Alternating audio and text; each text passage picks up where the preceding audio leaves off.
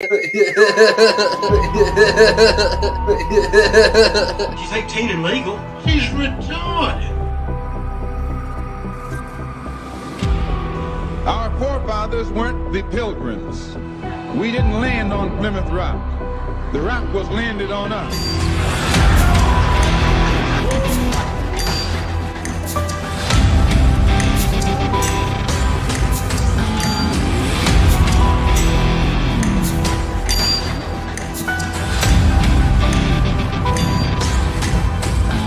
I have come here to chew bubblegum and kick ass. Pilgrim! Hello, friends, and we're live. Smoke Cowboy, what's up, pimp? Guys, a lot of weird news going on. Gonna try to make this into a long one. What's up, Michigan? USA. USA, USA, USA. All right, let's get this going, guys. So now on this episode, we're going to be talking about all kinds of stuff. We're going to be cracking. I got some packs we're going to be cracking open. So we got a little Pokemon pack. I ain't never fucked with that. I don't know about Pokemon, but I figure I'll mess with it. Guys, at my 5x5, tell me how's it coming through to y'all. Got a Modern Horizons 3 pack. But I'm going to be opening that boy. Got a 2-pack Lord of the Rings Universes Beyond Magic the Gathering. What, 20 cards? Come on now. We got 2 Lost Caverns of Ixalan. That is going to be fucking interesting. And if that's not enough, got motherfucking 9 of these right here. Checking that out, seeing what's up with that. We'll be doing that throughout the episode. Also, I went to my local game shop and got this today. You know, for whenever society collapses, which the societal collapse is coming very soon.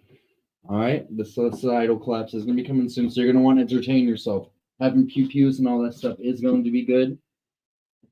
You can see right here. I've been already starting on my Space Marines. I will put I still got like 8 Tyranids left to go.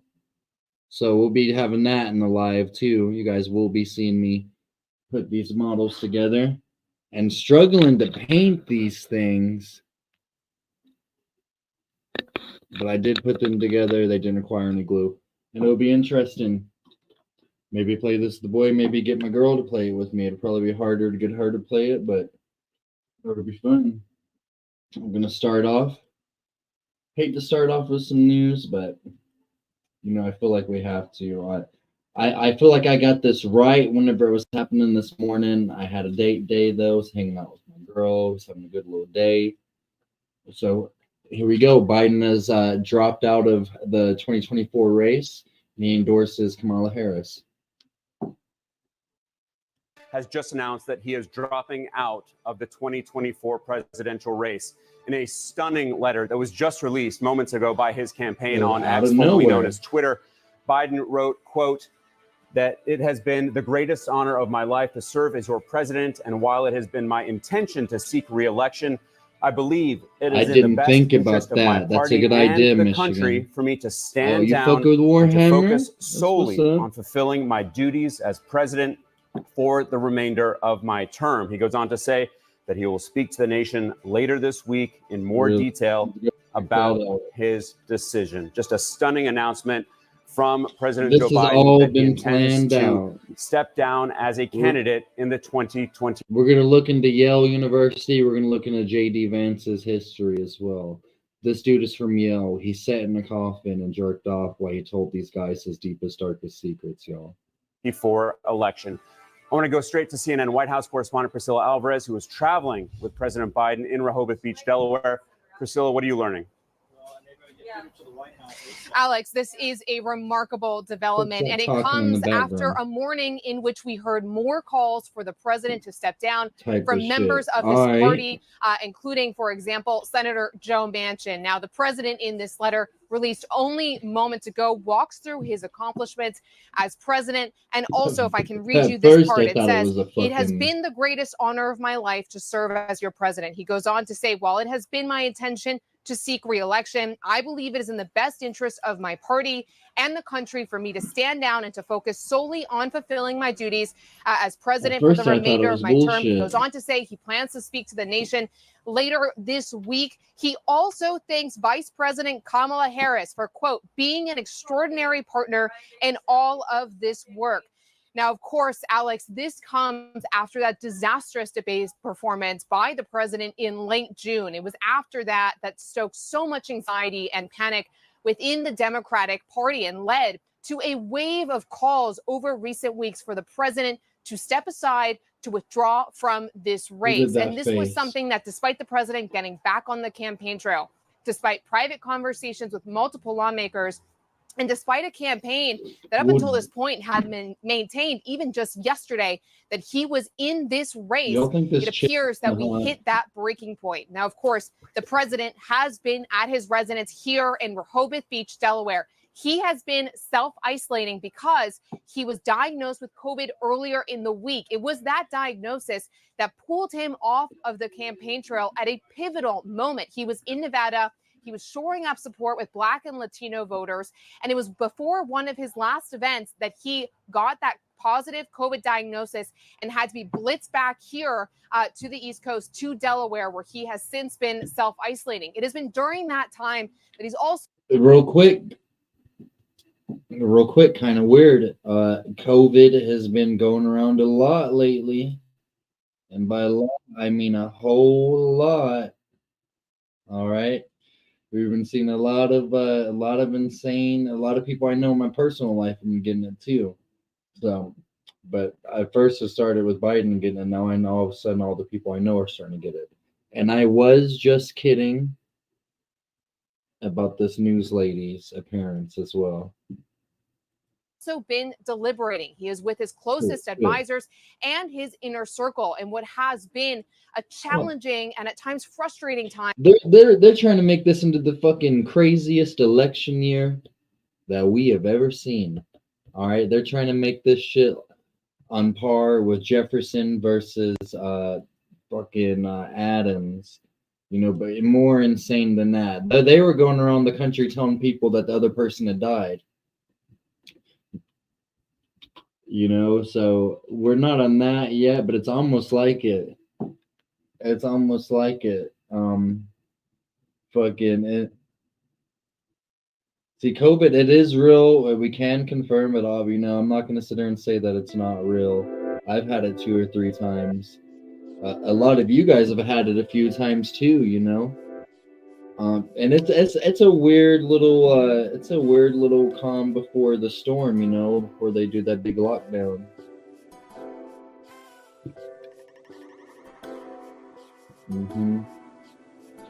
Well, let's finish with all this fucking. Look, I'm gonna pause the music real quick and I want to crack this pack over, and we still gotta listen to the rest of this fucking article. For this campaign. Now, we should also note, Alex, that earlier today on the airwaves, the president's allies were saying that he was in it to win it. Again, this was the resounding message that we were getting from the campaign. We'll pause it for a second so you can rewind the past 8 minutes. No, you didn't miss shit. No, we're just talking about everybody's getting COVID again, it seems like. But this letter tells us that the president, upon self-reflection, upon all of the calls from Democratic lawmakers, allies, and donors for him to step aside, has listened to those calls and has decided to not seek re-election. And what we really just cannot overstate how remarkable a moment this is. We are on the cusp of the Democratic National Convention. There have been ongoing calls to get that process underway for that virtual roll call. And now so many open-ended questions as to what happens next. You should note Vice President Kamala Harris was at a fundraiser in Massachusetts yesterday, where she too was focused on the vice presidential nominee for the Republicans, J.D. Vance. She was trying to gin up those donor dollars amid some donors deciding not to give money because of all the JD Vance, possible Antichrist, definitely not to be trusted 100%. How the fuck, why would they put out a movie about his life story fucking like 4 years ago, a Ron Howard film? We all know Ron Howard's fucking lib. Now, why would they put out a movie in regards to JD Vance's life 4 years? There's some random U.S. senator who went to Yale and sat in a coffin and jerked off while he told everybody that was there his deepest, darkest secrets. Why would all of a sudden they push him to become the fucking, now he's like the poster boy? He probably sucked somebody's dick to become vice president back in his Yale days. You know, and whenever he was a veteran, yes, but he was in protected service. He was not in combat. He was never in combat. You know, they're trying to push him like he's some.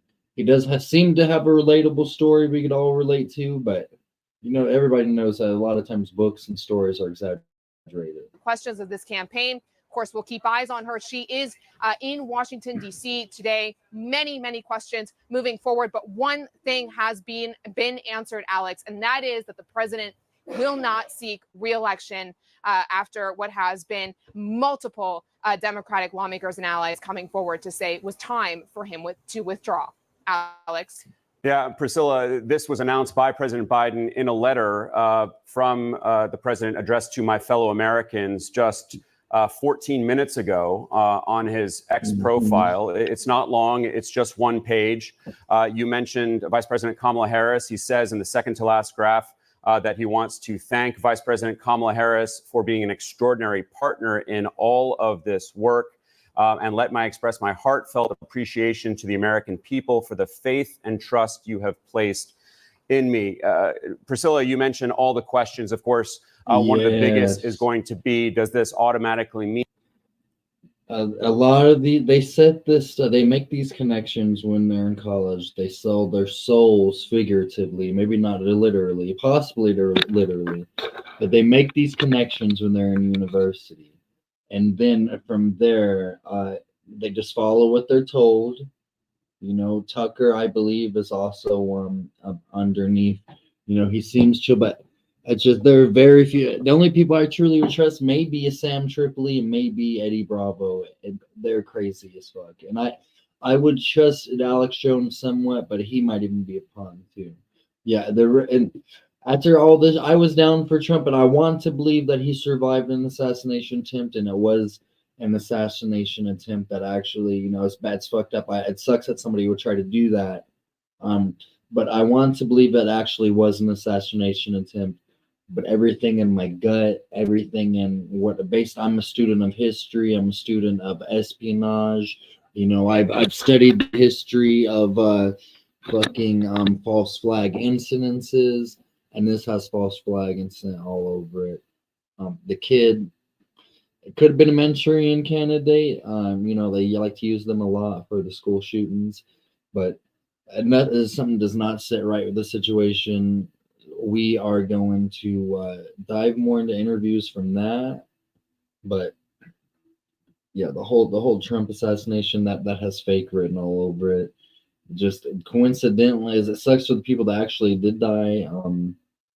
There's just so much to get into for that too, and I want to believe that someone attempted to assassinate Donald Trump, but in my gut, it's telling me that he's not. That's not it. That Vice President Kamala Harris becomes, which has kind of turned me off of him, to be honest with you. I ain't trying to sound like no dumbass, but I'm still gonna vote for Trump. But there's something that's telling me, you know, just it's better to get right with Christ Jesus. What are my thoughts on Kid Rock? Yeah, I'm about to say, I'm about to play that. We're about to play that live performance here after this. the nominee of the Democratic Party. Will there be a bit more of a competition to figure out who will be the nominee? Will President Biden endorse his vice president as that nominee? But I just want to get back to this question, Priscilla, of timing. Of course, we have seen the pressure growing from within the Democratic Party. We've seen a growing number, 36 or so Democrats coming forward publicly, lawmakers, to say that they don't believe that President Biden should be running. One of the latest is Senator Joe Manchin. He, of course, is an independent now. He's a longtime Democrat, close to the president. But it was not clear that Biden was going to be making this decision, and it certainly was not clear that he was going to be doing so today. So as of 15 minutes ago, Priscilla, where were we? And how does that make what we now know, this announcement now from President Biden, all the more shocking? Where we were was that the campaign, his allies, had said he was staying in this race. That is what we were hearing over the course of the morning, including from his campaign co-chairs. But Alex, what everyone told us, what multiple sources told CNN is that this was ultimately the president's decision to make. That he was going to sit with this, that he was going to have those private conversations, including with his family, some of the most pivotal people influential people in his life and pivotal moments. And it was going to be ultimately his decision to make. And that is what I think this letter captures in this moment, is that after that self-reflection, he decided it was not, it didn't make any more sense for him to stick it out and do this re-election. Now, I will say, because you mentioned Vice President Kamala Harris, I had been talking to sources over the last several weeks. And what they all told me is that there was no daylight between the vice president and the president, that she was fiercely behind him, and that she was continuing this campaign as the Biden-Harris ticket. Recall that one of the first things that she said on CNN after that debate performance was that the president should be judged based off his record and not those 90 minutes. And it was that that statement that was later used by many of the president's allies, including the first lady. And so this was the reality for her inner circle as well. Fuck that, we're watching this.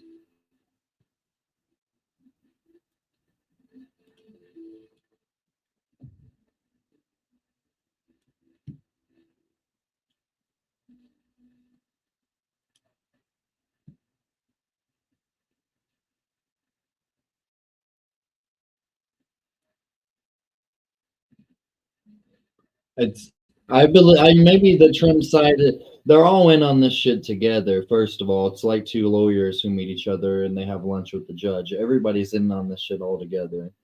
But I feel like they're looking at this like this is definitely a damn good. It's almost like they surrendered.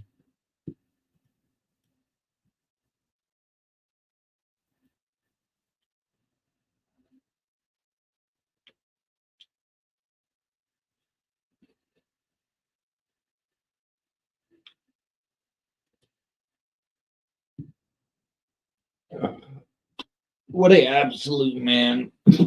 He fucking is going out into pack the fucking crowd still. Even though he was fighting at an assassination on his life. Only probably less than a week ago. Fake or not. And Biden, he's just quit. He gave up. He gave up after all that debate shit, and especially after this fake assassination attempt. And or a real assassination attempt.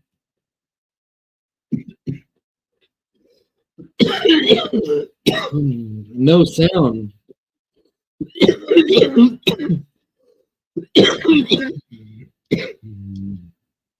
Wait, do you hear me now?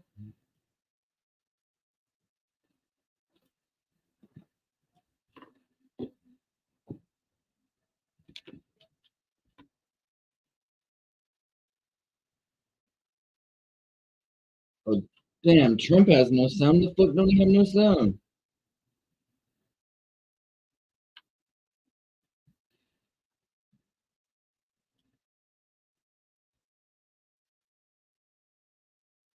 How you doing now?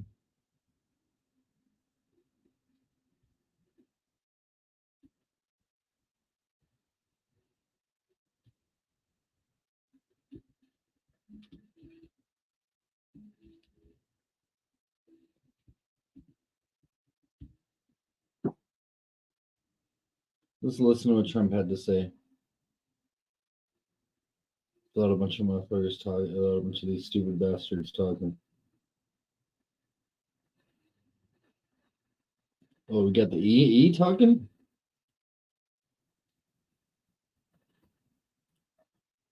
No, let me ask you this.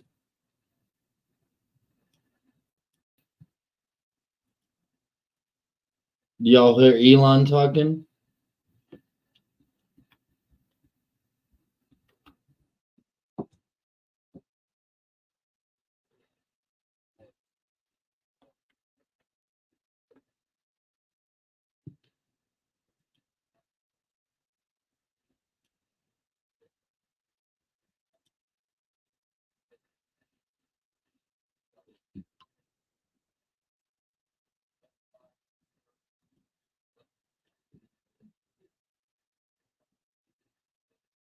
So I'm heard good, but we cannot hear Elon.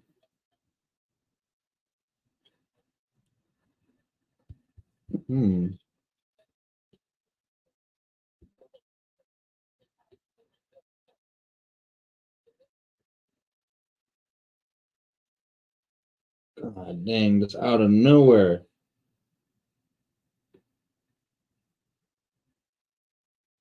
Out of nowhere this fool drops out. This kind of slightly concerning. Y'all can't hear any of the video. Oh. Crypto is gay.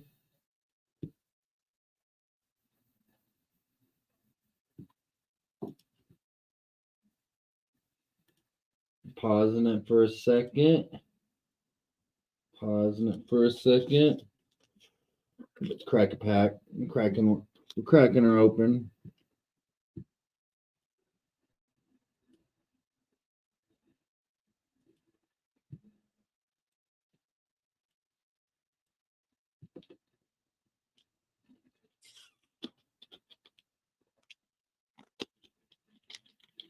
So crypto is, it seems like it's good.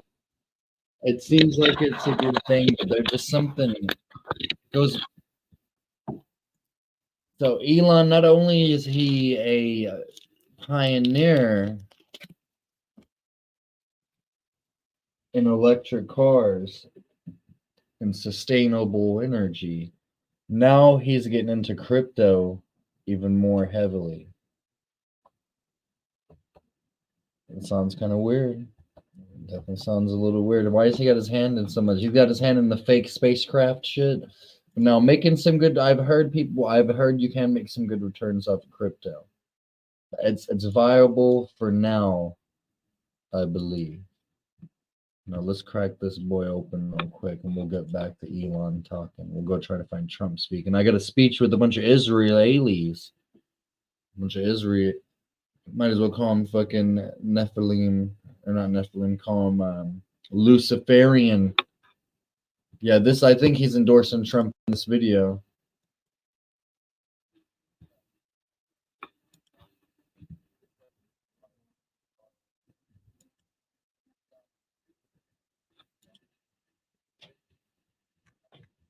I like his Roadhouse. Cowboy.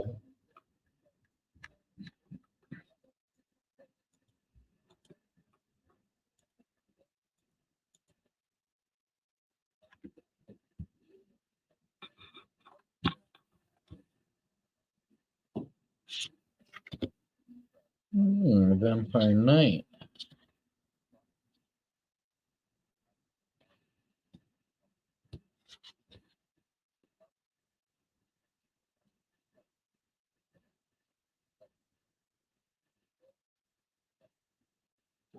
Not too bad.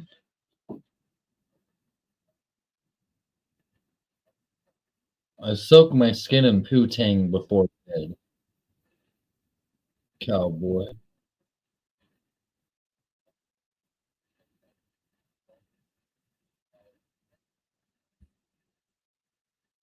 Yeah.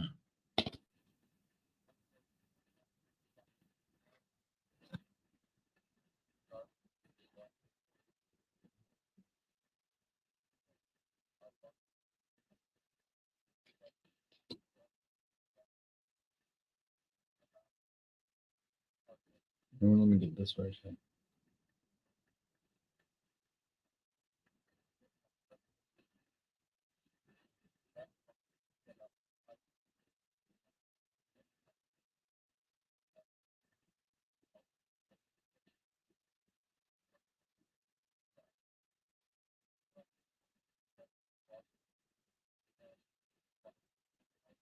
You're so autistic. Elon is so autistic.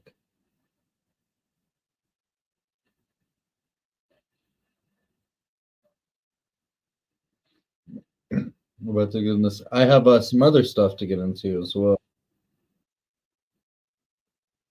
Some other cards. But Western trading cards?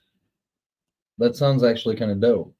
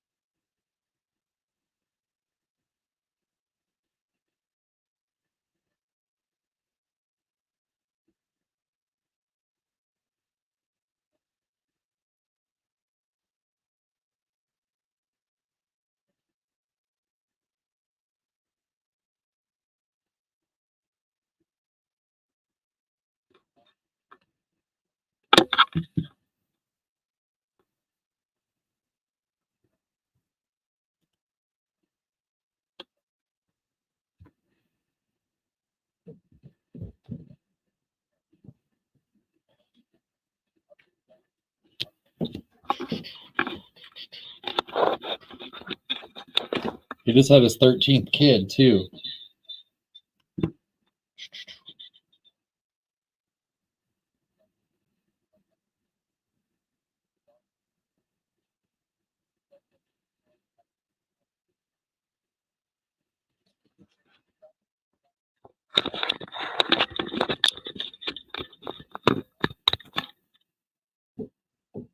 Sorry, guys. I'm trying to get this going. I apologize.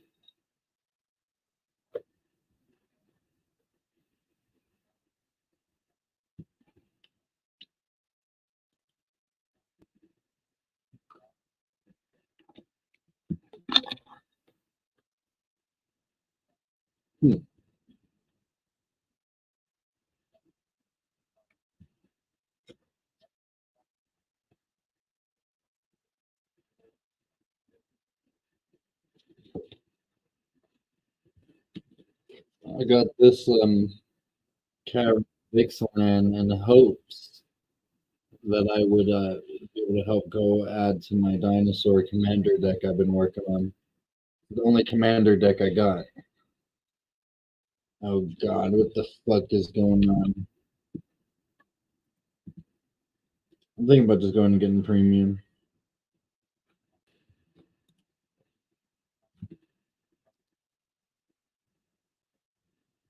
Nothing too valuable yet, but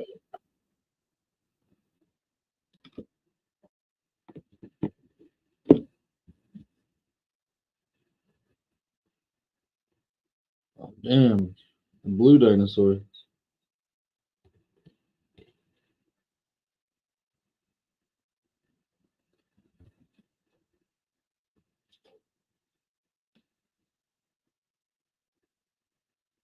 A lot of gnomes.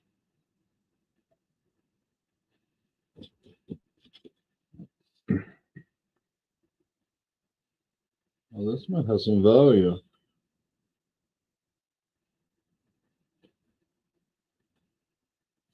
Flip. Oh. Uh-oh.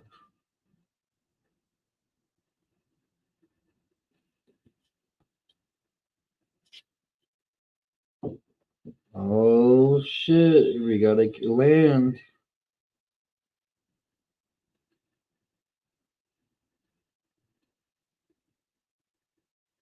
Mm.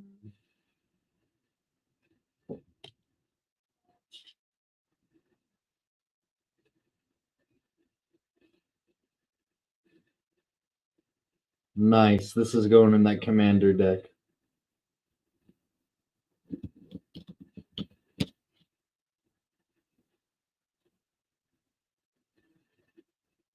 Swashbucklers with.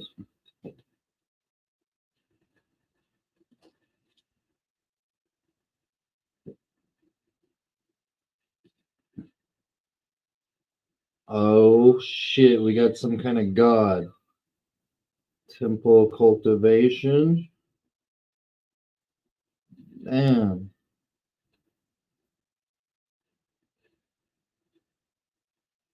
Look at the value of this bad boy real quick.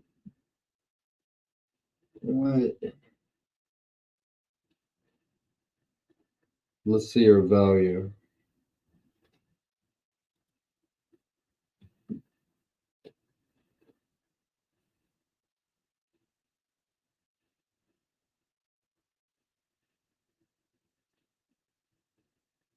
Where's the Trump endorsement at? You fucking retarded pussy.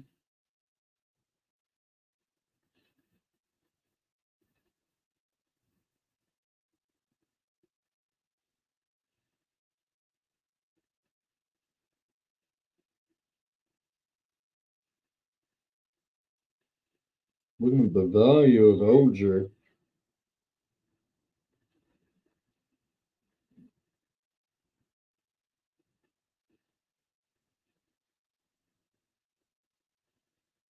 Well, like, okay, this value, okay.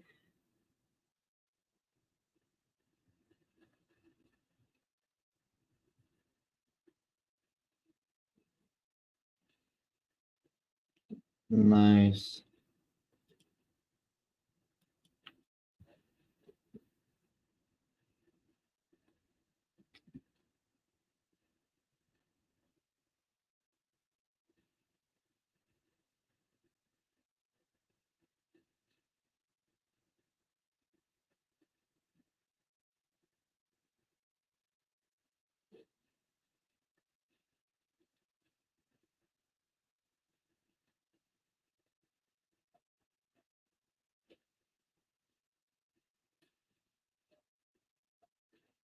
Nice.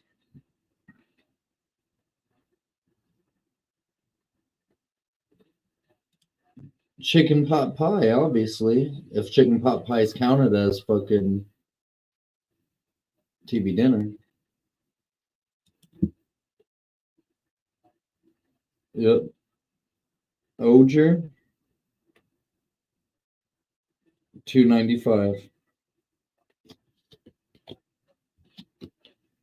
Oh.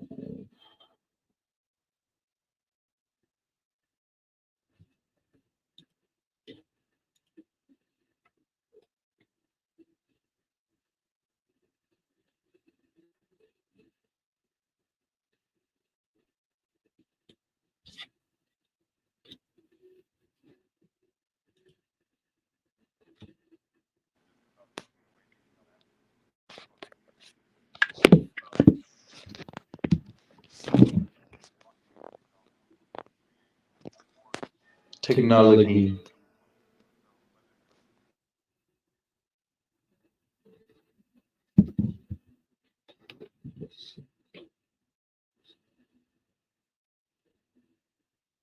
I did not know that. Legendary chicken. What else is this shit fucking streaming on?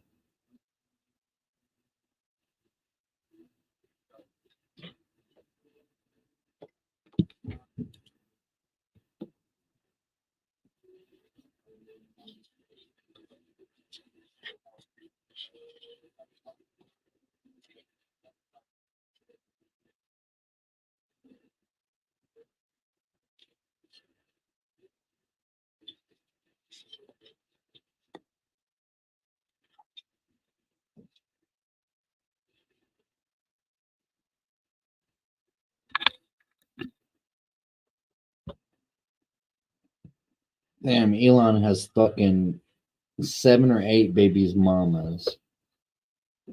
He's fucking. Hopefully, he is actually a smart person. Spreading that seed.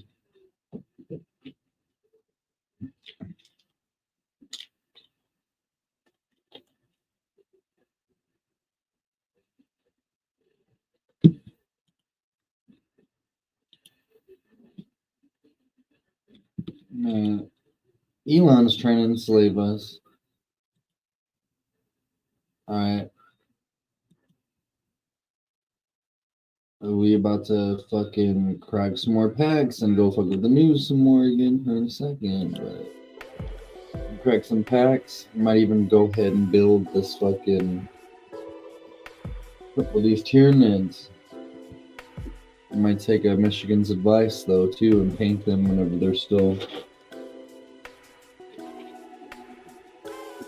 like this.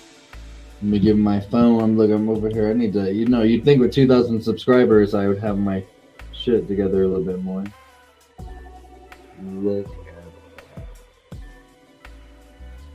Come with all kinds of little shit. Oh, here's the book.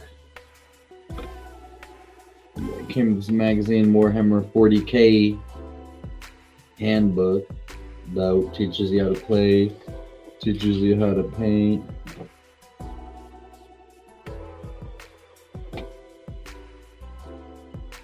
You don't book with the 40K, you need to. The 41st millennium. So humanity stands. You need to get into the lore of the fucking 40K if you're not, because it kicks ass. Guys, I'll leave this one up to you guys, y'all. I'll leave this one up to y'all. What should I open? Should I open Lord of the Rings Jumpstart 2 booster? This Ixalan pack? This Modern Horizons 3 booster pack? Or go ahead and open this Pokemon fucking pack. I've never opened a Pokemon pack before. I'll leave it up to you guys. Let's see what we can. Hulk Hogan had a speech at the RNC. What a fucking ridiculous, absolutely fucking dumbass bastard. If y'all have not seen what I believe to be the most recent Kill Tony episode, you do not fucking have any idea what you are missing out on. For real, there's this guy. He's the racist Mexican OT. The shit that he says is more fucked up than some of the shit that me and my friends have joked about. Like this is called the racist Mexican OT. Trying to get to my damn. One of my favorites fucking bar ain't popping up. Yeah, Shane Gillis was impersonating Donald Trump in that one. And then you had the guy, I think his name is Adam Ray. He usually will be acting like Dr. Phil. That's his gimmick. But which one? Oh, that sounds loud, don't it? Let me press that. Maybe that might help us out a little bit. I might choose. If you don't choose, I'm go ahead and we can do Pokemon. Do more fucking another Ixalan. I don't know. Damn, I wish I could show it without getting some copyright bullshit going on. I'm such a fucking loser. I cannot figure out how to go to all my favorites. To my favorite. Oh, is this it?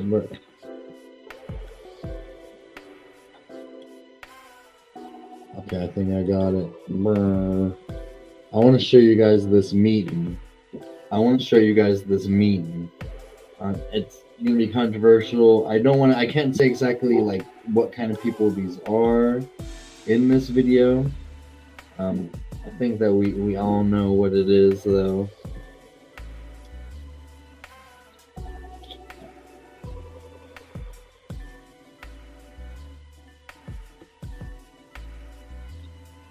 Yeah, I mean, we got some interesting like little news clips. Well, let's see what all these fucking. I'm interested to see what all these evil fucking Jewish bastards have to say. Not the people as a whole are evil, but what these guys have to say. Is Tribe gone live yet? Children of Darkness? I ain't never heard of no Children of Darkness. What's that about? Oh.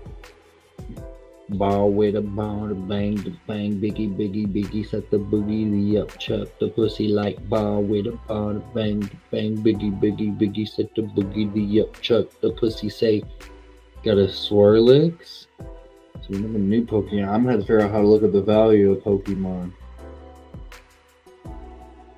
What, like a real life insane asylum type of shit? Really? Is it Tadpole? Interesting. Is it copyright free or what? I don't want to watch some shit and get the stream taken down.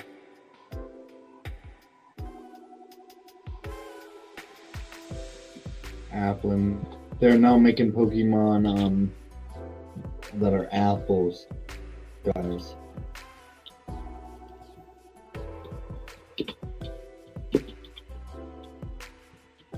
Slightly ridiculous. It's a 1983 film. Is it copyright free or not? Can we watch this shit or not? Copyright free or not? Okay, we'll have to pause this shit a lot if we do watch it. We will watch that. Let me see, I'm trying to find out if it is copyright free.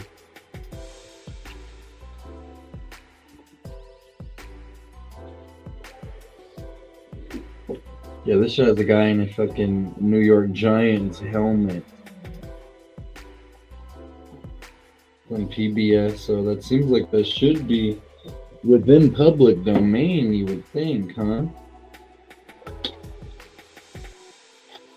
Damn, this shit looks like it might be more disturbing than the trainables.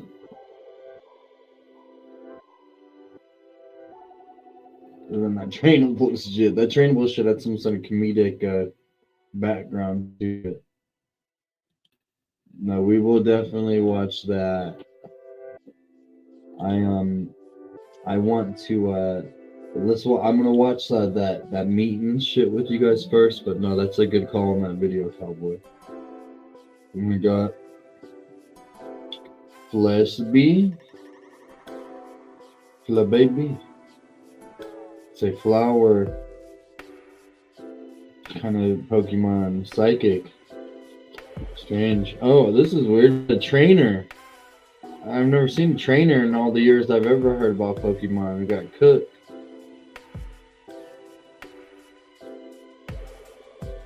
Meet thing I'm talking. The meeting. There's a meeting between there's a bunch of Israeli students and high level teachers and just people from I'm from a certain community. I can't name the community. They're not Christian. They are God's chosen people. Oh, nice. Got a fucking Palfin. I'm gonna have to look up the value of all these Pokemon. Because I don't know anything about Pokemon, how to play it, the value, or anything. The Palfin seems like it might be kind of powerful. Like it might got something going on. When and where? Well, you'll have to see. It came out a few years ago. You'll have to see whenever I play it. You have to be patient, Cowboy. Tatsuguri.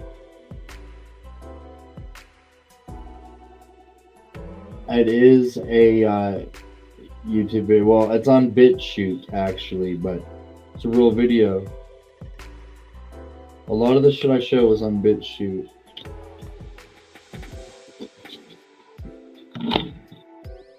You know, if I do show stuff now and I'm trying to show it on BitChute. Oh, we got a holographic one.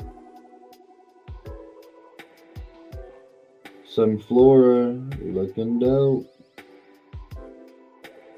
Nice.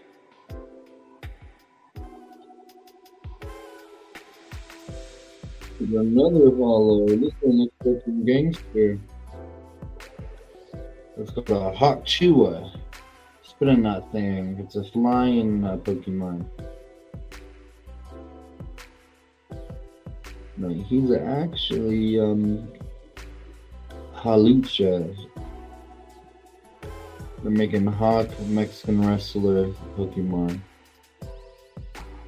He looks cool. I think this might be the rare one. One of those. I don't know. I'm gonna look up a Hisuian Arcanine. How crispy it looks on the iPhone. Really got a basic energy. I don't know anything about the game. I'm gonna have to look it up. I figured it would be. That was correct.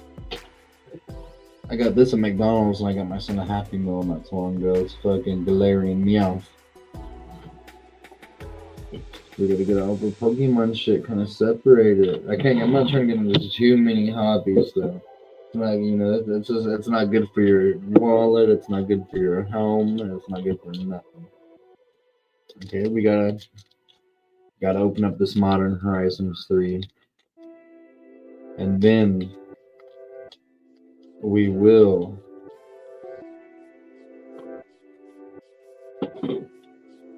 watch this fucking Illuminati secret New World Order Luciferian fucking Israelite sit down, as it were.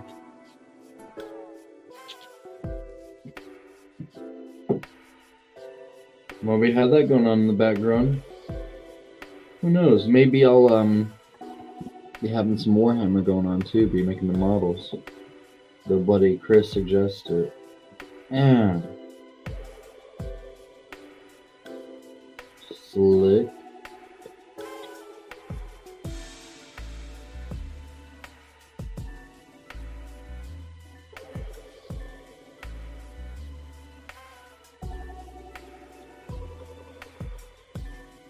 Nice, an Eldrazi lizard.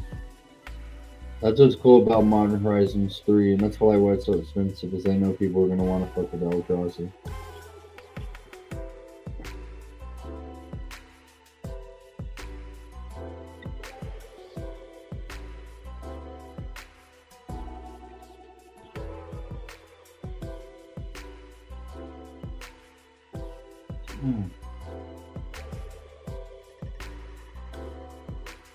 Trying to make an energy counters deck.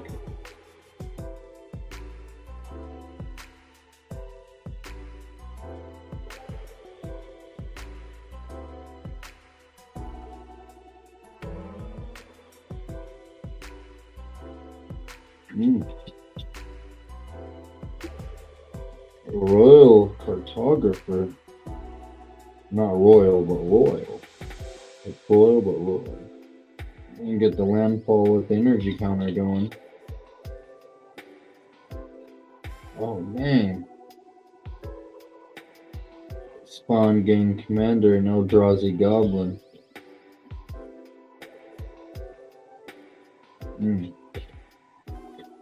Got a flip card. Hydroelectric laboratory.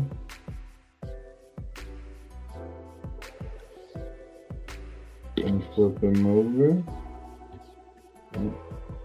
Hydroelectric specimen.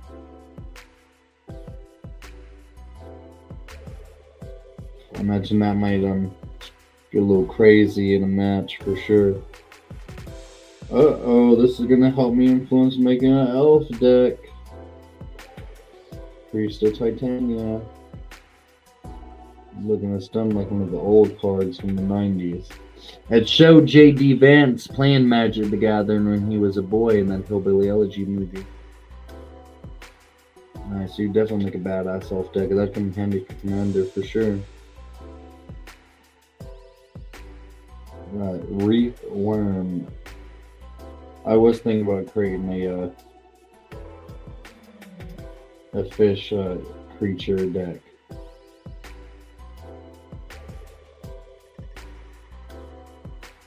Dude, this reef worm's gonna come in handy. Look at what it does.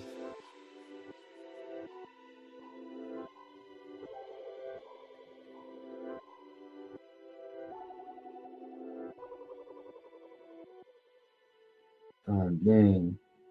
Like it starts off as a kind of a shitty piece of shit, and then becomes something greater, then becomes something even greater, then becomes a 9/9 blue kraken after going through 3 or 4 different creatures. This one is gonna have some kind of value to it.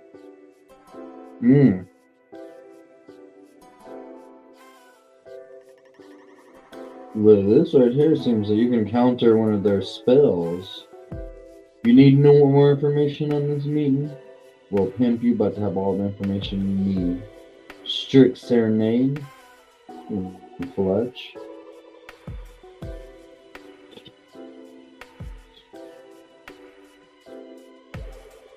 This will come in clutch for a spirit deck.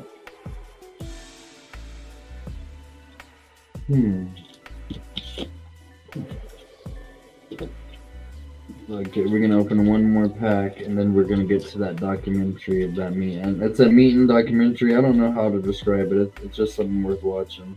It's within public domain as well.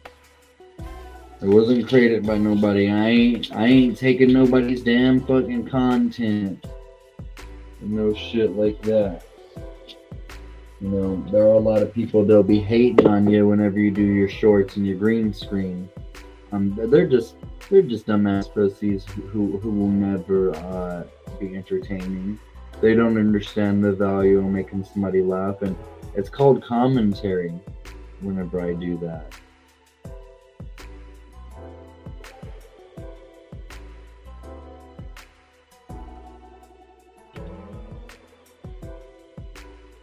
I like seeing all these merfolk because I've been wanting to create a merfolk deck. But now there's a Caverns of Ixalan. That has a lot of dinosaur stuff. Now we'll go handy with my other deck I did for my Dinosaur Commander deck. I'm making a white human soldier deck. That's another idea I've had. Oh, see, this could come in clutch with a dinosaur deck too.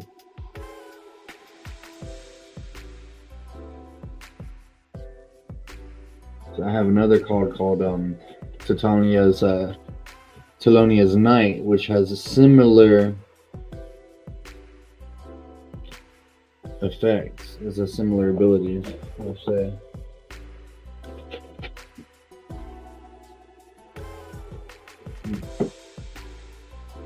Definitely, this is definitely going in the commander deck. Because a lot of my cards I have in this dinosaur commander deck, which we'll probably go over at some point. This card, you know, they stack out dinosaurs on with each other, and they'll give each other +1/+1. So send you have dinosaurs all over the battlefield, causing all kinds of damage. And these, you know, and they're all pretty powerful. A lot of them have trample.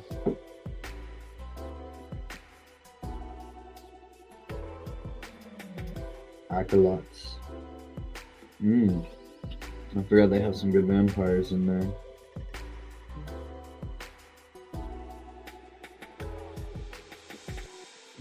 I like how the goblins look like monkeys in Ixalan.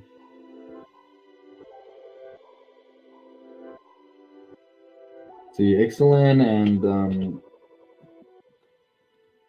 Ixalan, they put a lot of emphasis on artifacts, I've noticed, especially in Caverns. I know this is kind of like an older series.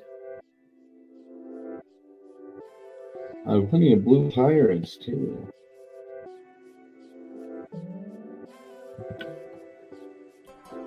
Huh. Yeah. It's another thing, Joe Biden dropped out. You know, I heard that he took showers with his daughter until she was like 14 or 15 years old, which is fucked up and sick, and that's definitely way too old to still be taking a shower situation with. And he's our ex-president is a predator. That's what he transformed us into. Geo transformed into that. I'm not too bad. A lot of gnomes from Caverns of Ixalan. Blue and black. Oh, run blue and black. That's gonna be on some damn the mirror.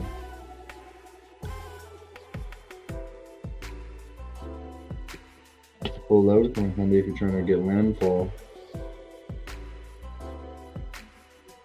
Vampire Knight.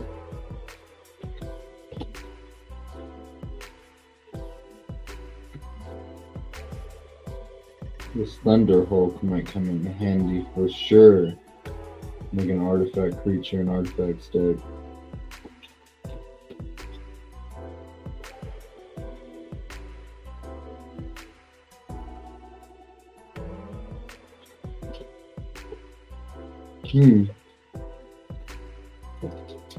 Click it over here.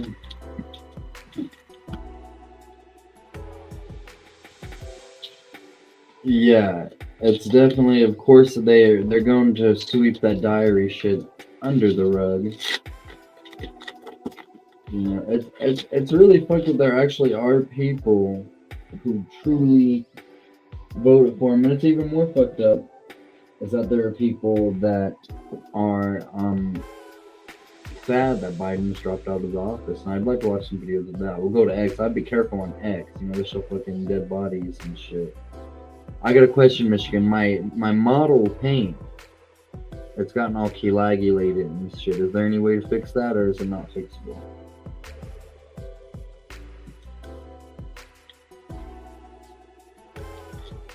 As we crack open fucking Lord of the Rings. I'm excited. I did hear that they did kind of mess up the Lord of the Rings stuff quite a bit, and made a lot of the characters like black, or like made Aragorn a black woman and stuff. Not that that's wrong. I don't want to sound racist or no shit, but it does seem out of place whenever he is described. Look, because our I guess this is the kind. We got a halfling deck going on. We're gonna make a halfling deck.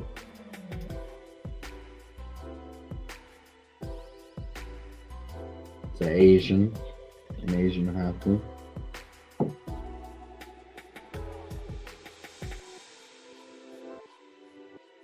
Other opponents are all gonna be white.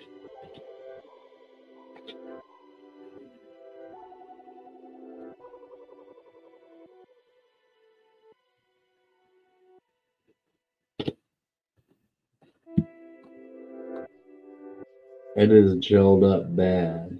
I'm gonna have to go get me some damn paint thinner. Second breakfast. Y'all know halflings like to eat second breakfast. Stoners, they're always just smoking hobble weed on the Shire. Eating food, fucking all the time.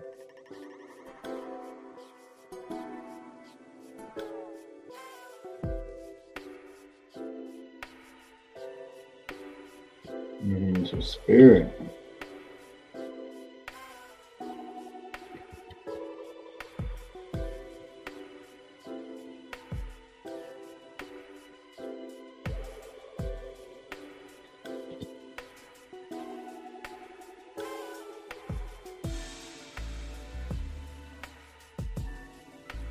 Nice. Or I'll show you in a second what it looks like. Oh, nice. Arwen, Lady of Rohan. Does that? I don't know if you can tell, but she has what appears to be dreadlocks and a slightly large nose. We could make a badass white Lord of the Rings deck.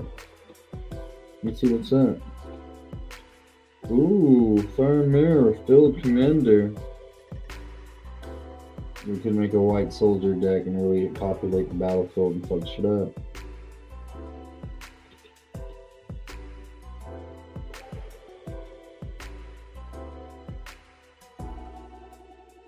Oh, Burrow Blade.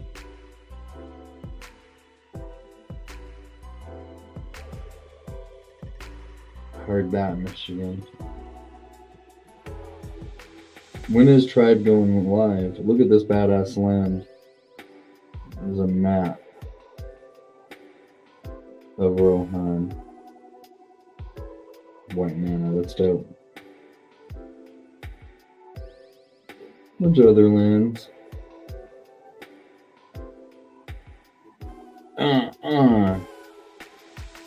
Got Eagle Deliverance. I have a feeling that is gonna come in fucking handy, have a little bit of value to it. But this is what really got my eye.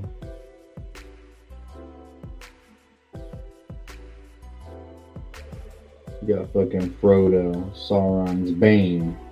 Let's check that. Let's see what all fucking Frodo, Sauron's Bane is worth.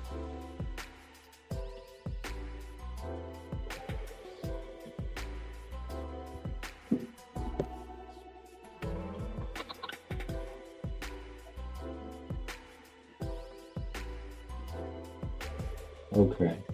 I saw $119 on there. I was about to do like those for the whole commander deck. I'm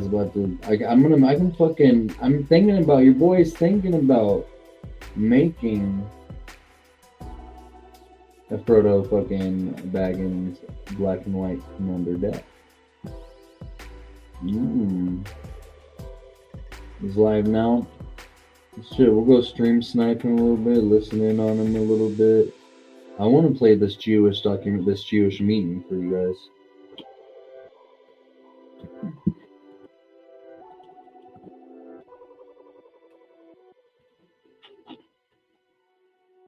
I really feel like that would blow your mind.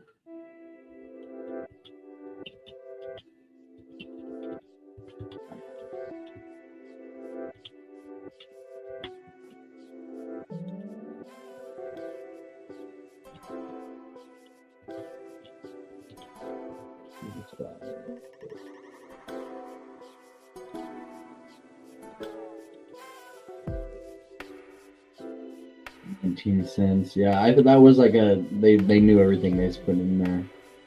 Let's go stream snipe tribe for a second. See what all he's talking about. So we should see how the fuck he live with. Yeah, the fuck tribe doing. Fuck tribe doing, man. Who the fuck he talking about? That's fucking so cool. He's fucking so hilarious. He got me, he was really, that was the first dude I talked to. We haven't talked to him forever.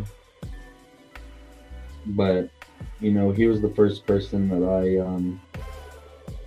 really ever talked to. And before I met Hutch, he kind of helped me introduce me to Hutch.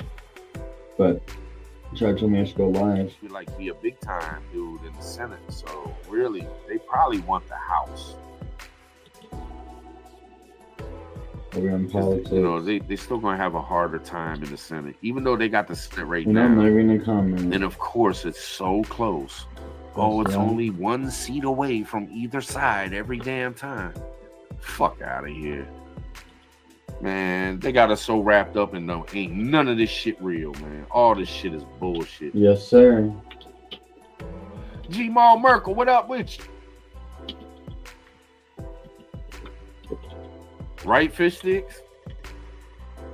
And that's another thing, man. That's another thing. I bet you that dude's shitting in his pants right now. What the fuck's his name? I can't even. Zelensky. I bet you that dude is shitting in his pants right now. He like, man, definitely. I ain't gonna get no money, man. I ain't gonna get no weapons. Let's see what he says. Putin gonna whoop my motherfucking ass if Trump get in there. And I ain't even making fun about that shit because there's a lot of people that die that shouldn't be dying, man.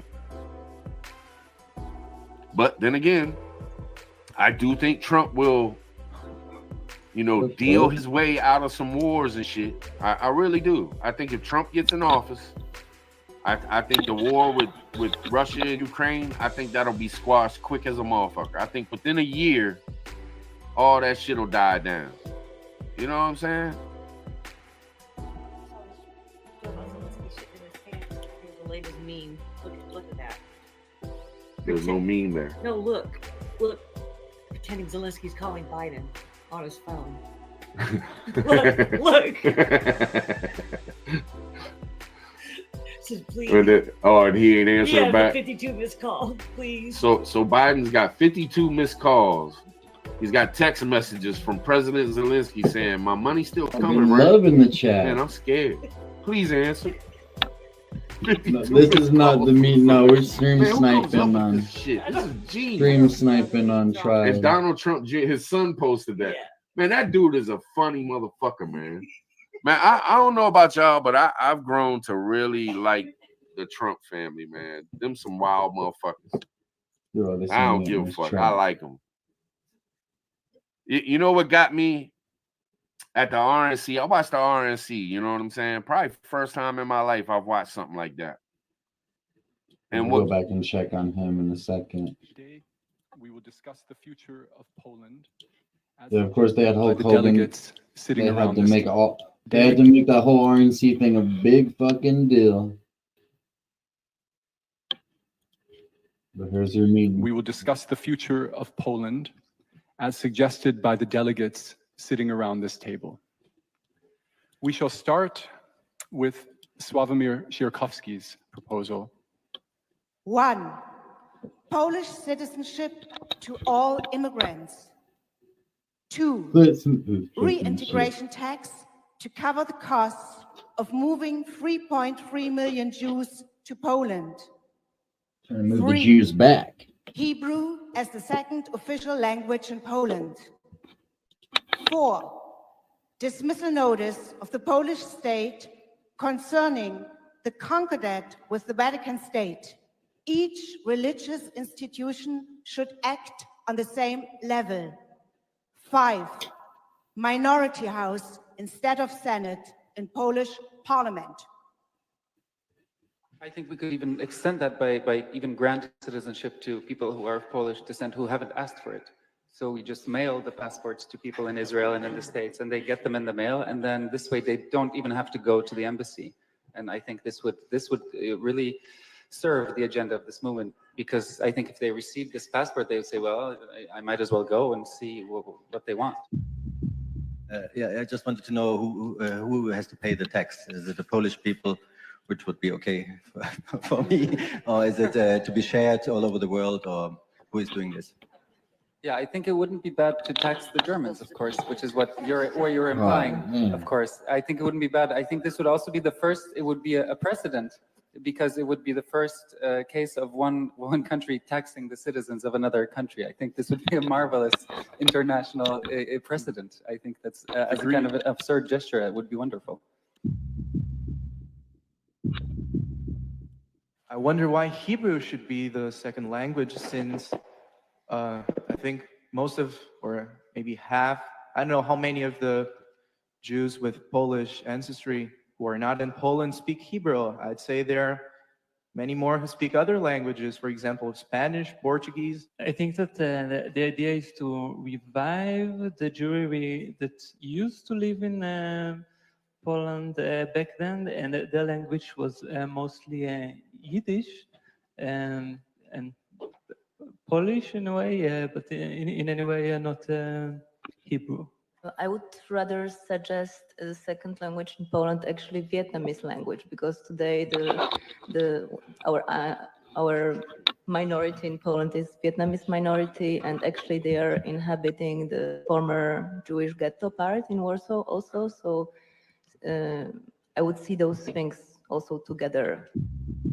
According to the official church statistics, we have 96% of Catholics in Poland, I think, if I'm not wrong, which is a powerful weapon in the hands of the Catholic Church, who says we can't have legal abortion in Poland, for example, because we have 96% of people who, by definition, are against abortion. The regulation that is imposed by the Catholic Church is that you have to go to the church in which you were baptized, together with 2 adult witnesses, and you have to go there twice, because for the first time that you go, the local priest is obliged to preach to you for approximately 1 hour, trying to convince you not to step out of the church. And only after you reconfirm, yes, I do want to please be excommunicated, can you actually finish this process and stop being a member of the Catholic Church. I think this is against human rights, and I think that we as a movement should campaign to allow our members religious freedom, actually, in the sense of an easy way out of the institution with which maybe they do not necessarily identify themselves with. We have to forbid the so early baptizing. You can be baptized when you are old, it's a mature. It's cruel and crazy to baptize someone who is unconscious. I'm for a multicultural country and multi-religion and coexisting all religion together. But for Polish Catholic Church, I would like to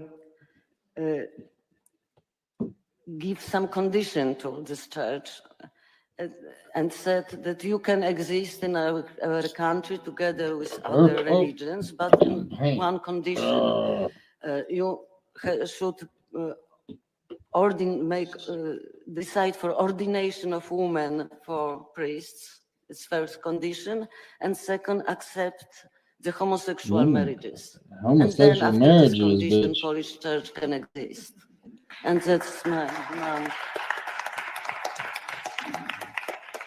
Yeah, I think on a very similar issue, I think I, of course, agree with Kinga's statements about limiting and changing the practices of the Catholic Church. The problem is that one of our postulates is that all religions should be equal. We voted on this today. All religions should be treated the same. This would mean that we wouldn't allow circumcision. Dismissal notice of the Polish state concerning the concordat with the Vatican state. Each religious institution should act on the same level.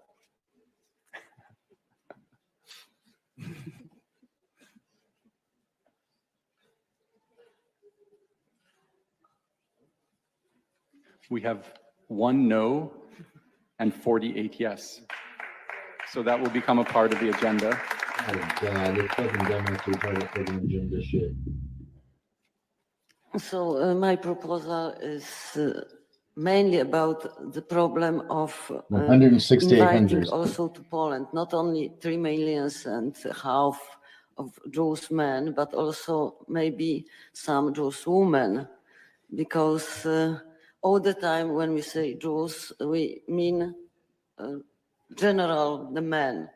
But if you want to invite someone to Poland, you must really also ask the gender question.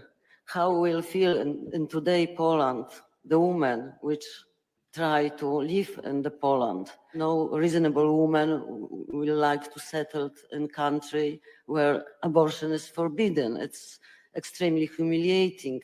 But to change all of this, we must change something very basic, I say. No, I'm fucking with these we have to change the figures. mentality of Polish men. We should limiting men's involving in all kinds of governments. I think it's a kind of parity quotes, and I think maximum 30% for men. It's more than enough. And in this way, Polish men find how it looks like living in the place where you don't have power, and it's very useful for them. Is discrimination a good response to discrimination? Is it the only way to achieve the equality? To discriminate those who are discriminating someone before? Is there any other option? Always someone who discriminates give this kind of comments. It's a good thing for people who oppress, and oppression can be something very passive. You just probably a couple months out, maybe 2025, World War III will happen. It's a good thing for people who have rights for granted to once not to have them, right? A good thing for people who don't get to stand in checkpoints to have to stand in checkpoints, et cetera, et cetera. We always think maybe of a certain type of Jewish people that we want to invite. And this is just an open question, like what is our desire, like whom do we want to have back? Because, Mea Sharim's ways of putting things in life and the violent traditions there, it's actually so much connected to what we have already in Poland. And I'm just posing this question, do we want to invite everybody? As the American Republicans have found out, the minute they stopped being racist and anti-immigrants, they realized that a lot of immigrants and people from minorities are actually on their side in being homophobes, misogynists, and so on and so forth. So in fact, immigrants, especially from poor countries, tend to be an ally in the repressive mechanisms of the patriarchy. So this is again the question of whom do we want? Because it seems like in the imagery that Yael Beltana used in the first film, where Sławek Sierakowski gives his speech in Warsaw at the stadium, the imagery she uses suggests that the Jews that we want back are the liberal urban This shit Jews. is hard We to want Franz paint. Kafka, you know, Bruno Schulz. We want Emma Goldman to come to Poland. That's whom Sławek was inviting and hoping that they would all be like this. So I think we've come up, I think the question of patriarchy is a very, very important question, and one that really forces us to define the scope or the ideas or the goals of this movement. Because why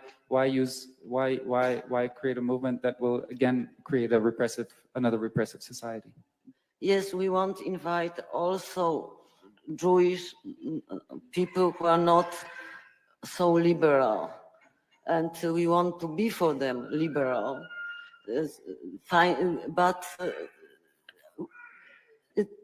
But they need Jews back in Poland we for. want to avoid the situation when any kind of religion movement or will dominate the political situation or cultural situation, and also we don't want patriarchat in our country, and that's all. In Iceland, after the speculation and the financial crash, actually what was observed in this progressive society is that the banking was too much testosterone driven, and they are considering now the anti-testosterone implementations or rules for banking sector not to be dominated by men. My idea, it's not totally changing the world and Poland forever, but it's a temporary. They want to do that shit to every man. So temporary solution.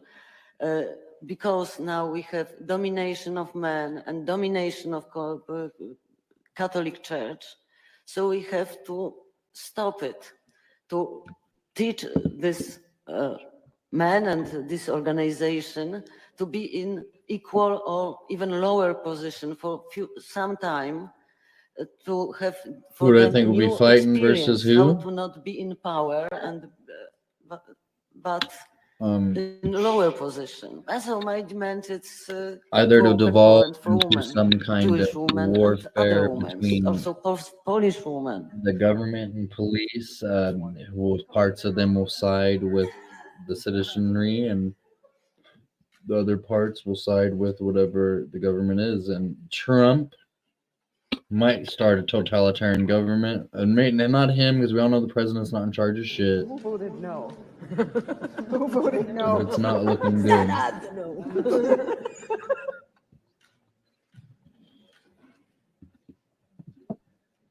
Damn, the Space Marine. We have 2 no and 44 yes, so the proposal is accepted into the agenda.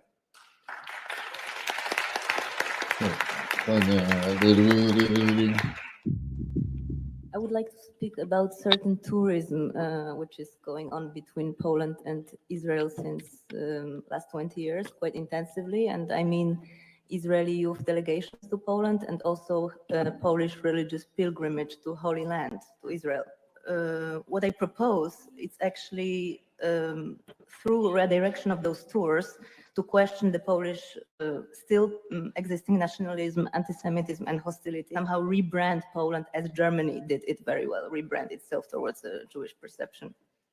So what could be done? I mean, this is just an opening question, and I hope we can discuss it, how these tours and also pilgrimages in Israel could be redirected. First of all, I think what should be included is also that these tours also should go to Germany, both to Poland and Germany. I mean, to the sites of former concentration camps, but not only in Polish territory. The Israeli tours for young people are organized by the state. They're a function of the state, and then are and have a concrete function. Their function is to have young people come to Poland, and the very obvious message that they get is If you don't go and fight for Israel, this will happen to you. This is why these trips exist. Create a kind of subversion, that we create all sorts of opportunities for these participants to go and sneak away from their groups during these trips and create, all sorts of parties. What an almost and uniquely tours Hebrew thing to say. on the trails of these trips. These young people coming from Israel to get this message could have all sorts of temptations, Polish temptations that would lure them away from this military, and they would associate with Laughing at the Poland destruction of freedom. incredibly sexy place where there are all these wonderful things, but I had to listen to these terrible things that my military, that the advisor from the military kept on telling me. But I wanted to go and meet boys or meet girls and do all these things. So I think the sexual element here and the element of hormones is incredibly important and is what we can build upon here. I want Poland to be the country which is, ready to welcome the other, but I'm not quite sure, do I want Poland to be a touristic attraction? I don't find those things equal. So that is my question. Do you really see the link between tourism and welcome the other?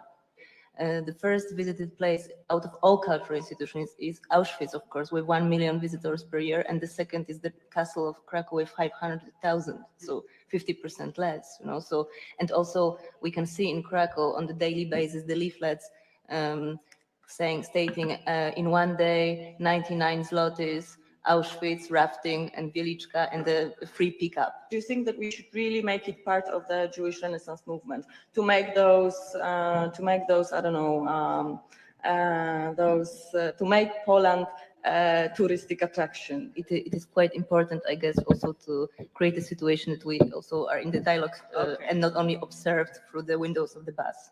How would you like to redirect those people, those Catholic Poles who go to Israel to see the sites where Jesus lived and died? What is your idea there? I think first they have to understand that they don't only go to the Holy Land, but also to the modern country. Tourism is important because it's a tool, just to clarify the comments made, because it's a tool to achieve the goals of this movement.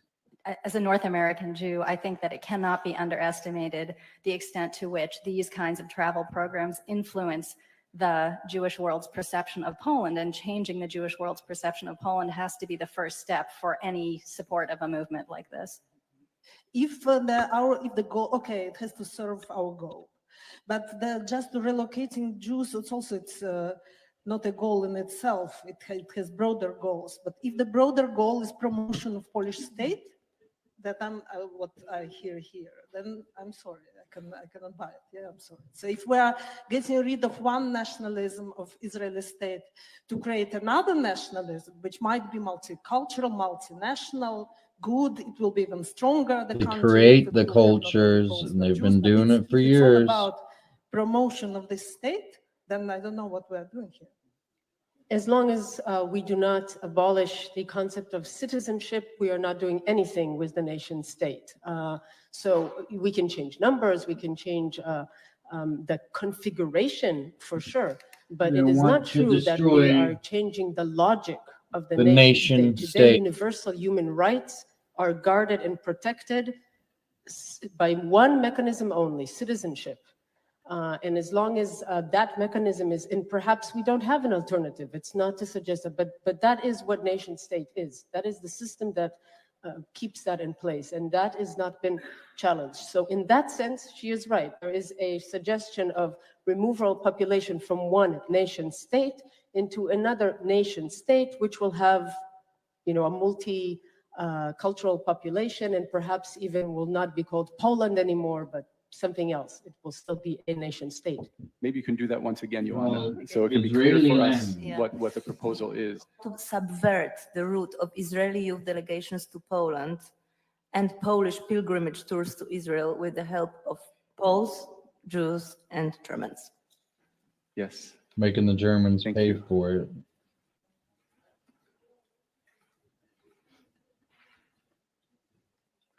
Sure, German people would love some of that.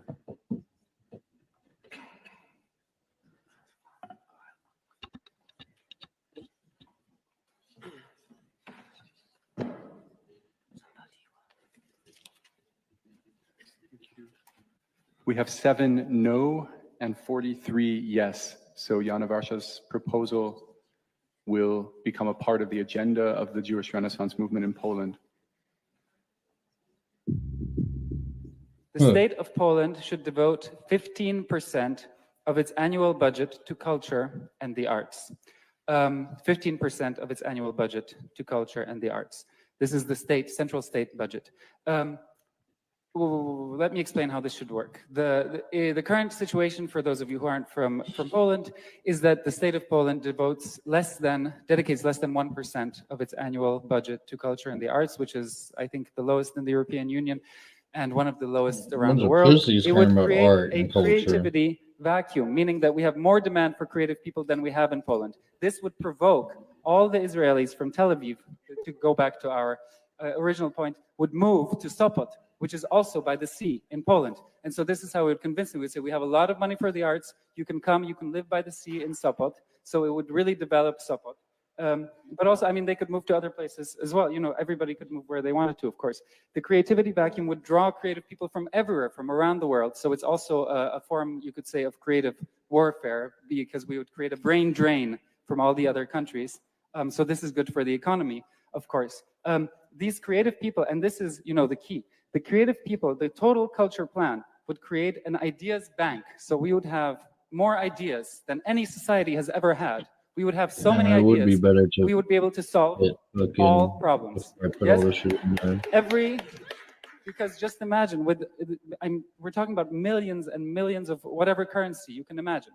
Everybody will be able to think and think of concepts and solve whatever problems we think about. We'll be able to solve problems that we haven't even thought about today. First, I thought it's really a great idea, but then I envisioned it, and then I thought, like, you want us to become this movement, just another Green Party, and now you suggest that Poland just becomes another Berlin Mitte.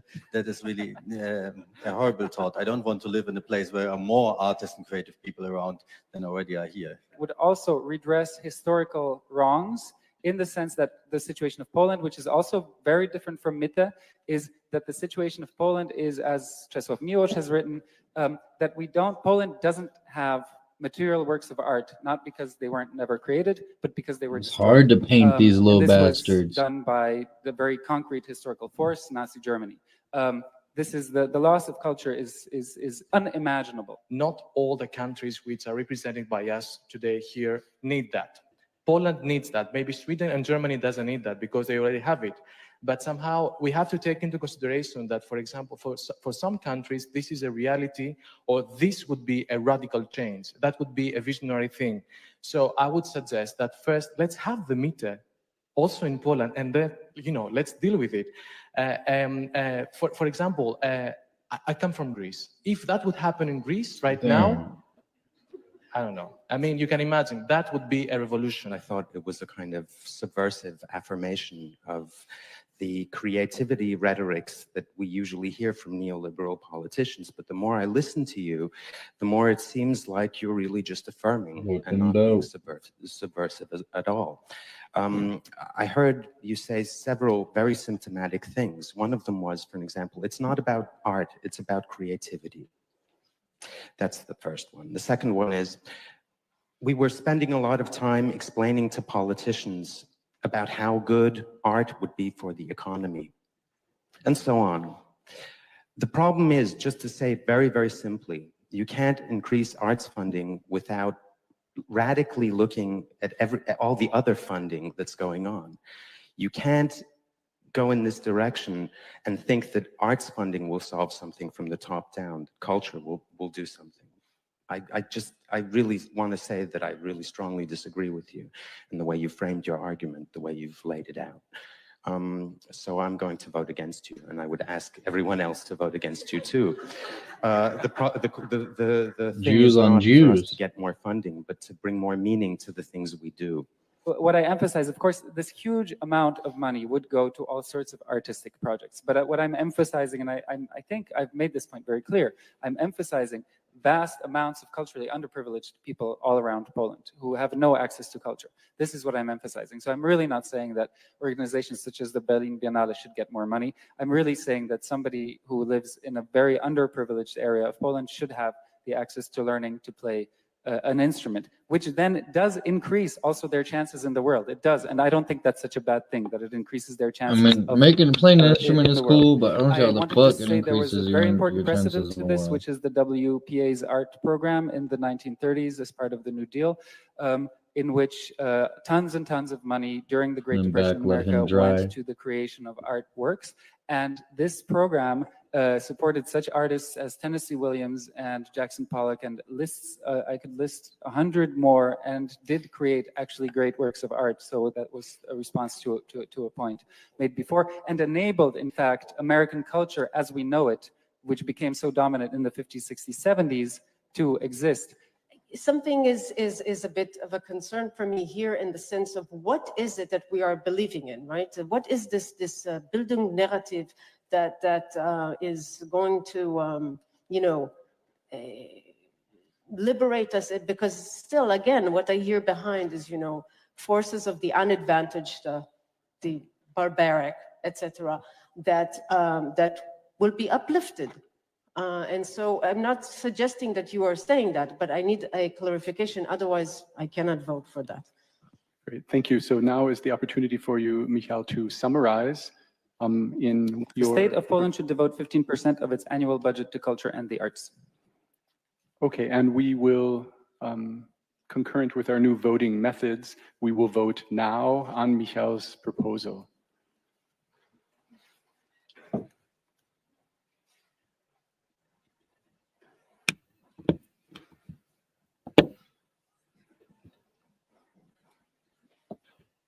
Hmm.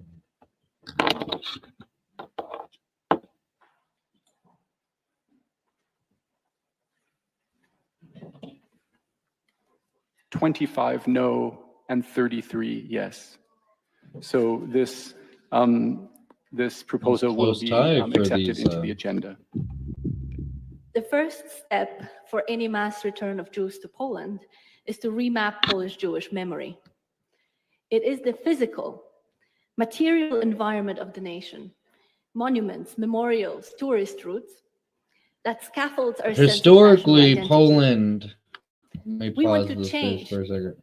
Historically, Poland was a Jewish haven. There was a king in Poland. It was the only country in Europe that accepted Jews and treated them like regular people, because their king, this is if you believe mainstream history, their king at the time was married to a Jewish woman, and so he decided to let them have a place of refuge, because it wasn't in medieval times, it was not, being a Jew was not the best thing to be back in medieval times. I'll tell you that. They definitely were targets of a lot of bad stuff, for sure. A lot of inhuman shit happened to Jewish people back in those days. And it's all connected to, you guessed it, religion. But I fucked the Space Marine up a little bit, but we'll put him here. We're gonna work on him some more. This ecosystem of memory with a comprehensive program we call Birthright Poland. Birthright Israel is the program that offers a free trip to Israel for every diaspora Jew. Birthright Poland adapts this principle for the needs of the Polish Renaissance movement in Poland. Birthright Poland is a Polish government-funded youth travel program. It brings Jewish youth to Poland to explore the country's long and diverse history with their Polish, German, Roma, Ukrainian, Belarusian, and other European counterparts. Instead of Jewish youth visiting Poland's landscape of Nazi camps, the international group will go camping. Campgrounds will be located in Polish forests. The forest is a space of possibility, not yet mapped in the service of any one group's memory. It is a space ripe for reimagining. Birthright Poland campers will reinvent long-standing camping traditions. These young pioneers will build settlements by learning ancestral construction techniques. Each group will build on the work of the former, preparing a welcoming landscape for the first wave. Oh wow, look how this fucking paint blends in the rifle. New sites will announce the deeds, creations, and achievements of ethnically diverse Polish women and men from a variety of historical moments. Many maps of Jewish heritage in Poland Be a look black like Polish this, man save Poland. where Polish Jewish heritage is reduced to Nazi death camps and ghettos. We have drafted a second map to feature an evolving landscape of diversity and cultural sharing, inspiring new generations of Poles and Jews to reimagine their roots, but also to embrace their futures. As an old Jewish legend has it, it was in the forest that the first Jewish travelers to Poland discovered their God-given home. According to the legend, entering the woods, I thought they Israel was saw our a God-given passage from the home. How many Talmud fucking God-given engraved homes they under a got? tree. And they knew they had come to the land where their ancestors dwelt, Listening to this and they called the place weird ass meme Pauline, painting these miniatures. which in Hebrew means, "Here you shall find a haven." If Jewish life in Poland started in a forest, maybe it can restart in the forest as well. So.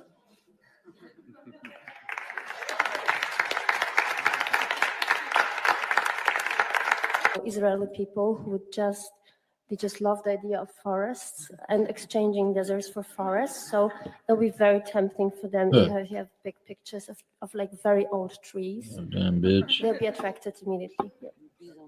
So the forest is not only a counter metaphor Tribe to still alive. I to was the image sniping on a that many stream. people, many Jews worldwide have of Poland being a gray country. They imagine Poland in black and white with gray skies. Jews tend to be attracted to urban spaces, coffee, cakes. I don't know. I really am questioning the forest as a site of Jewish rejuvenation. The settler idea, yes, but if you notice, most of the settlers in Palestine, look at it's pretty spare. They like condos that look very more like Hitler's bunker than like a forest. So just thought, I'm not against the forest. I just think that the bond will need to be pursued a lot more aggressively. It's not a natural one. Jews will not go for forests. And our proposal from Magdalena Waligórska and Erika Lehrer, I ask you now to vote. Birthright Poland.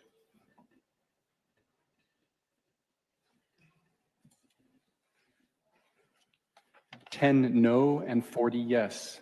So Birthright Poland will become part of the agenda. Well,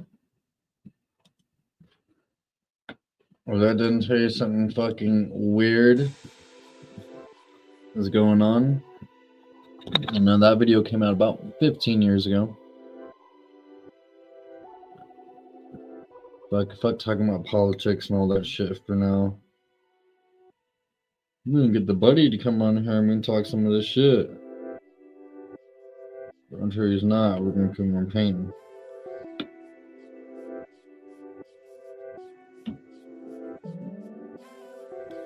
I might even go ahead and open up this fucking Karlov Manor shit.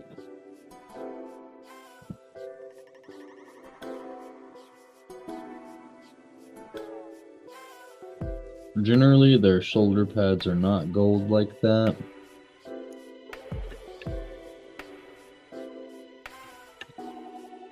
I figured I'd be get into a little bit of rebellion with it. For $45, the starter set was not bad. Usually these things are pretty expensive. But I imagine I will be spending more money on the hobby, as they call it. A lot of the people who are into it, the Warhammer nerds, call it hobby, the hobby. I'm going a little unorthodox way that I'm fucking with my paintbrush, but I don't give a fuck. That's more than little details. Oh, you heard that popping? Do. Got a little too much white, but that's alright. Just get a little bit. Kind of just mess around there with my thumb. See, this is where it gets a little bit of difficulty on it right here. Just trying to get these little specks on them. Guys, you see what I'm doing? Probably can't. The camera's not that good, but I'm trying. You see where it's white right there? I'm trying to get it white on the inside of it. I already fucking snapped these together before I got your advice. I'm gonna use that advice. I'm gonna paint the Tyranids before I snap them together. But my Space Marines.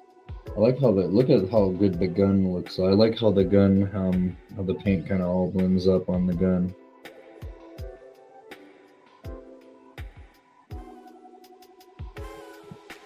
Nice.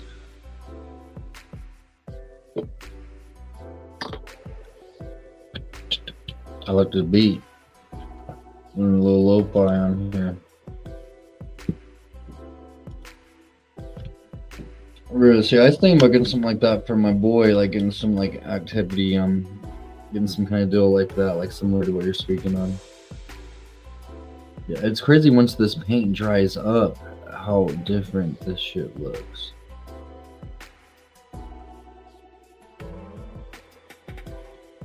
Like, yes, I do. It is JHUGGZ 1994 at gmail.com.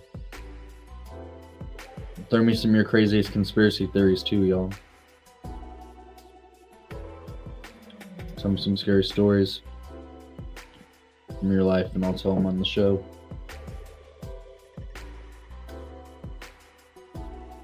I'm painting my my Space Marine squad right now. We haven't even gotten into fucking. We haven't even gotten into putting the Tyranids together. But I am gonna try to take Michigan's advice and paint them before I put them together. And also, like I said, this book has the instructions. Y'all go use my Amazon code to fucking get this Warhammer starter set. It's worth it. It's like $45 online. Let me try to open it. I love the way this new shit smells. Who messaging me? Probably that fucking pussy ass boy messaging me. That motherfucker called Graze the Bush.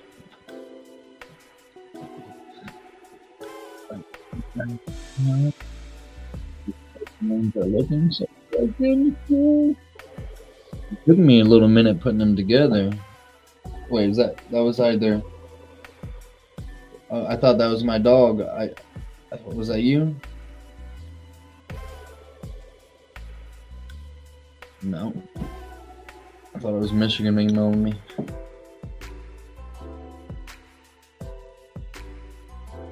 Yeah, this guy, he definitely needs some work. Pop it like a drop it, don't give a fuck. Painting Warhammer minis and I'm busting a nut.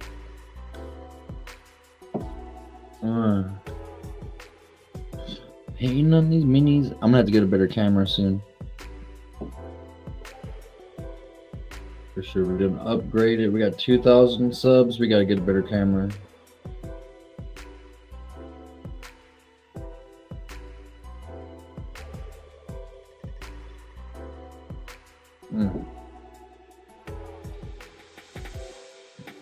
Pain. Really calming. I like fucking with models, dude, for real. What up, big pimp? Just making some fucking painting some figures. Got that new Red Dawn channel.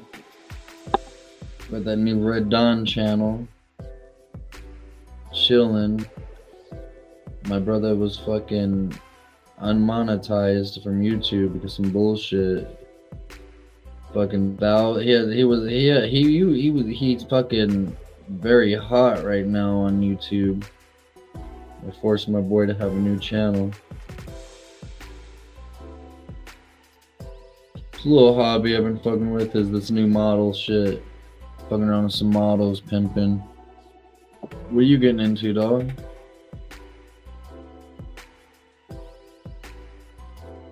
I created that new channel. You got here, I'll make you a mod. Ooh, I almost dropped my paint everywhere. I don't know how I can make. I'm gonna try to make your new channel mod.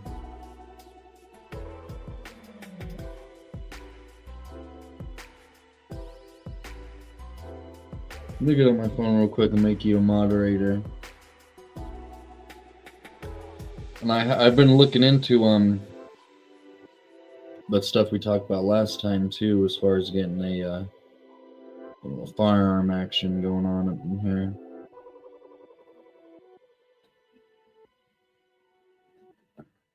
Let's see. Let me take a break from my paints real quick. The Space Marines have a lot of detailed shit. Yes, sir. jhugs1994 at gmail.com.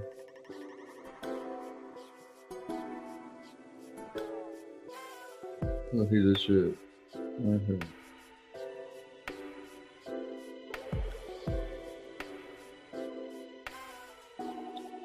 I'm gonna be putting you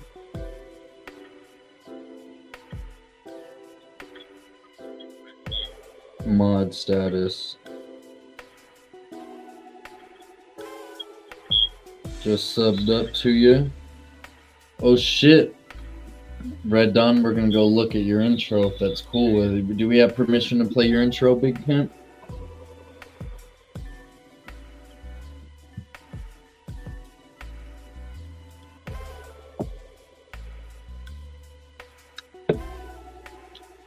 Let me see.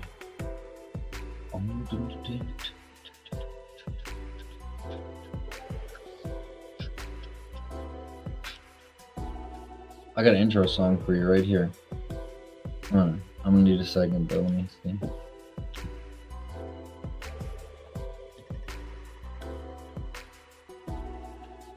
Let me see. Let me go ahead and motherfucking. Let me go ahead. Guys, Red Dawn's got a new channel. Go fuck with it. I'm the 4th subscriber on it. Here, let me pause my music real quick so that way you don't fuck with the here, man. Going full screen.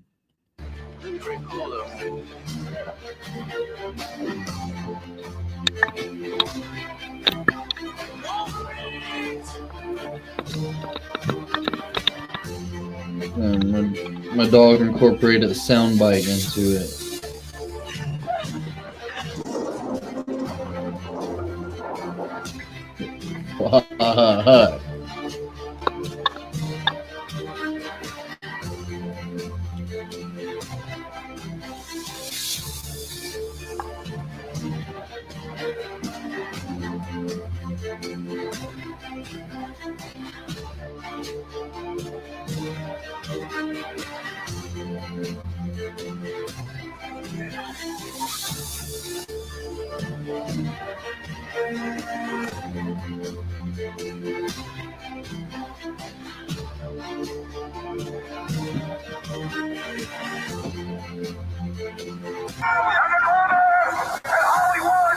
The Prophet Alex Jones.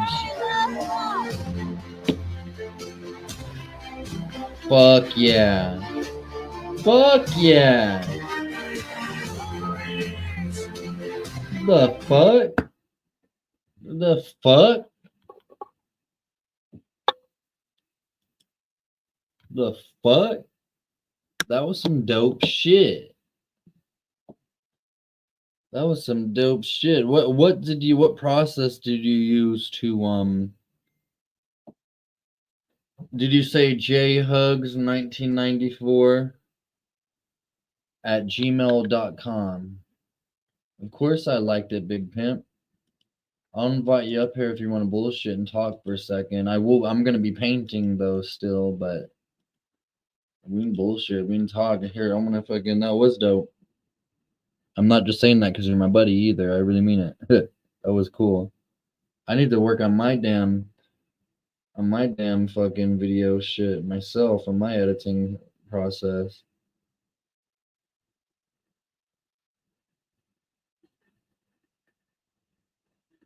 That was Red Dawn right there. He did all that shit. Do you do that shit with your phone, Pimp? Or did you do that shit with like your computer?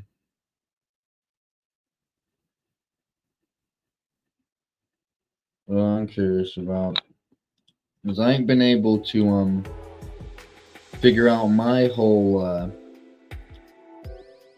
vibe with making an intro. Something I am working on. But I'm stuck on the, here, I'll show you. This is the I'll show you the OG intro. I'll show you. What up, Pimp? What did I get 40K wise? Oh, yeah. What up, big player? I got the starter set, Chris. I'm showing Chris real quick what I got. I got the starter set. So it had like 5 Space Marines and 10 Tyranids. Brother, how are you? This is probably on some nerd shit for you, huh? Oh, there we go. I'm like wondering why it's playing twice. It's because I had you playing in the background. But yeah, bro, I do all that on my phone.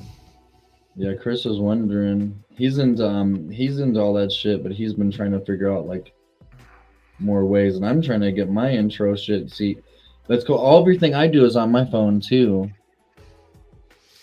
Yeah, I use CapCut. So CapCut, that's what he'd mentioned. He asked, okay. I know a lot of the dudes, they use like their computers. They be using I have it on my desktop as well, or laptop, but like I just haven't really. It's so easy to screen record a video and then move it straight into CapCut and start editing it like within seconds. Where I don't know how to. You can't screen record on a laptop, you know. Yeah, that's like my buddy showed me some kind of way to be able to screen record on my PC, but that shit was too hard for me to remember. Yeah, I don't know all that shit yet.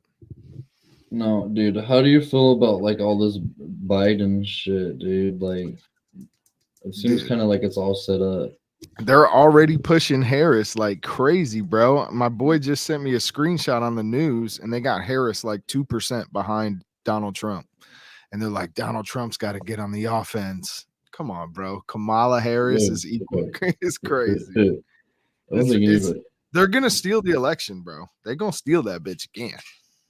There's gonna be no choice, dude. Like, if the shit really is on some if Trump really is on our side and he really is fighting for our freedoms, like I want to believe, but I've been recently getting in my gut feeling that it's all in it together, like some lawyers and shit meeting with the judge, eating dinner. Yeah, bro. I don't trust JD Vance.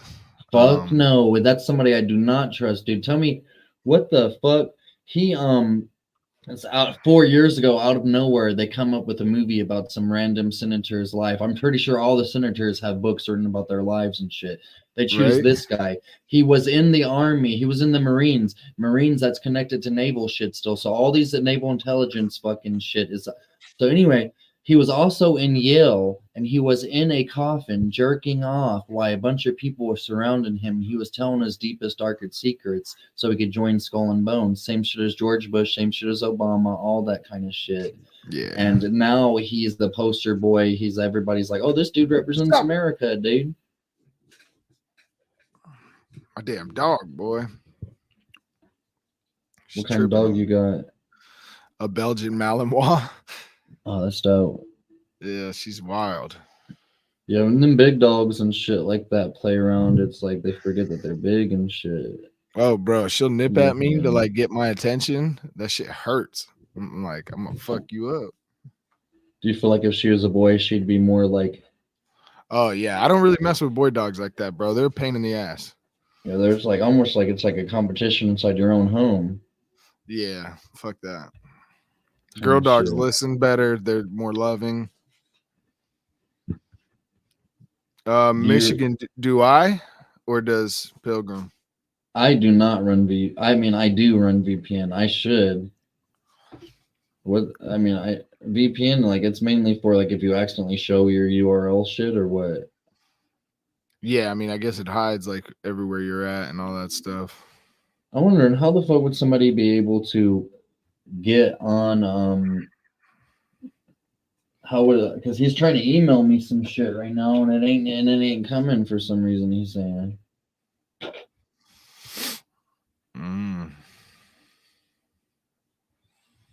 But this I don't know. I do you think that do you feel like any kind of sketchiness about Trump's assassination attempt? Like I might be I mean, bro, you know me, you know I do. Yeah, Could it dude. all be fake? Yeah, but there's just I mean, the whole thing could be fake. They could have set people up to like think that they were doing something and to shoot into the crowd and then hey, we'll do something, or you know, you can shoot Trump supporters and get away with it, and then they blew their heads off.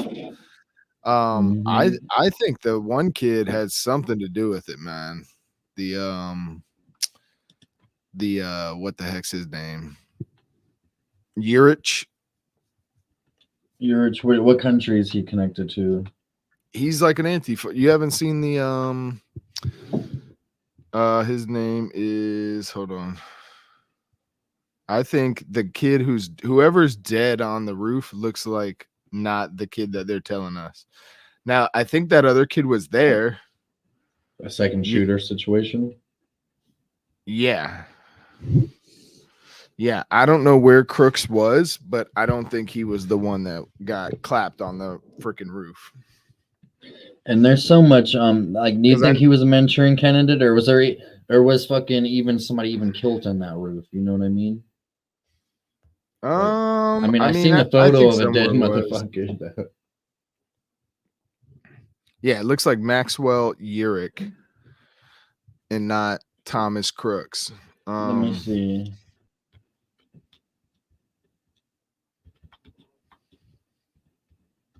I don't want to sound like xenophobic, but that kind of sounds like a damn Ukrainian.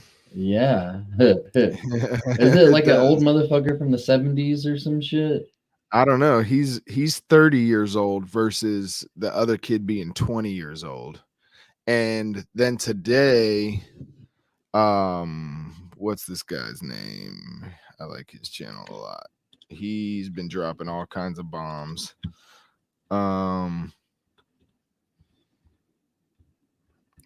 Shoot, I gotta switch. Oh, here it is. You can share your screen anytime you want to as well. With my shit, I can't.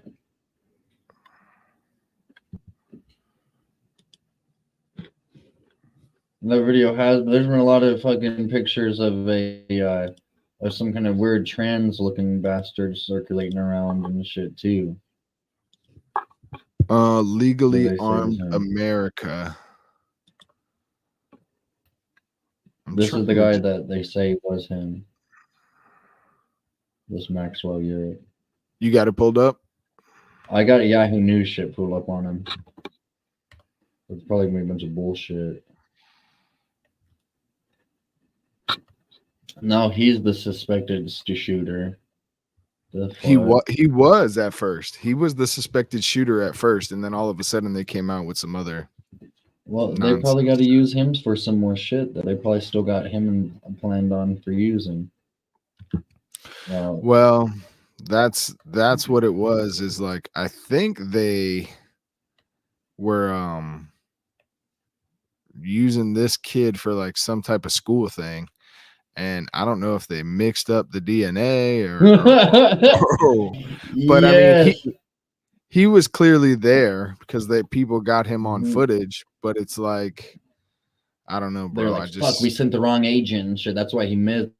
They was want to send that fucking this dude and shit fucking like, god dang, that makes sense. They would send somebody that would just be shooting wildly and crazily and shit into the school, but they would send somebody that has a little bit more aim on him, probably at the president, but then they fucking mix their fucking Manchurian candidates up by accident.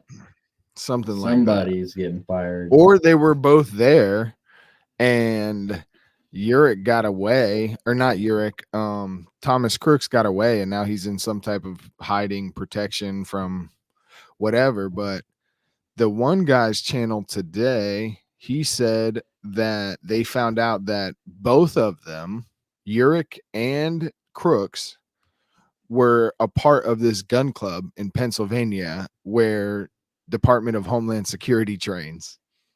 Really? So why would a bunch of weird ass leftists be in the fucking same place as Department of Homeland Security? Well, I mean, who's how much have they been backing Department of Homeland Security been backing like Antifa and shit for the last few years? Well, they know that the more bad shit they do, the more like they're gonna be able to come under control. Mm-hmm. Exactly. I don't know. I think that if Trump is for real, they would want him dead. But it is pretty freaking convenient, just the grace of God brushing the ear. I don't know. It's hard to believe, I guess. My It's initial like- thought was, damn, this shit's fake as fuck. He turns his head away from the camera. There's no footage of him. Like, there's that lady, right, who's behind him filming, who looks weird. And people are saying she's the assistant director of the FBI.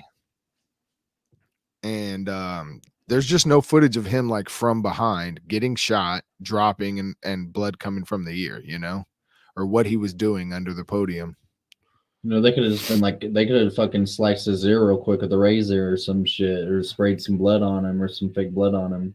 Or he could have had something on the ear that was like a minor explosive thing where it blew a little hole through the ear, you know, and it was like activated where like by remote or something, boom, boop, poke a hole in his ear, the blood.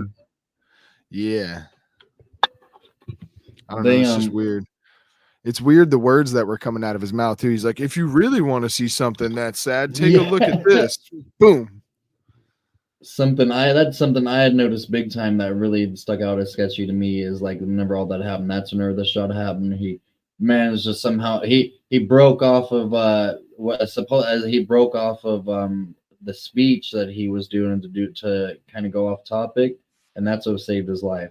Yeah, fucking right, dude.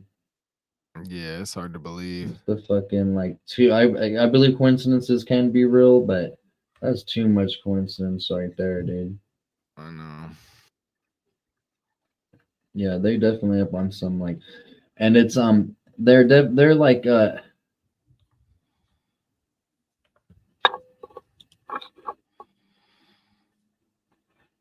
what up, Virginia? Good to see you, girl.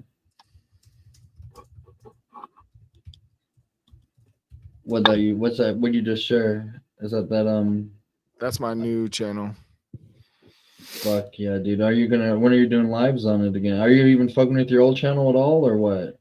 Oh yeah. Yeah. I'm gonna slowly transition everything over. So like for a while I may do my lives on both at the same time. So I could be like, hey y'all, go watch it on this channel, because eventually this channel will go away. That's a good idea to give people time. Yeah, give people time. So like hopefully I can just dual stream the whatever lives I do from both channels, and then keep putting in the one channel like, hey, this is where things are going to move to. But I may keep the readiness there for putting like shit that now I'm not worried about getting in trouble for, and then have my survival channel just clean. Yeah, that's a good idea. Keep that as the clean, and keep your readiness channel as like your crazy ass channel where you're fucking saying this insane shit. Exactly. Yeah, I'm worried about this channel getting shut down all the time. Yeah, they got me for posting a green screen short. Yeah, some shit that somebody else put up. That's happened to me before too. Like they didn't get in trouble for it, but somehow you do for like the context of it. That's something I don't understand. Yeah, I'm like, why would that video be up if I could get in trouble for it? Like, I just don't understand. And y'all are, I don't know, bro. It's whatever. The whole fucking. Thanks, you guys, for subbing up. The whole community situation with that is kind of like a whole nother fucking deal too. Mm-hmm. And I tell you what, I did go the next day after the Trump assassination, got me some Trump gear, But I almost left out of there. I was gonna be like, motherfucker, I'm gonna take my money somewhere else and spend on Amazon. Fuck your small business. The dude was kind of being rude and shit. I was gonna be like, motherfucker, I'm just trying to get my Trump gear and shit, dude. Like, fucking, do you want my money or not? Mm-hmm. You know what I'm saying? Like, I don't know if I look like your typical fucking Trump lover, or not Trump lover, but Trump policy appreciator. Lady Smith in here. What's up, Lady Smith? The legendary Lady Smith. I don't know. What's Streamlabs? Streamlabs, it's like it's like a little like moderator type of deal, like robot thing. Like, and it also it has little games on it and stuff that the subs can fuck with too. While they're in Nice. chat, so it gives chat interactions. I've been trying to figure it out. I watched this one dude. He's a card opening kind of guy. He does slots a lot, but he has like widgets and stuff, and that's like, let's say we have Virginia Roots talking, Virginia Roots. We're here. Chris is talking. You got fucking Michigan talking. They would have different characters on the bottom screen and shit, like walking across, and that's something I've been trying to figure out too, but it's proven a little difficult. Mm-hmm.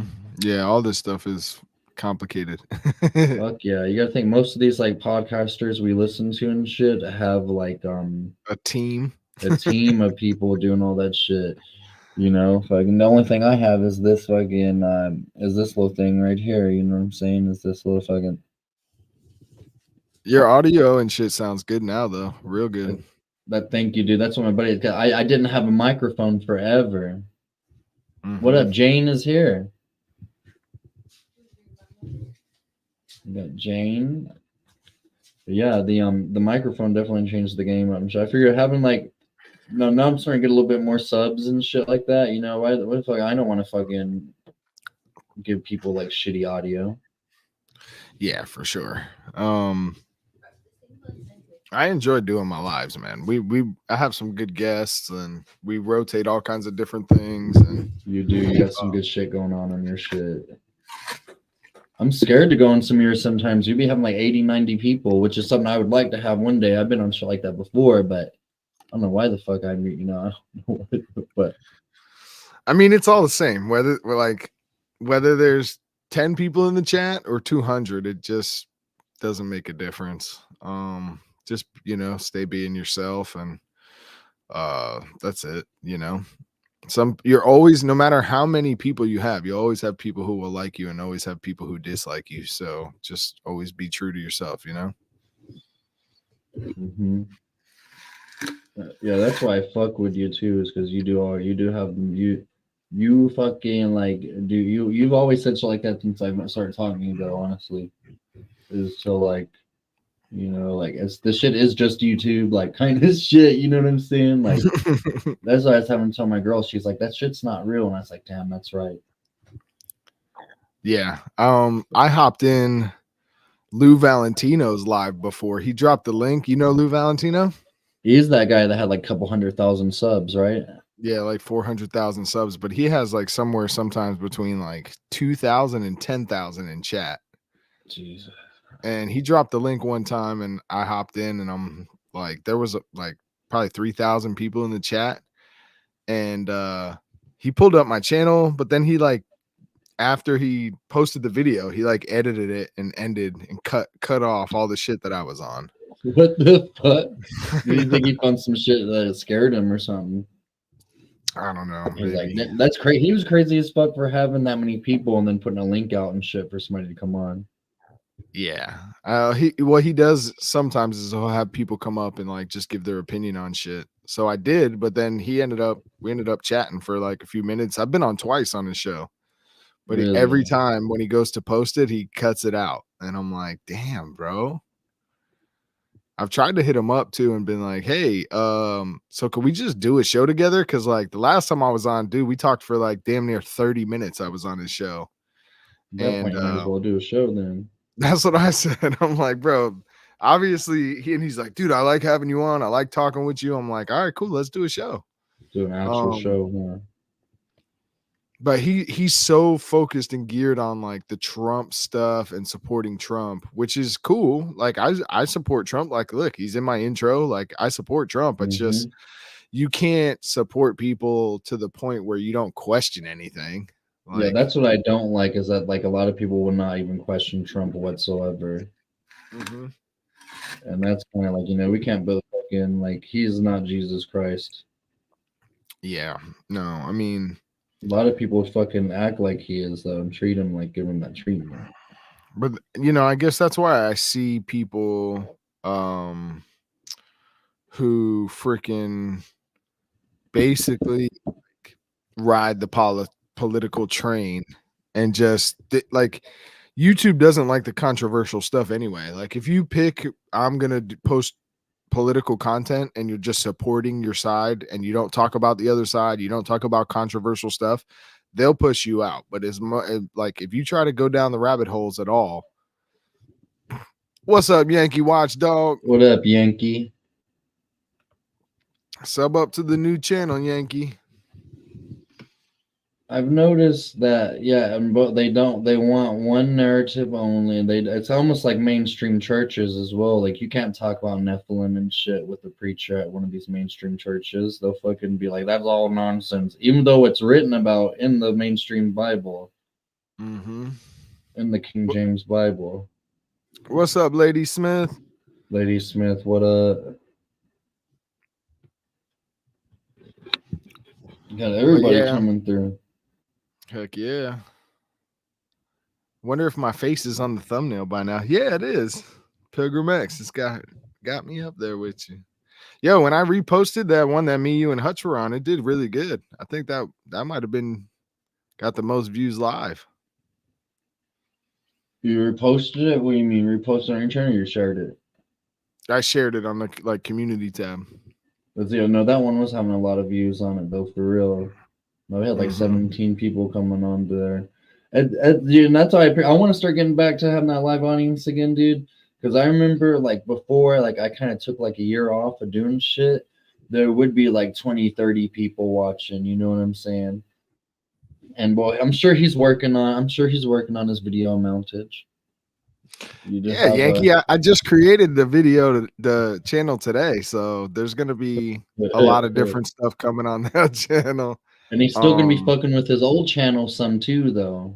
Oh yeah, I'm gonna be doing both. I'm just YouTube doesn't like my current channel, so we're having to redirect things. And apparently they told me that I'll never be able to be monetized for this one short that I got a warning on. And I'm like, what? And they're like, yeah, that's our policy. And I was like, dude, it doesn't even do what you're saying. Like, can you please tell me how I committed this offense? And they're like, you just did.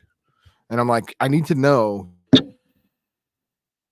Yeah, they've done that to me before without even giving any without even like they gave Sent me me a an strike email. and everything. Yeah, like I didn't even get a strike. I just got a warning. So, you know, if 3 months die and it clears up, because there was a section where it was like, maybe we'll reconsider you after a certain amount of time. We'll see, but like, I don't know. I wouldn't hold on to it. That same shit happened to Hutch, and he still has never had that original channel brought back to where it can be doing some shit. Yeah, his original channel has like 4,000 followers. Yeah, and he still can't get any kind of monetization off of it. This I'm doing like miniatures for Warhammer 40K. Lady Smith. Oh, you and Hutch both like dolls. Kind of shit. Yeah, that is basically a doll. That is true. That's like I call them figures. In the community, we call it the hobby. Yes. I said in the community. But what's yeah, 231, y'all? I thought it was 17. 231? I love you. I don't know. No, that's 1143. They're using old pager codes on us. I forget what 231 is. Damn, they're talking about some. You're not much older than me, are you? You're like 35 or some shit. I'll be 37 soon. Kind of shit. Mm-hmm. Well, but I had a lot of older brothers and stuff. Yeah. Yeah, I grew up as an only child kind of deal, but I still had some people in and out of there, like little cousins and shit. I remember pagers and beepers and different shit like that. I never used one though in my fucking life. But yeah, Hutch fucks around with this. I think Hutch should become addicted to these things though if he started doing this. What up, Roman? You want to pop Yeah. up on here for a second, brother? You just going to bed? What's up, Roman Prepper? Don't forget to sub up to the new channel, man. Yeah, we have Red Dawn on that new channel. Fucking, that's crazy, dude. Because you were really going on some. You were like really on. You were really like your shit is like you always. But you were like, I guarantee you had like well over the 3,000 or 4,000 hours you needed to do that shit, huh? Yeah, well over it. I have like 6,500, something like that. That's what the fuck I'm trying to go see. This video, I feel like that watch hours from this video. She's saying we're babies and shit, but I feel like the watch hours from this video probably do like 20 at least. Yeah, my recent all my recent lives are like over 200 watch hours. God damn. And it's like that within the first day. I need some of that. I need some watch hours like that. I'm working on it too, man. Damn, that's good. See, if I do that shit, I don't care about the money and shit. But I'd like some money for entertaining people and shit though. I feel like. Honestly, I would just like to have channel subs so I can do like subscribers only stuff and talk about stuff that I wouldn't normally talk about on a live with people who sub to the channel. I don't really want to have to like I don't think I'll be big enough to ever really do Patreon and all that stuff, but like it would be nice to have people that supported where you could just have videos with them only. Make them feel, and that's like a special connection between the like a subscriber and who they watch and shit too. So not only they give them what they paid for and shit too with some damn good content. Yeah, I'd put out way more stuff too just for them than I would the regular channel. Yeah, it would become like a second. It would become like a second job at that point if they're like paying for this shit for real. Yeah, that would be cool. But I don't think YouTube pays much anyway, though. That's what I heard. I heard they don't really pay shit. Yeah, if the world stays around. I mean, who knows if the world stays Kinda around all sucks, that I long. know, right? We're getting our hopes up and shit for monetization, but at least we're prepared for in case the world does go to shit and gets all fucked up. Right. I feel like it, honestly, like if this stuff, what up, Garrett? Honestly, if this stuff does go down, like it might in the next year and a half, 2 years, it's just gonna be, I'm just gonna keep me and my family fucking inside our house for like at least a couple of weeks. I mean, if we have, if but if there's no choice for us to leave, there's a couple of backup plans, places to go. Absolutely. But I don't want to be out on the streets and shit. I'm still working on relocating, so yeah, because you're kind of like in the city a little bit, huh? Yeah, I'm not that far from the city, but I mean, there's just way too many people in my state, and yeah, it's. Are you by OBT? I'm not like by it, but it's not that far. I grew up. I went to school. I don't know if I want to name off my high school. I don't want to. Nah, don't do that. Yeah, but I'm very familiar with all that shit. It was different. I moved from Oklahoma to that place. You live in Tennessee now, don't you? I live in Tennessee now. I've been all over the place. What up? Legendary Virginia Roots. What's up? What's up, Roots? I mean, I love that you're tripping on your watch hours, okay? But I want to know your opinion. How fucked do you think we are without lube? I'm dead serious. Like, this shit makes me nervous. Oh, we're all the way fucked in this country. So unstable right now. Oh, dude. Did you see what happened today with Israel dropping an ICBM on Yemen or I whatever? didn't hear any of that shit. What do you mean? Oh, they dropped a freaking nuke bomb on somebody, I think. I don't know if it's a nuke or what. Well, like the second closest thing to Rome says one I have before it's like because I don't have time. I'd have to have folks pay, but I can't provide some value. But if you have time, it's not a bad idea. I mean, I make time. I would make time, but like I would also do less regular content if I had channel subs, and I would do more stuff for them than I did the regular channel. Like the regular channel, if people were paying, they're going to get more videos than people who are not, because I'm not that concerned with trying to become massive. I feel like it takes a long time. And then it also, if you put out certain videos that really cuck the algorithm, like you could spin your wheels on YouTube putting out tons of stuff that goes nowhere, or you could put out just like a certain thing, which I've been kind of learning about, that you get way more views. Like my last video got over 2,000 views, and it's a regular video, like not a live or anything like that. And the algorithm, there's certain things you can do for the algorithm in your thumbnail, in the topic, in the title, that you don't have to go and like work so hard at doing something if you know how the algorithm works a little bit. I remember you sent me a couple of videos too that kind of talked about that a little bit. Like, do you think it's like a timing has to do with it as well? You'd say, huh? Yeah, I mean, it's just keeping it simple. Like when you over try to do it, it's like the algorithm I think so many people overdo it, and it's like they want something that people will look at right away, know what it's about, and click on it. See, exactly. Like I noticed this. I have it. The only one of my regular videos that has over 1,000 views on it. It was about you remember the police girl stuff that went down last year? What up, G Nana? The police girl meme. I put that a video out about her within 10 minutes of reading all the new shit within it before it became really popular as a meme and shit, and then it got like over 1,000 views. So there is like credence to what you're saying about that. Yeah, I mean, there's sometimes they'll get you with stuff and sometimes they won't, but like there's ways to do simple videos that get a lot of views. Like people do reviews on certain things, and it's about how you market it up front that the algorithm will push it. Yeah, everything's getting pushed to shorts right now. And there is a sweet spot of a certain number of seconds, or I don't know, 50 You'd be surprised. seconds, You'd be whatever it surprised, is. Rude. Some of the shorts that have the best statistics on mine, like that have like 180% watch time on it, where like they watch it and watch it twice and comment and like it.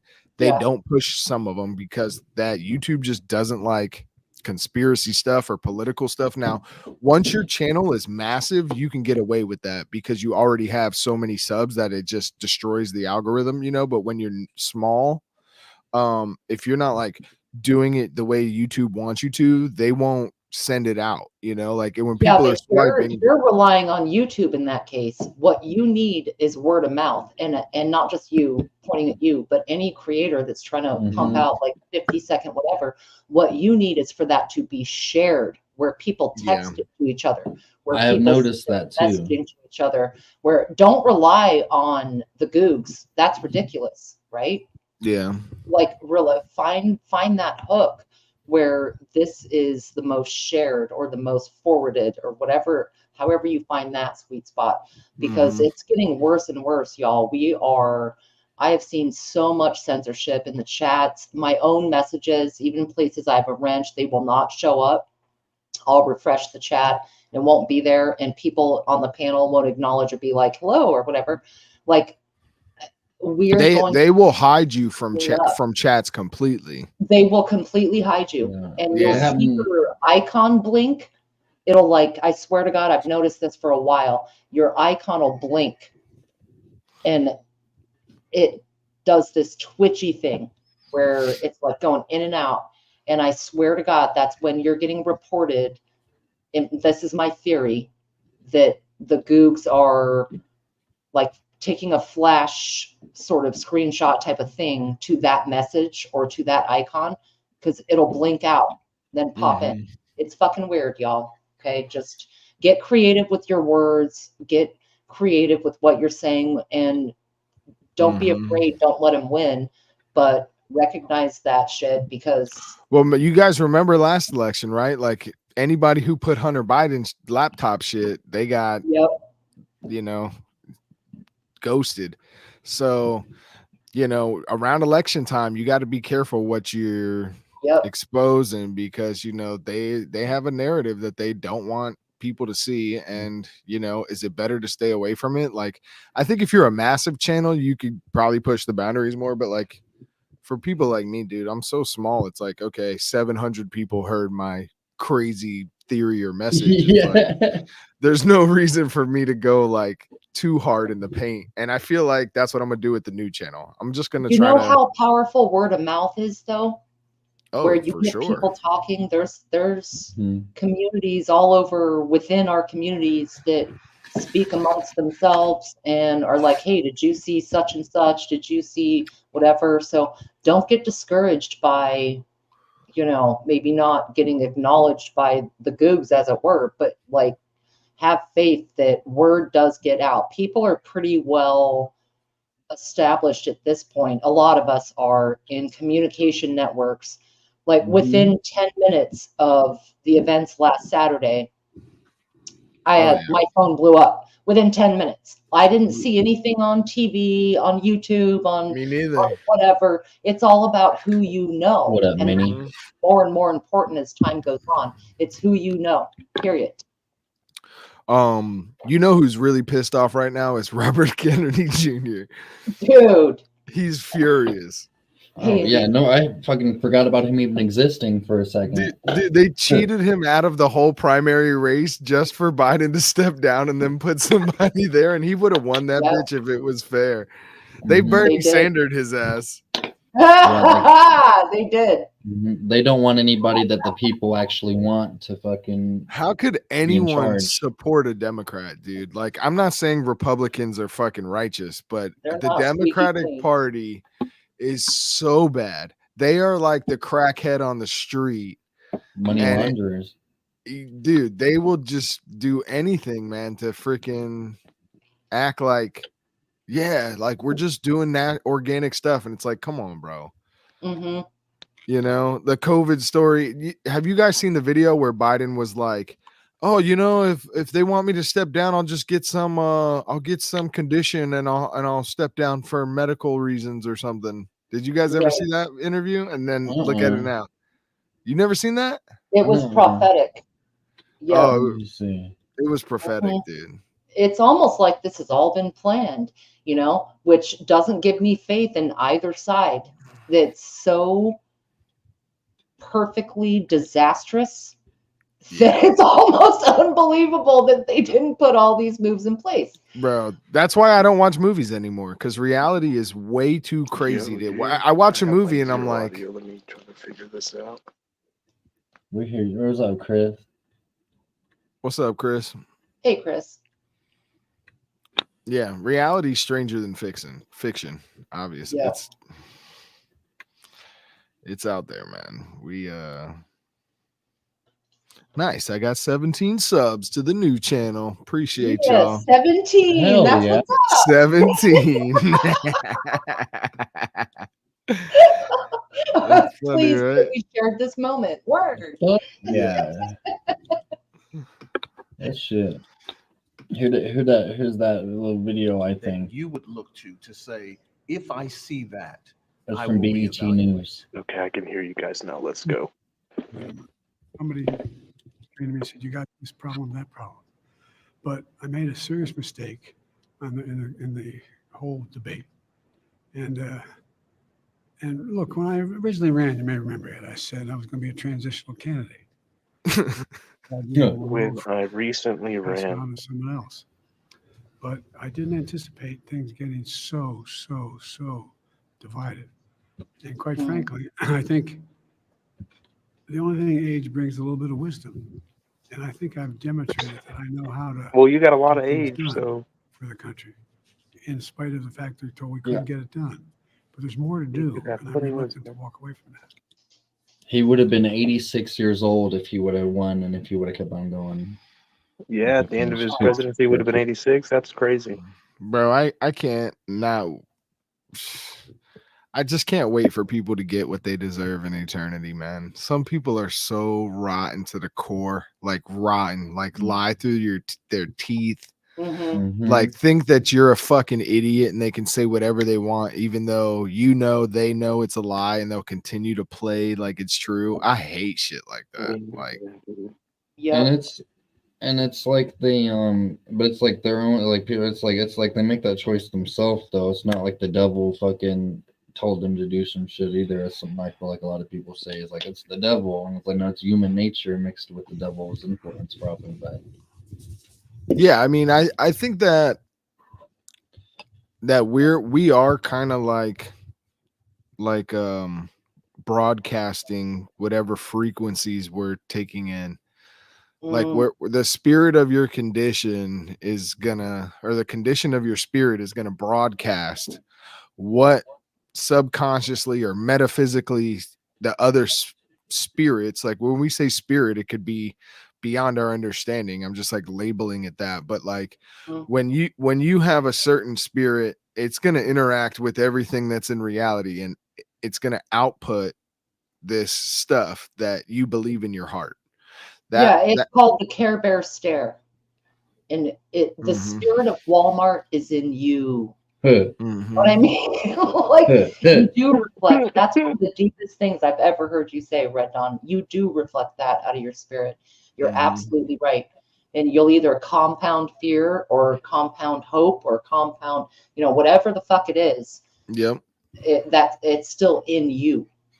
Yeah, and really, what is that flow of stuff happening is about what you believe. Everything that you believe is what reality is to you. Now, the truth is the truth, regardless of whether you believe it. Reality is reality, whether you acknowledge it.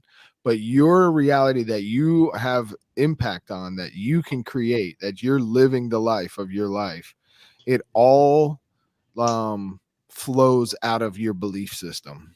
Everything that you do, like if you believe people believe your lies, you're going to lie more. If you believe that what you're doing is right, even though like by any standard it would be wrong, if you believe it, you're going to put it out there as if it's you, like you are just a reflection of your beliefs. Amen. yes, sir. And there are a lot of people out there afraid to be themselves, so they fucking create them personas and shit. And then if it gets like exposed, they become extremely upset, don't know what to do in that situation. That's why it's best just to stay yourself and stay real the whole time, so you don't have to worry about having to keep up this facade. But like you said, some people are so fucking deep into this shit, they believe their own lies though. Yeah, but it's like without it. They may believe that they're doing a good job, but like someone who's in tune with reading people can tell that, like, okay, well, every lie you tell, you're gonna have to tell another lie to cover up that lie. So like eventually you're gonna slip up if people are paying attention close enough, and you may think that you're killing it, but it's like, nah, there's some people out there who can tell you're full of it. And it's necessary that people be because a lot of time it sucks that if you have friends that are always telling you how badass and shit, and tell you like or just they're just saying shit to you all the time, just lying to you and shit. Basically, they're lying to you by trying to make you feel good and shit. And it's not good to have friends that are too much like going to enforce that facade. You know what I'm saying? I think the internet actually, like, obviously there's a lot of dog crap on it, but I feel like it exposes humanity. The internet is like exposed all of our weakest sides of materialism, of like, basically, have you ever watched like a murder being, or like crazy person being like interviewed by the police or something? Like you're constantly like, okay, what are they doing? How are they moving? he scratched his face. Like Yeah. you're judging every moment, but like Yeah. that's kind of how it is on the internet. Like when you put yourself on a recording that people can see over and over and over and over again, they're gonna find the tells. Like you're gonna, if you aren't for real, bro, it's gonna come out that you are doing it for some other motive. Now, maybe everybody won't catch it, but some people will. They will It's a be able to tell. double-edged sword. And I Mhm. think that that's something that the powers that be underestimated, unleashing the internet and the iPhones and the, easily accessible information, because people can dig into a topic more than ever before and decide for themselves. They unleash discernment at the same time as censorship.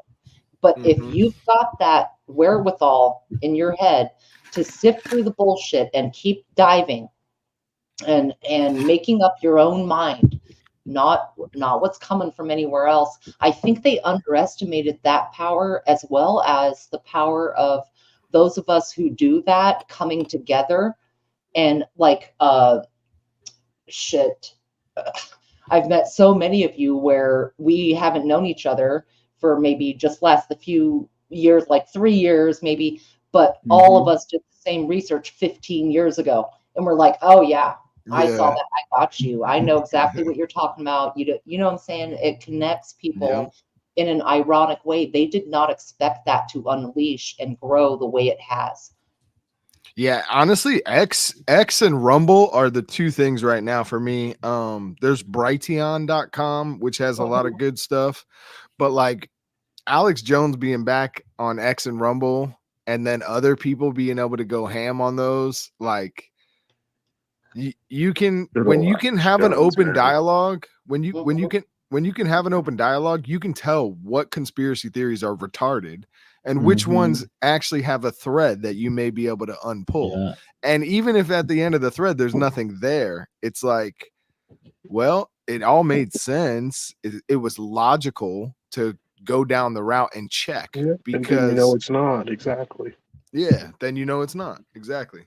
They push out a lot of bullshit, fucking retarded conspiracy theories to take credit from the fucking actual ones that could be There's like. not enough transparency in government as usual.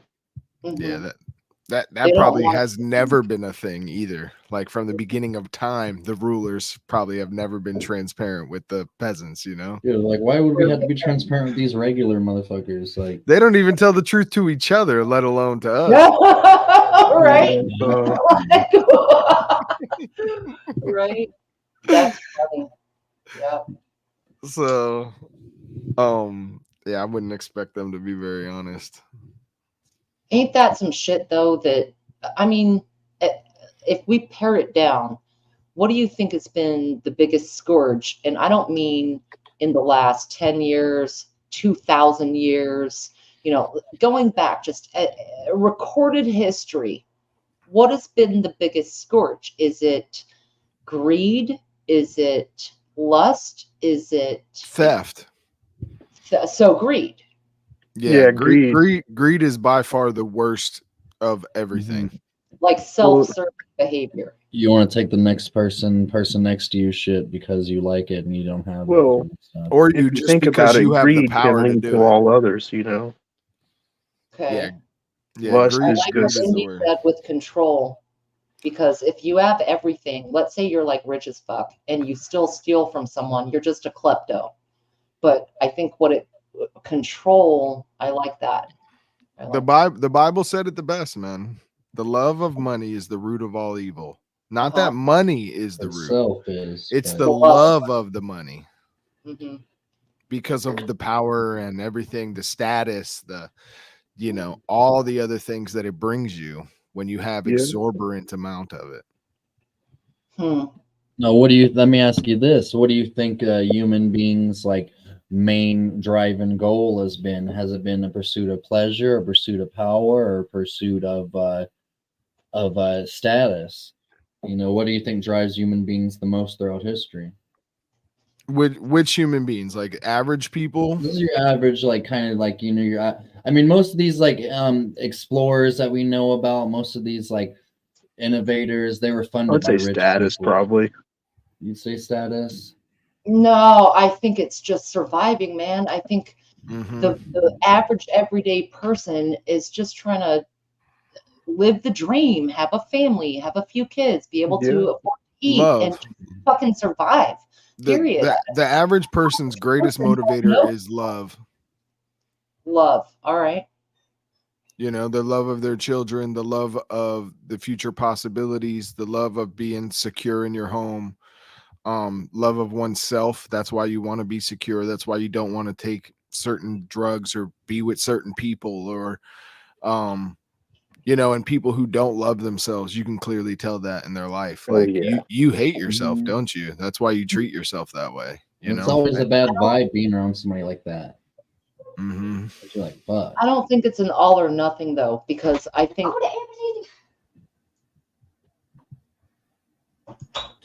really good people can fall to hedonistic poles every now Oh, and again. everyone can. Make terrible King people. Solomon's a perfect example. Yeah, but I think it's like a spiraling effect. Like you could do something once Oh, or definitely a twice. snowball. Yeah, it's and but the reason it snowballs is because you either enjoy that person better, the one that's snowballing, or you realize that you don't love life that much and you're looking for this good time and this rush and this because if you look at life as you get older and you take a step back, you know, you understand why young people do crazier shit than older people. Like if you're still doing stuff crazy when you're older, it's because something's wrong there. When you're young, you're just kind of impulsive and you're testing stuff and you're not even sure about the future, and you're like, I don't know where I'm gonna be or how I'm gonna end up or if I'm gonna be alone. Like your subconscious has all these thoughts going on at once. And sometimes that outlet of like a drug, and it may not just be a real drug, it may be like fucking video games could be, Yeah. or going to the bar, or like addicted to trying to talk to people because you hate being alone, or hanging out with whatever. a different chick every other day. Yeah. And basically what it comes down to is like you don't have a purpose yet that you're in love with. So you're just expending massive amounts of energy on things that make you feel good because you don't have like a mission set of your life, a purpose, and what your plan is to reach the end of that goal. You know what I mean? A lot of people, they're teaching like a lot of like the popular thing I feel like in today's generation is to live for the now. Yeah. They tell you, don't worry about your future. That's not happening yet. Be like, fuck, you're going to grow up and be an old homeless motherfucker on the side of the street. You'll own nothing and be happy, but Yeah, they don't want to. Yeah, that's the other thing. Like it's just like, you know, they fucking don't want nobody. You know what's a great movie? I think What? it's slept on a little bit is Tomorrow. Is it Tomorrowland? With The Tom one with George Cruise? no, with George Clooney? yeah, that's tomorrow. I think it might be World. Tomorrow World? Where he's like on a planet, he's on Earth, and he's got to like send the last person on a ship or some shit, or what? Is that? No, it's more like a time loop, and Yeah, it's more like Meet the Robinsons. Oh, yeah. There's like an alternate world taking place at the same time as the real world, and you have to have like a certain access to get into this world. However, the people that are in this special world are constantly trying to destroy the real world, and they're pumping negativity into it constantly because they want them to destroy themselves and believe that destruction is their destiny. And it's really crazy to think about because I really feel like that's what is happening. Like they want you to constantly be afraid. They want you to constantly not have the means to pay and take care of yourself and have like self-sufficiency. They constantly want you to feel this negativity of life when there's so much positive to life, but it's hard to see it when so much negative is being pumped into your frequency and your mind and your eyes. And the Bible, you know, says it in a good way where it says like, keep thy eye holy because so your whole body may be filled with light. And it's like watching horror movies and stuff like that. Like even to these things that you may find them interesting and enjoyable and like justify some kind of reason to do it. But on the other hand, is like if you metaphysically were able to see what it does to you, I think that people would do it less. Like when you finally understand that maybe some of the things that you do, even though they're not like harmful or they're not like directly evil or they're not like have this big label on it, but it's like all these little things add up to the fact of like not just being focused on good, wholesome things, that you are there to make the world better. See, I had an aunt. She fucking didn't even like country music. She believed anything that wasn't to do with God was evil, like any kind of music. So like, fucking like she didn't even like country music. Yeah, I've seen people be like that, and as a kid, like people used to be like, "Dude, don't watch Harry Potter. It's wicked. It's not good for you. It's evil." Yeah, Right? the good old satanic panic. Yeah, But yeah. then when you fucking watch the shit as an adult, you're like, what the fuck are they? You're like, this shit is fucking evil, bro. It's Yeah. like getting kids to believe fucking And, like- retarded shit for 8 straight movies, 14 hours of your life if you watch all these movies, you know? And the images and ideas and fantasy of it stay in your head. And that's just taking you off the mission. Like that's the whole thing, is they don't want you to have a mission. They want you to live in fantasy land where you indulge yourself with shit that's just not real. There's pleasures. I think that's true of all genres of movies. All the Disney movies, they're kind of sick if you look back at them. But they're based off of really good books, like Grimm's fairy tales. If you read the original Grimm's, those are not children's stories. They are not bedtime stories at all. They are eating babies. They like are Hansel and Gretel. Yeah, yeah, yeah. Hansel and Gretel is dark as hell. Dark as you know? fucking gross. Even Jack and the Beanstalk, it's like this giant. He's like, horrible. I And smell these the are blood great of an books. Englishman. I'm gonna eat him.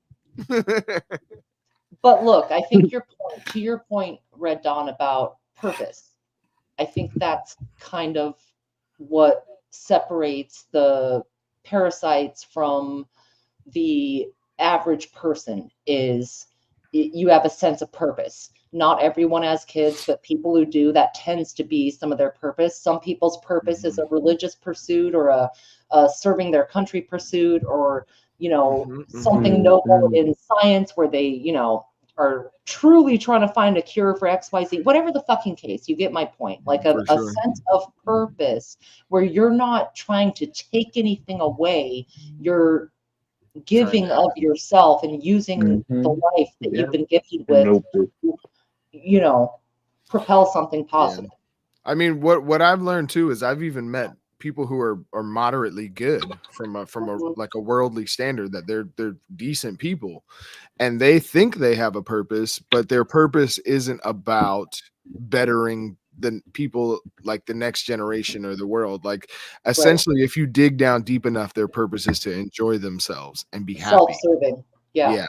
Yeah, I don't think we're meant to be happy like that. You know how they're trying to say, and we're meant to be happy, but I don't think we're meant to, like, your life is not about pursuing pleasure and being happy all the time. I'm gonna get all like Taoist. You going to the Taoism? No, dude, like happiness, man. The ever fleeting. Ever fleeting happiness. Yeah. Yeah. It's it's a moment in time that changes the second you realize it. And that's what honestly is we're in the result of almost a worldwide liberal new world order overtaking. Is everybody's a bunch of pussies now? We think we need to be happy all the time. We think we need to have we need to always be happy. If I'm not happy, then fucking life is over and shit. If I go through even a slight small struggle, then my life's over and shit. And that's what is gonna be a problem with a lot of these young people coming up, like who are becoming 18, 19, 20, 21 years old, is that they're not gonna know what to do whenever struggle comes at them. Have you ever heard someone just be like, I'm just so unhappy. I'm just so sad and unhappy. And it's like, are you fulfilling your life's purpose? Yeah, are you doing anything with yourself? Yeah, because like ultimately, I think what that stems from, like I feel like the way to be and I don't know what the religious aspect of this is, but it's just neutral, like not happy, not sad, but focused. And when you're focused on a goal, you're not worried about the happy, the ups, the downs that take you to the goal. You're just worried about the goal. And I feel like when you're too in tune with your emotions, you have a lack of focus. And that's another thing they're trying to push is being in tune with your emotions. Being in tune with your emotions. Especially for men, right? Yes, they Well, want men to well, be. counter to that, I also believe you should be in tune with your emotions. You know, if you have no control over yourself, imagine the amount of control someone else could have over you. Correct. I think you should be in tune with your emotions and know what your triggers are, but I don't think we need to make laws based on people's feelings getting hurt. Exactly. Yeah, no, that's That's where free a big speech difference, even Know includes the yourself. parts you don't But like. but by being in tune with your emotions is really just about knowing where they are, right? Like whether Yeah, or not knowing, yeah. Know Yeah. yourself. Yeah. Exactly. Yes, know thyself.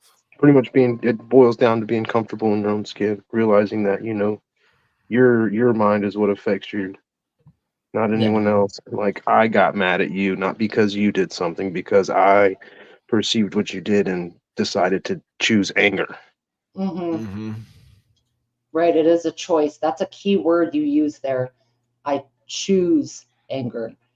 Choices, dude, because the biggest thing I see lacking in society in general is accountability. Oh yeah, good old responsibility. My problem. The consequences of my actions. Yeah, you don't Yes, see there that are a lot consequences. nowadays. Mm-hmm. Good stuff, X. That's all good stuff. Well, good to see you, X, Josh. I Guys, can't see the chat no more. I think you guys are new to this channel. I'm not sure, but it's good to see you guys. I don't think that's Yeah. the only time, X. X says the only time you should be in touch with your emotions is when your emotions can affect other people. I don't Well, think your emotions always affect other people. your emotions can affect yourself in a deadly manner. That's what I was gonna say, Roots. Or when they are affecting you. Like Yeah. if you can't control them and they're affecting your purpose and the things you have to accomplish with your day, then you're way too, you need to pull back from that and not be so like just emotional. You can feel a certain way and not let it control you, like you can simultaneously say, I'm very upset about this and I'm very bothered by this, but like I still have to do this. I still have to I still gotta do what I gotta do. Yeah. No, you don't lose your focus, acknowledge these things. I think turning a blind eye on your emotions, others' emotions, what's going on in that scheme, that's a mistake also, but don't let it affect you to the point that you're not functioning. Exactly. For sure. Well, hey y'all, I gotta hop off. I gotta go feed my pups and everything and get ready for my work week and stuff, man. Oh yeah, brother, it was good. We was talking fucking all the time. forever. That's dope.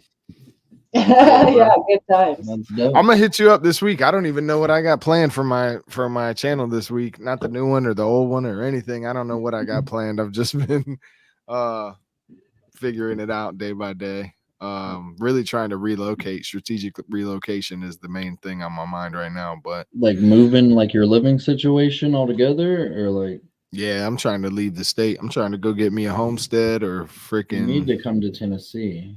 Yeah, that's my favorite place. That's where I would like to be. Missouri is a dope place, but there's a lot of fucking crazy shit going on there with the earthquakes and shit I found out. Yeah, there's a fault line there that I'm kind of worried about. That's like one of the worst on earth. Nature, dude.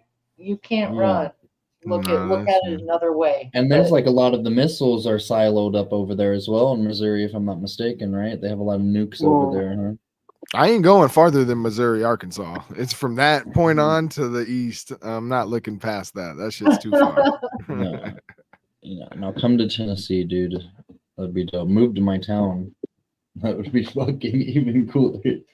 Hell yeah. Well, I'll text you because I'm in the market. So yeah, text me, dude, and I'll text you some info for real. Because me and my Appreciate girl, it. we're looking into getting Triangle. getting a house. Hell yeah! If I get out there and we get some land, I'm gonna have you fucking kitted up, training, and all that shit, bro. You're damn right, dude. I'm gonna be doing that and shit for you, dude. But I'm gonna need you this for me. We're gonna have to meet up once or twice a week in a studio together and do a live stream and shit in person and that Oh motherfucker. yeah, Oh my god, that should be dope. I would, dude. I would like fucking try to rent out a little space or some crazy shit if like fucking. Yeah, we got to get we there, had the man. guys together. We got to get a little bit bigger for that studio Yeah, life. I'm thinking hard. I'm thinking too ahead of it. I'm getting excited.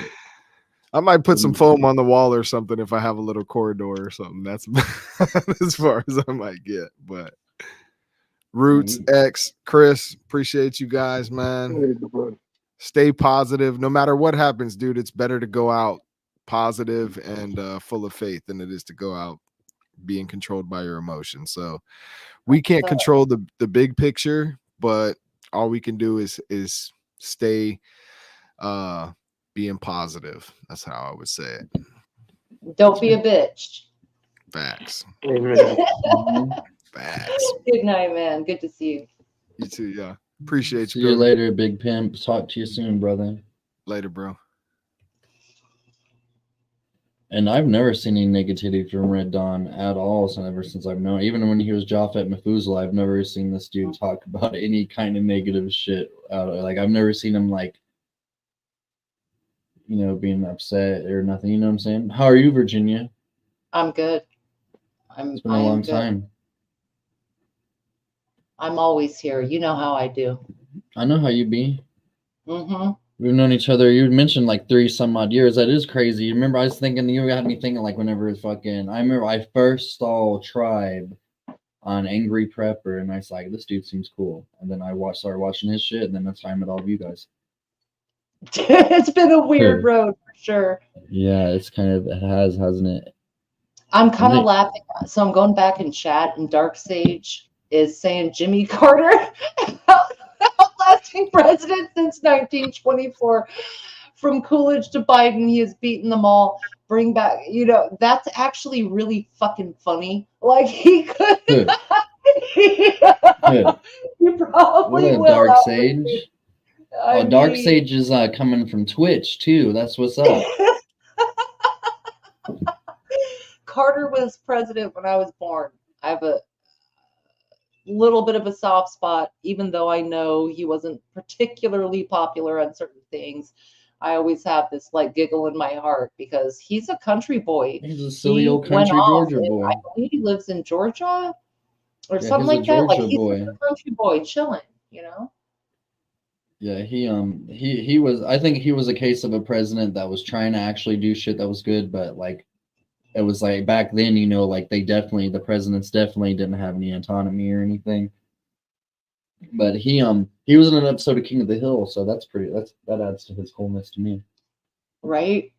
And isn't it weird how I think back to Nixon and that famous picture of him on the plane doing the peace sign when he resigned after Watergate, and like I think back to how something like that got a president to give up his throne, and look at what we have now. And they shamelessly, and I don't mean just Biden, I mean for the last 30 years, they've all had a reason.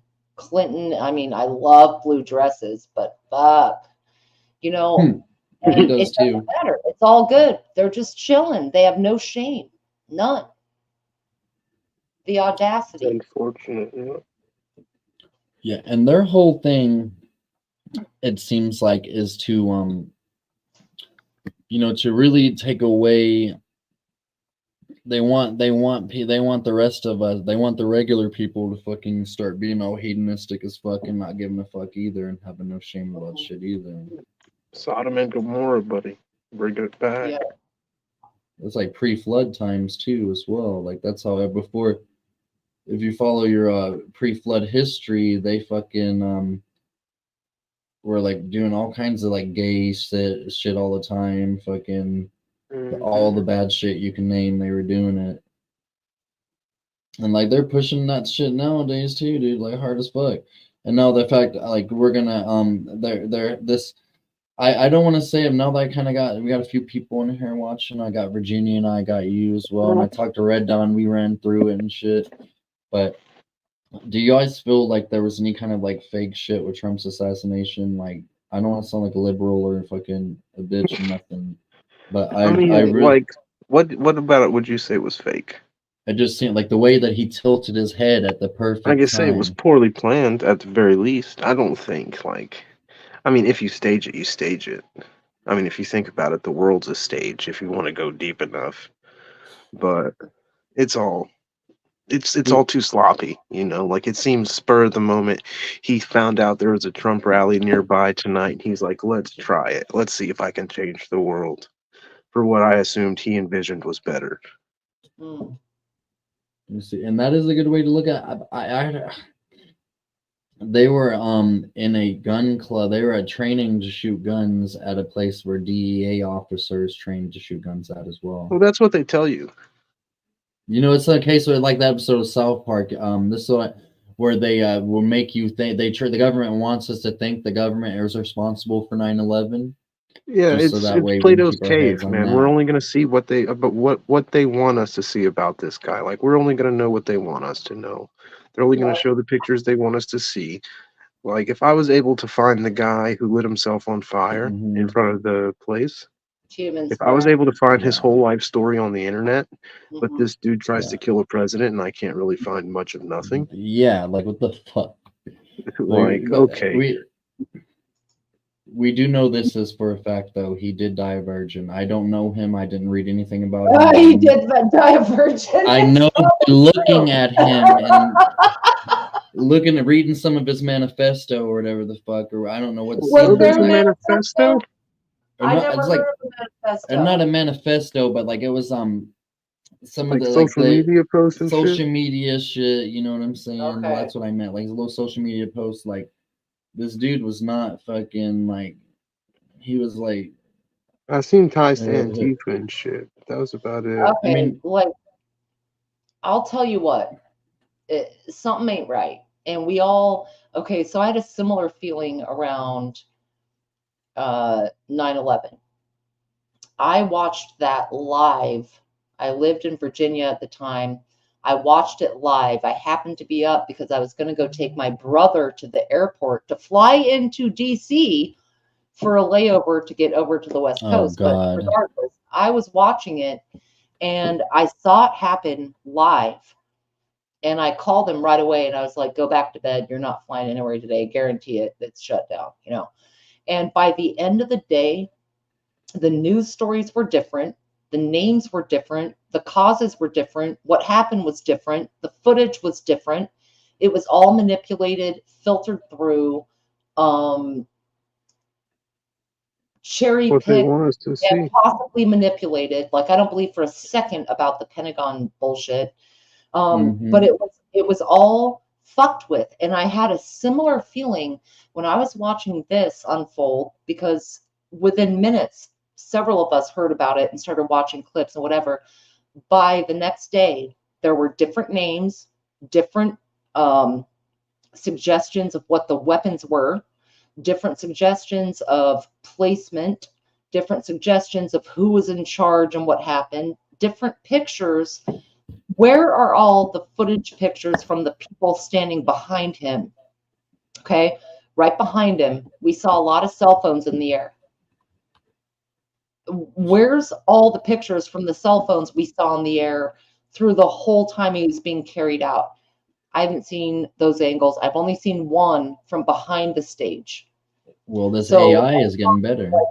What's going on? I do think there was prior knowledge. I think this kid, the first pictures and name that I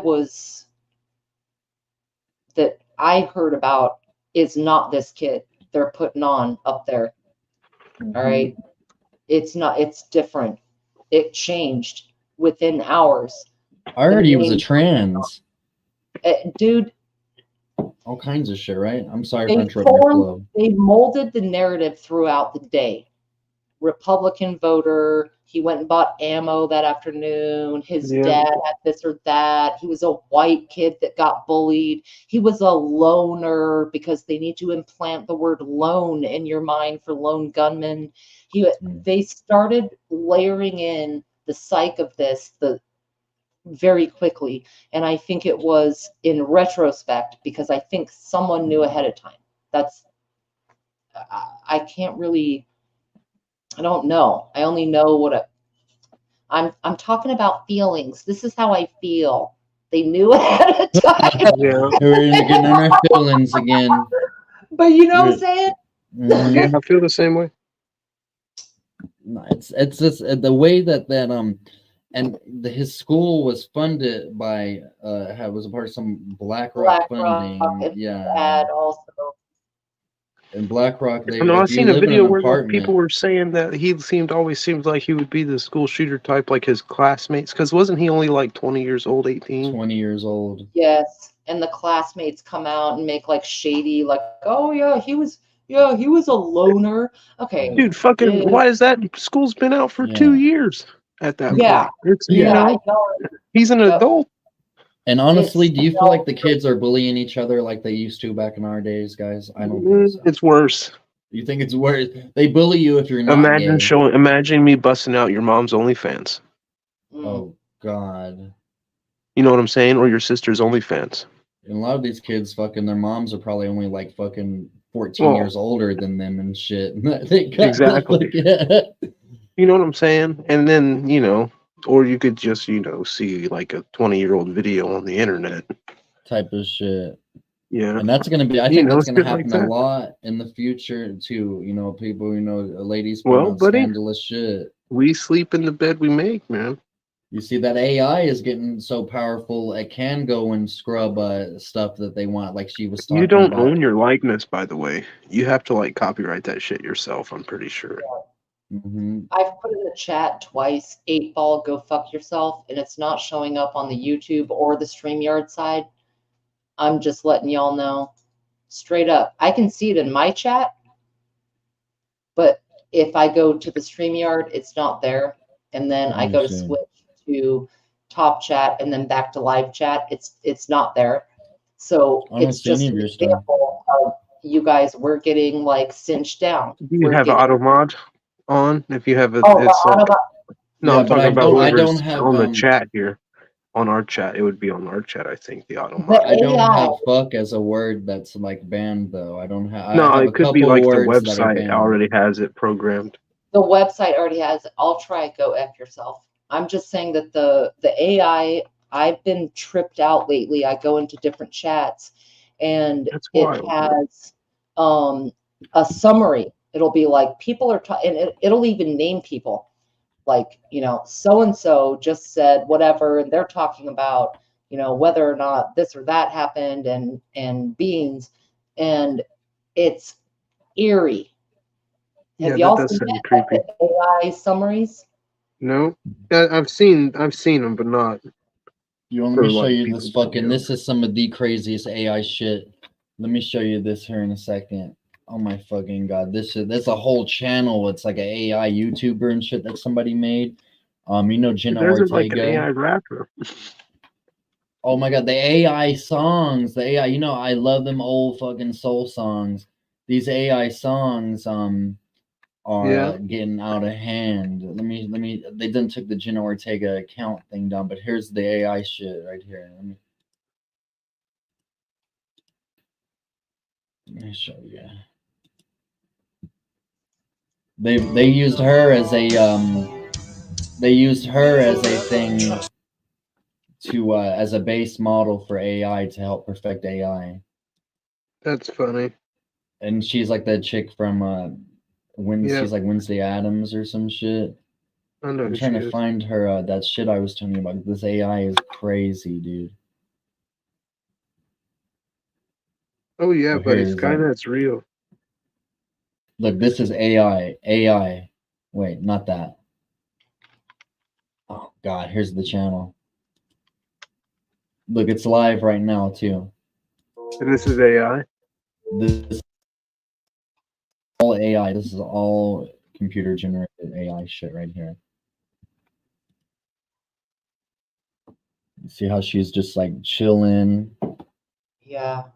Look at the fingers. They're long, creepy. Ew. Dude, her fingernails like morph, kind of. Well, don't stare at me like that. And she never talks. Oh, that straw is bending when it passes by her hair. Yeah. Thank you. And what this thing is doing, and I believe what this program is doing is helping. This is one of the small ways AI is helping to perfect itself, is through little things like this. Would you not think this is some real shit if I didn't tell you fucking this was AI? Yeah, I could definitely see like Fucking my grandmother or someone's grandmother.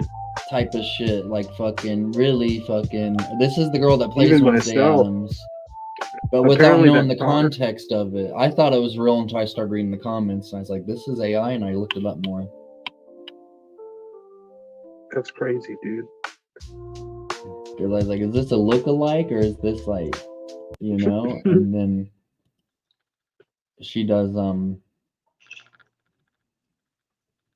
and I thought, I was like, "Is it is it like somebody that looks like her?"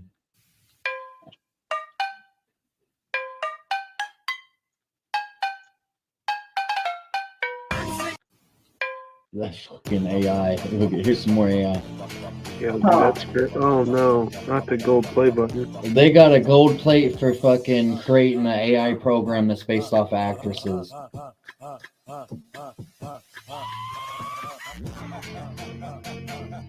How is the AI Yup. gotten this good? This looks like a real life fucking person. But you can tell, like, sort of the fingers and the intricacy. There's her with another one beside her. Oh my god. That's just unreal. You know damn well the VR sex market is going to take over. Oh Like, yeah, I mean that's gonna be even better. They're wanting to, that's gonna be even better for their plan of creating a that's what it's society. going to be. So people don't procreate. They just live in this virtual world with, you know. Hey, buddy, they got me there, hook, line, and sinker. I have one of those things, and I'm in love with it. You got me wanting to fuck with that shit, but I don't want to like. No, he doesn't have sex with his virtual reality. No, Fucking I'm happily married. I'm not that far in, but like, no, like no. if they told me I could like do stuff in it to make money, I would try it.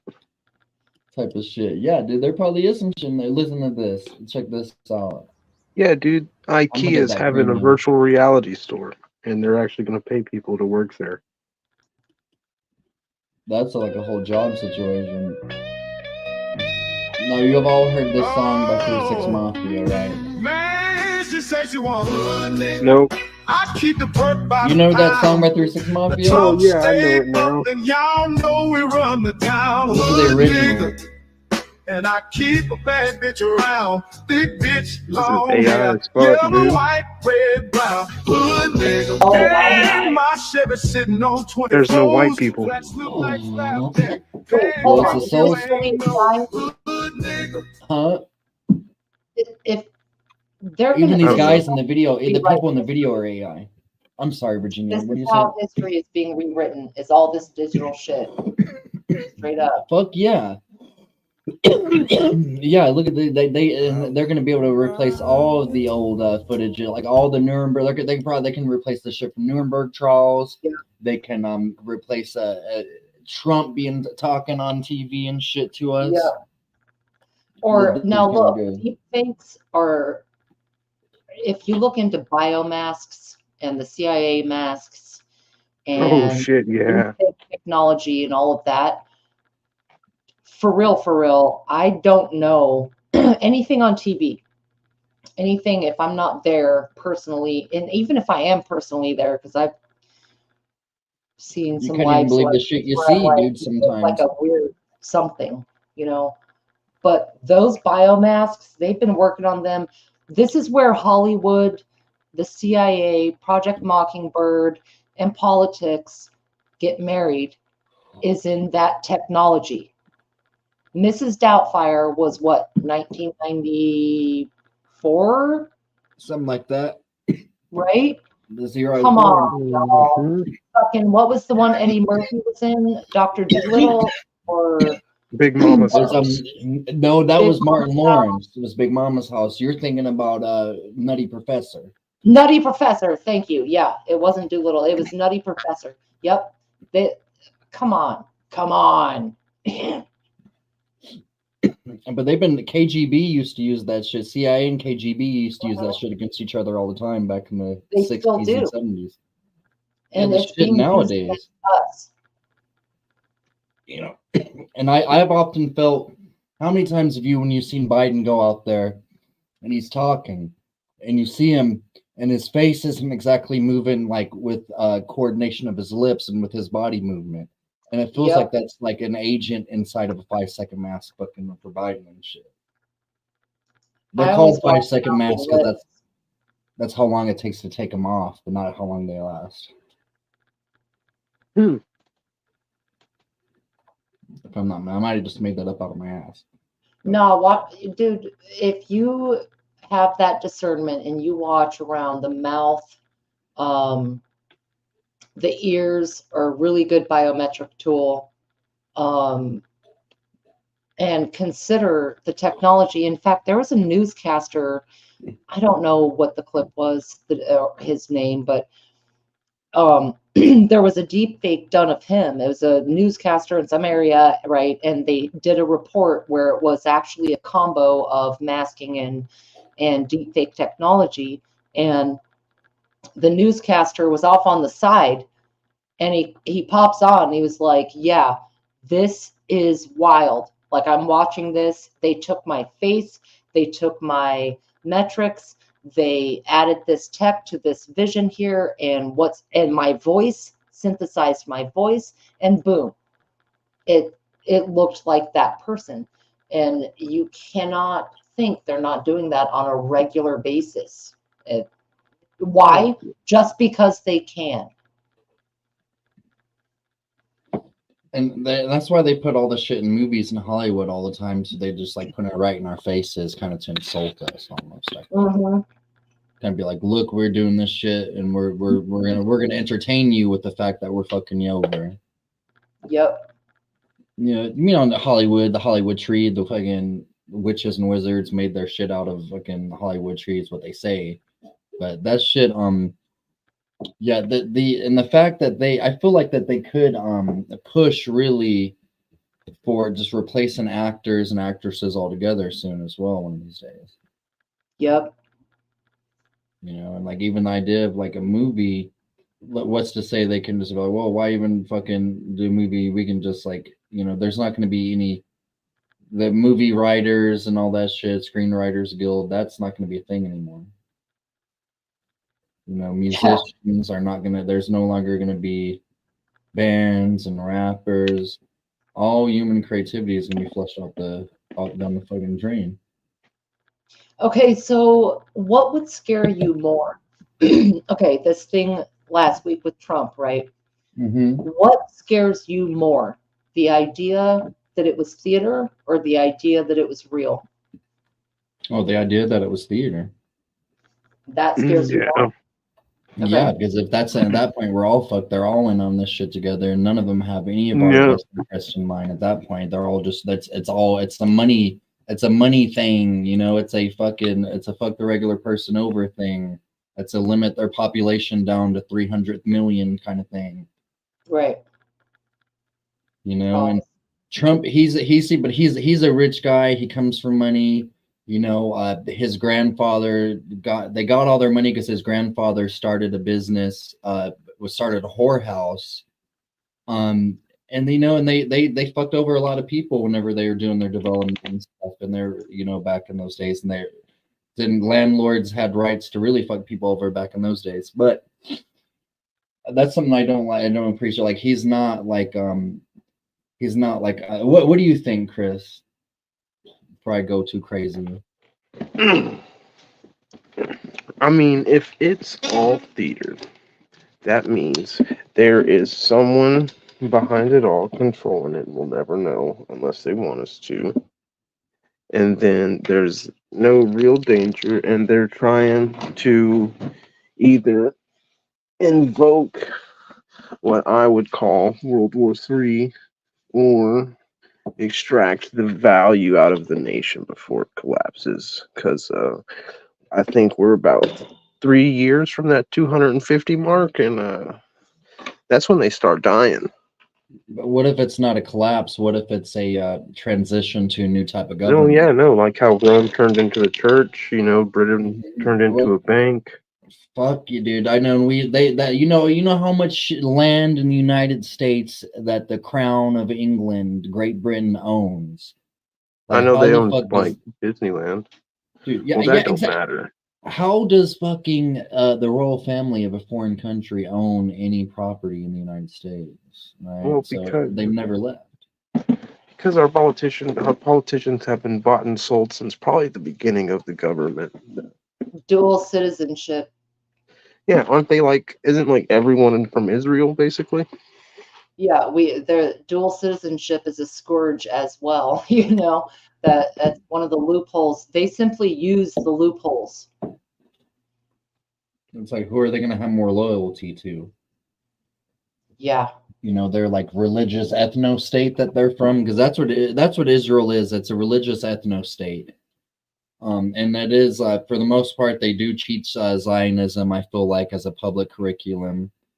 And they don't want, they don't just want to be limited to Israel. They're trying to fucking expand it even beyond that. Too bad they're trying to go back to Poland. Earlier in the video, I'm sounding fucked up and I'm saying they're trying to go back. But like there was a video, there's like a resettlement plan in Poland going on. And now Good old Zion, huh? Heaven on earth. And it's like that's kind of like and I feel like that's gonna kind of, it's a little bit on topic, a little bit off of it, but I feel like Jews get a bad rap. I don't feel, obviously it's not all people of any kind of people is not all bad. It's like Well, dude, as far as I'm concerned, Jesus was Jewish, so exactly, like the only perfect human being to ever exist was a Jew. All right, and the only perfect woman to exist was also a Jew, was Jesus's mama, the Virgin Mary, bless her. So no, it seems like and it seems like it's weird that there is a Jew hatred being pushed like it was back in those days too. But the Jews, like the evil Jews, are not Jews that worship the Israelite traditional God. No, these Jews are Okay. With all that, Jews. Do you think we are in a biblical situation? Do you think that, or anyone, chat as well, obviously, like, do you think that we're in Revelations? And if so, how is it different from any other point in history that had wars and famines and plagues and depression? I would say no. Okay, I so feel like we're getting close. I'll let you finish. I'm sorry I keep on doing that.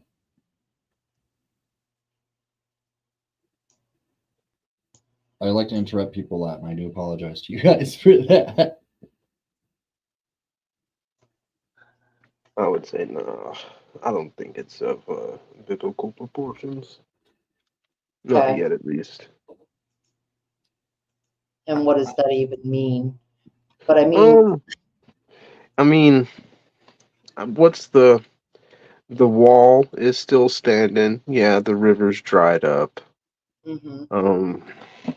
There's only really like one person, 2, 3 people in politics that I could see that are pushing for true one world peace and one world government and stuff like that. And I just think the opposition's still there. Like it might be on its way to being inherited by the meek, but it's not inherited completely by the meek yet.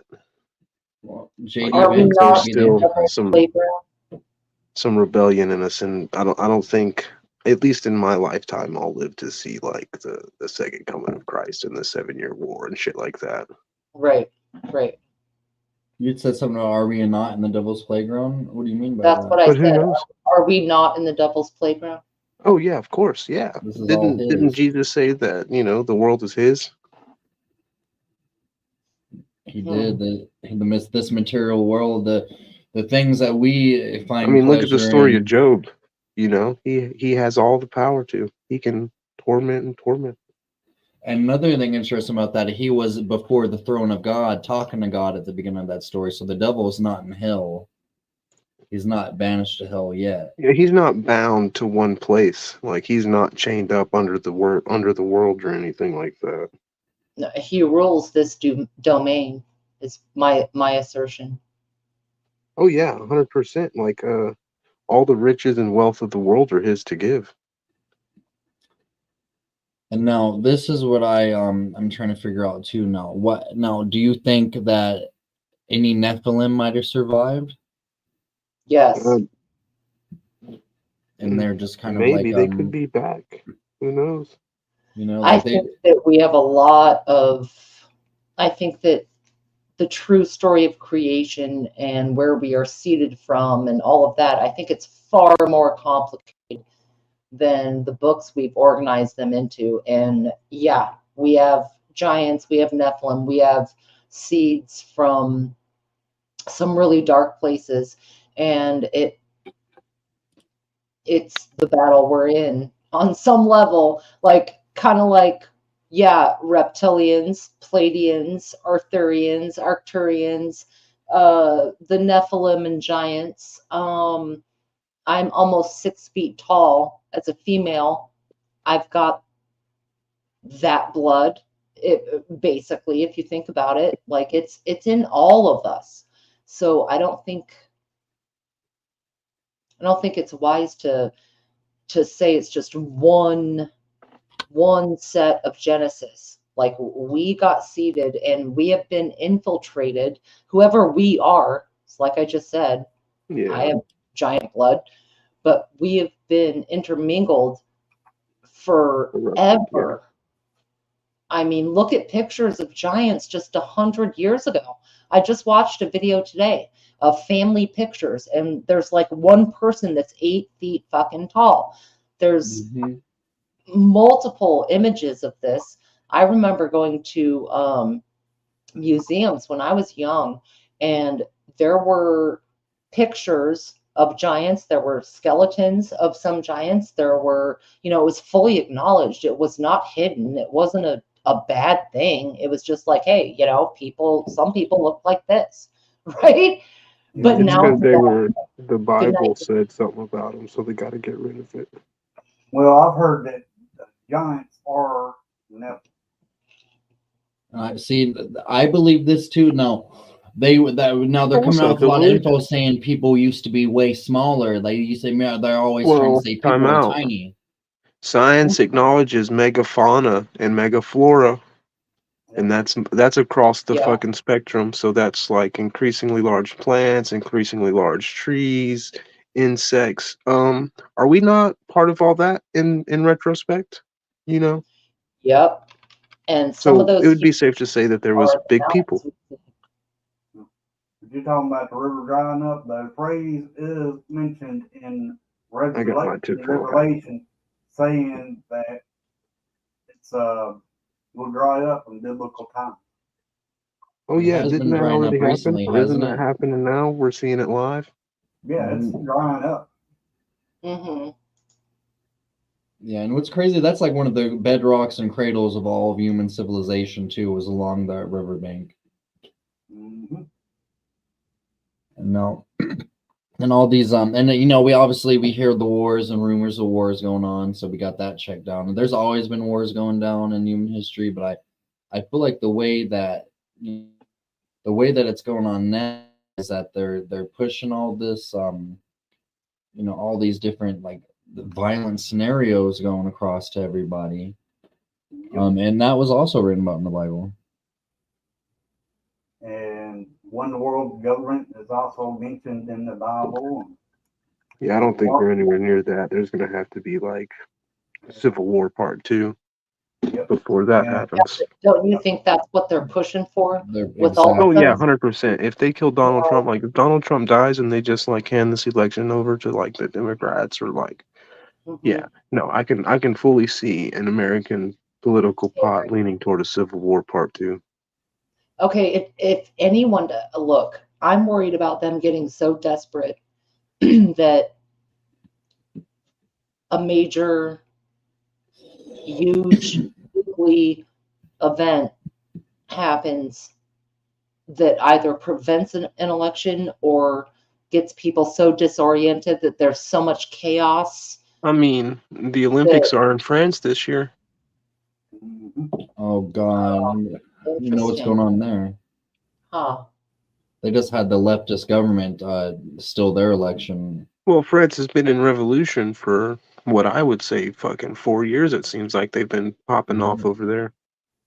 Very interesting. Huh. Yeah, no, they're yeah, no, and tired that's of and all if you this think shit. about it, that's where the last major national like terrorist attack happened was France during the soccer game or whatever. I don't know, man. I mean, I think a lot of But things you are know, the world's in a crazy place as is. Yeah. You know, we're fucking spinning around the sun 15 million miles an hour, however fast, you know. So They it's allow a crazy here. lot of the It's people crazy who here. commit terrorist actions to move and go to France without even fucking showing I a don't know, passport, dude. without having to get. They can move over there to France without even having to like get a French Yeah, ID. they don't. and There's shit. the borders over there are nothing like what we would. What it's just you pretty much drive straight through Yeah, from and they Germany straight to hate Italy. they Right. hate the way the women dress there too. The people coming over, they do not like the way. Okay, they but hold on. Don't you think that the condition and status of the U.S. affects the whole world on Oh, some level? 100%. We're if They we're don't not number want one, we're definitely number two.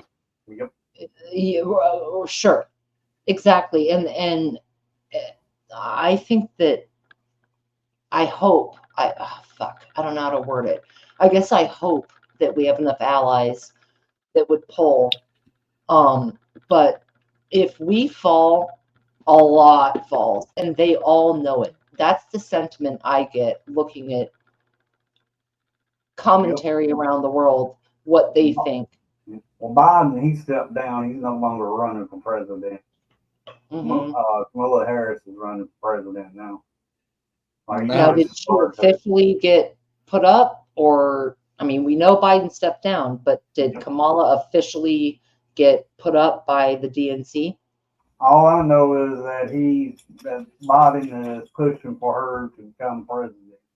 Okay, so he endorsed her, but Yeah, we he don't know endorsed what's going to happen. Right. I think it's gonna be Michael. I hope it's not Michael.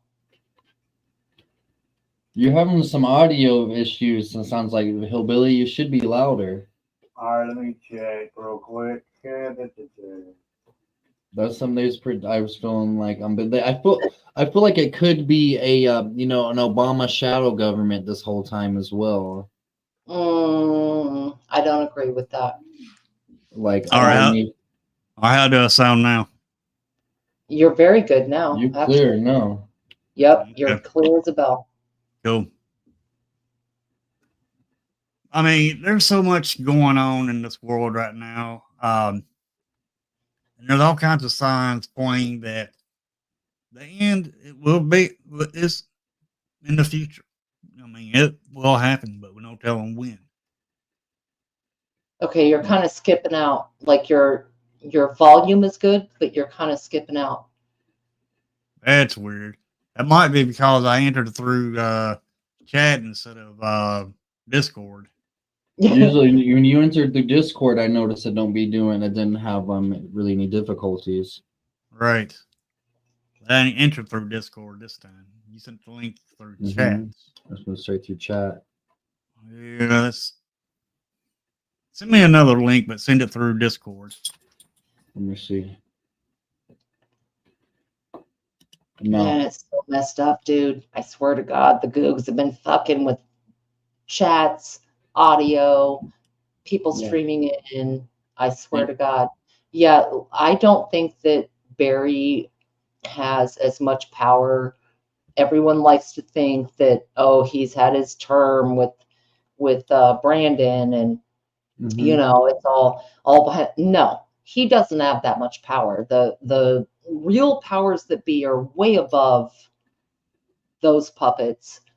I do think, like Moose said a second ago, Kamala is only 6% in the polls. The Dems are scrambling. I 100% agree. They are fucking scrambling. They don't know what to do at this point. They're putting out news stories and little clips to see what to test the temperature, to put their toe in the pool and be like, is the water hot, cold, warm, good enough? You know what I'm saying? They're trying to figure out where their best bet is. I've seen articles about the camel toe. I've seen articles about Michael. I've seen articles about Gabbard. I've seen articles about a bunch of people. Well, what if it's them or them or them? They are panicking right now. And the only thing that scares me about that is that does that mean they will do something huge that's catastrophic because they're so fucking desperate? Because what if B-Dog is all like, okay, well, now I'm going to step down. Like my constituents have been saying that, you know, I need to step down, or, you know, he suffers a health issue. He's old after all. It wouldn't be out of the question if he never woke up one day. It'd be like, oh, well, dude was old, right? Then what? Then we have at least 3 or 4 months of camel toe. All right, is that any better? I think so. Keep talking. What do you think? Keep talking. Hello, hello, hello. What do you think about Kamala Harris possibly being the president? I don't think she can win. She probably can't, but you know, it's different because we've never had a woman president. But I know this won't sound funny, but have you noticed have you ever watched Simpsons? They have predicted. I mean, this is weird for a cartoon, but they have predicted a bunch of stuff, just like they predicted when Trump was going to get elected. In their cartoon before he ever even thought about running for president. Right. I mean, that is weird, but it is weird for sure. Yep, and they did have one episode where we had a woman president, Mm-hmm. and they was dressed up just like her, Kamala Harris, which is weird. I've heard the weird stuff about the Simpsons creators anyway before too. A couple of weird things about them guys. They're in it to win it for sure. Yep. But it's weird how they, you know, predicted a bunch of this stuff has actually happened. I believe that everything that's happened to us, all of our culture, everything we're into, all the bad stuff, all the good stuff, they meet, and every 30 to 40 years they meet, and they meet in a room, a bunch of guys in black suits smoking cigarettes kind of vibe, and they just sit down and talk. It's a big think tank. Like, how are we going to influence the world for the next 30 to 40 years? What are we going to do to cause suffragette within these different communities that's going to help with furthering our goal towards a one world government? I think that's happening right now. Yeah, they're on another one of the think tanks right now.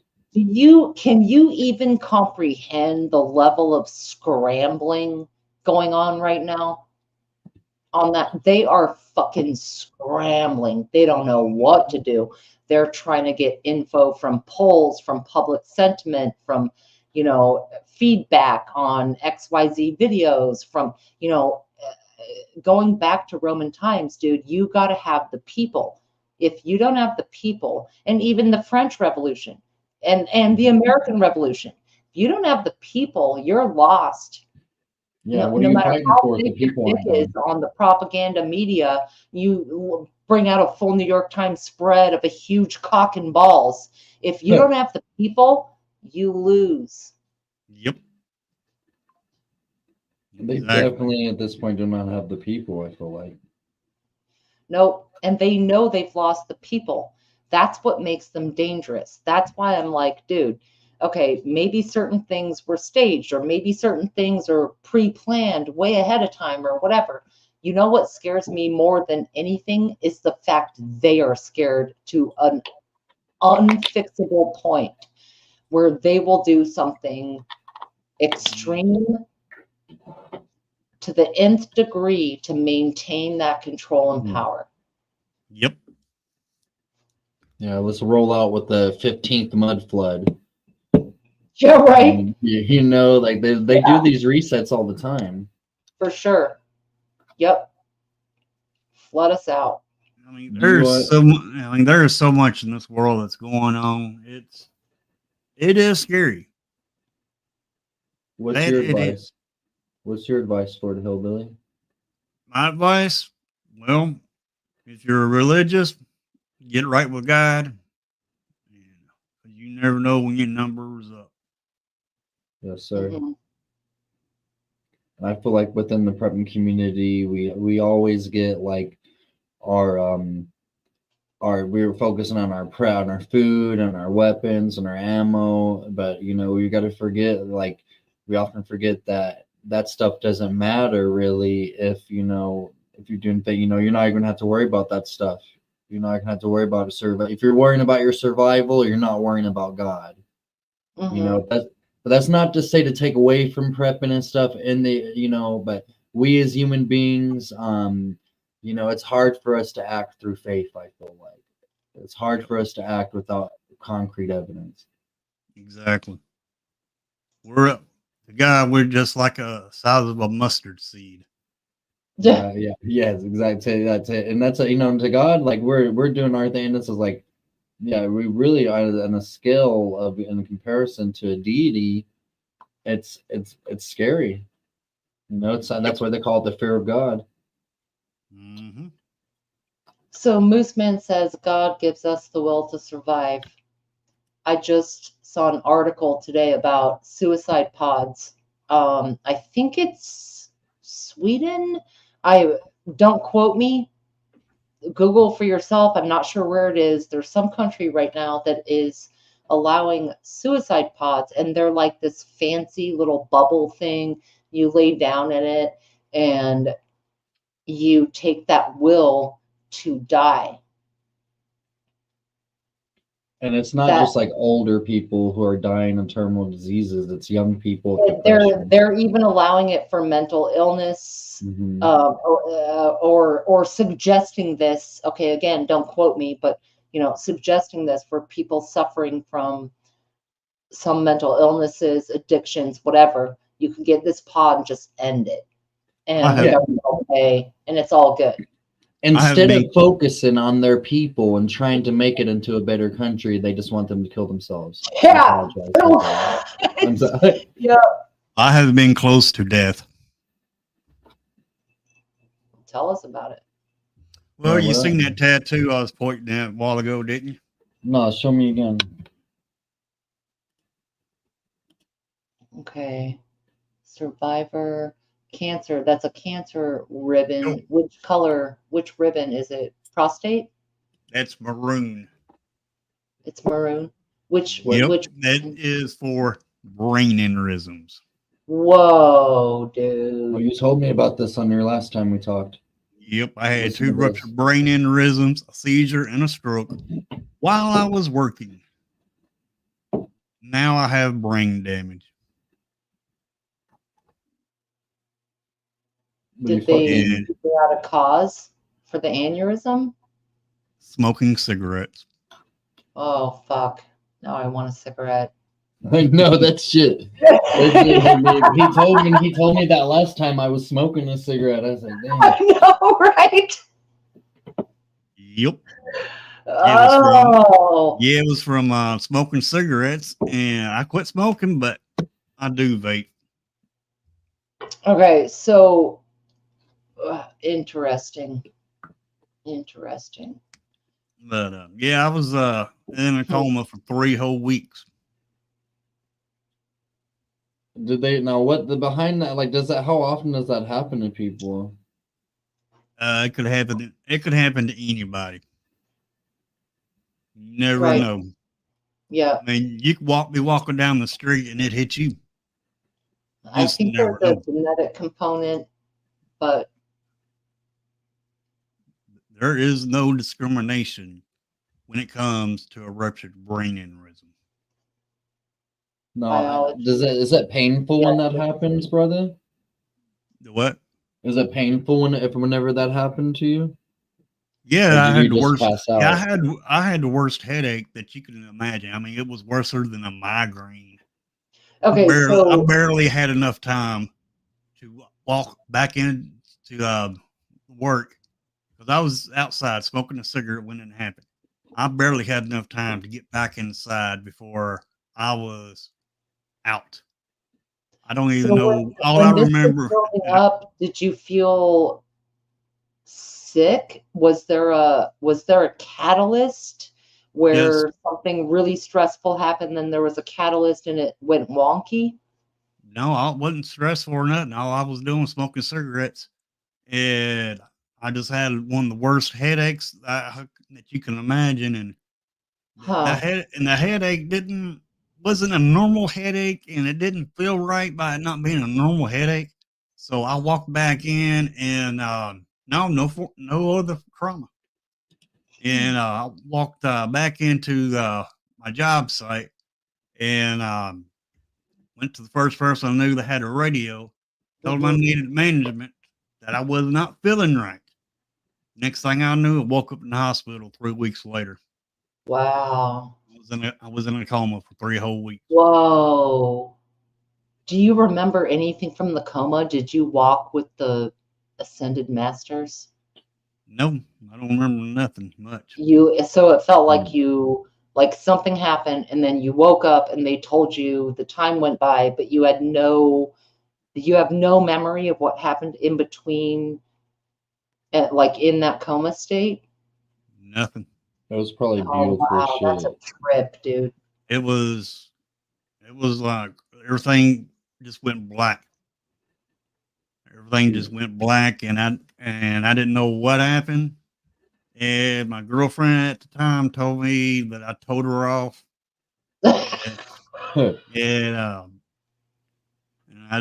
and then I don't, and the doctor, and I put it like this, I hurt her so bad, and and she was crying, and the doctors and nurses told her that I wasn't my right self, and don't worry about it.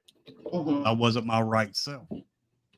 And I also, and she told me that I was had tubes going down my throat and all that. And Mhm. she told me that I was trying to pull those out. So you were like consciously trying to like pull yeah, you had feeling.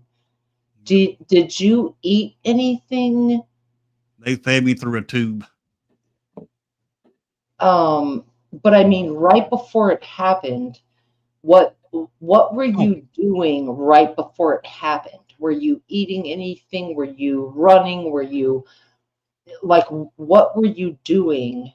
Earlier And earlier that day, I had a big, I think it was a Big Mac from McDonald's, and Mm, then I went to, and I had that Okay. on my way to work. I just lived down the street, mhm. and I was eating that while I was walking to work. But what caused it was the cigarette. Now, how exactly did the cigarette cause it? Well, think of this: how many chemicals is in a cigarette? But probably Agreed like with all that. But all right, how old are you, Hillbilly? Me, Roundabout. How old are you, Hillbilly? I am 49 years old. Okay. When did you start smoking? Probably when you were 8, Yeah, around that. right? So, that's like so, so I'm not making light of it. I'm just saying the body adjusts in some really weird fucking ways. Like Mhm. it I'm not trying to eliminate cigarettes as the thing. I'm just saying the body adjusts, especially when you start that young. Like, and I did too, dude. I was stealing cigarette butts out of ashtrays, public ashtrays. I'm Me 46. too. I'm 46. And when I was a kid, I would find them in the malls, the hotels, the public places, right? There would be Oh, yeah. really great shorts. You I just used cut to- off the tip and the other end you fucking smoke it, right? So I used to I'm steal them not from my. I used to steal them from my grandmother. that's when I would steal them from friends' houses when I went and stayed the night. If their parents smoked, I would steal their cigarettes. Yep. So I'm not saying it's not cigarettes. I'm just curious. It could be a quick answer they gave just to be like, oh, that must be Well- what it is. But was there anything else in your environment that might have done it? Is kind of, huh? Well, no, because I have actually done studies on this, and after it all happened and everything, and all the chemicals that they use in the cigarettes is Yeah. not good for you. Because when you fire up a cigarette, you're actually smoking pesticide. Yeah. Because you get these farmers right there growing that tobacco plant, and to take that tobacco plant to sell it, they have to spray pesticide on that plant to keep bugs from eating that tobacco plant. Because if they don't, bugs will eat that tobacco plant and they cannot sell that tobacco because it won't be them.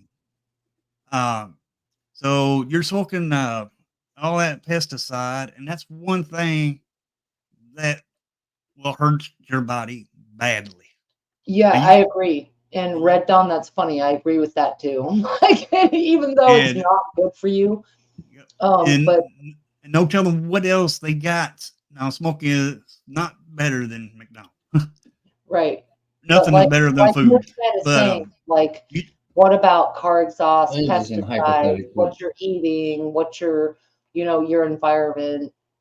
I'm not saying it's great. I'm just saying a lot of us have 90-year-old grandmothers that smoke like chimneys and drink a cup of whiskey every day. And it wasn't until McDonald's and fucking gas Wendy's, stations Burger King, that all that shit. pretty much that people started really going down. And again, I'm not promoting. Right.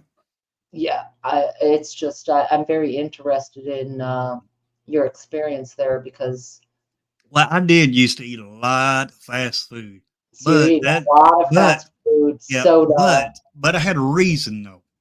I used to be a truck driver. I've traveled all 48 states, and that's all I had to eat was fast food. You go to a truck stop, eat. What do you have at truck stops? Fast food.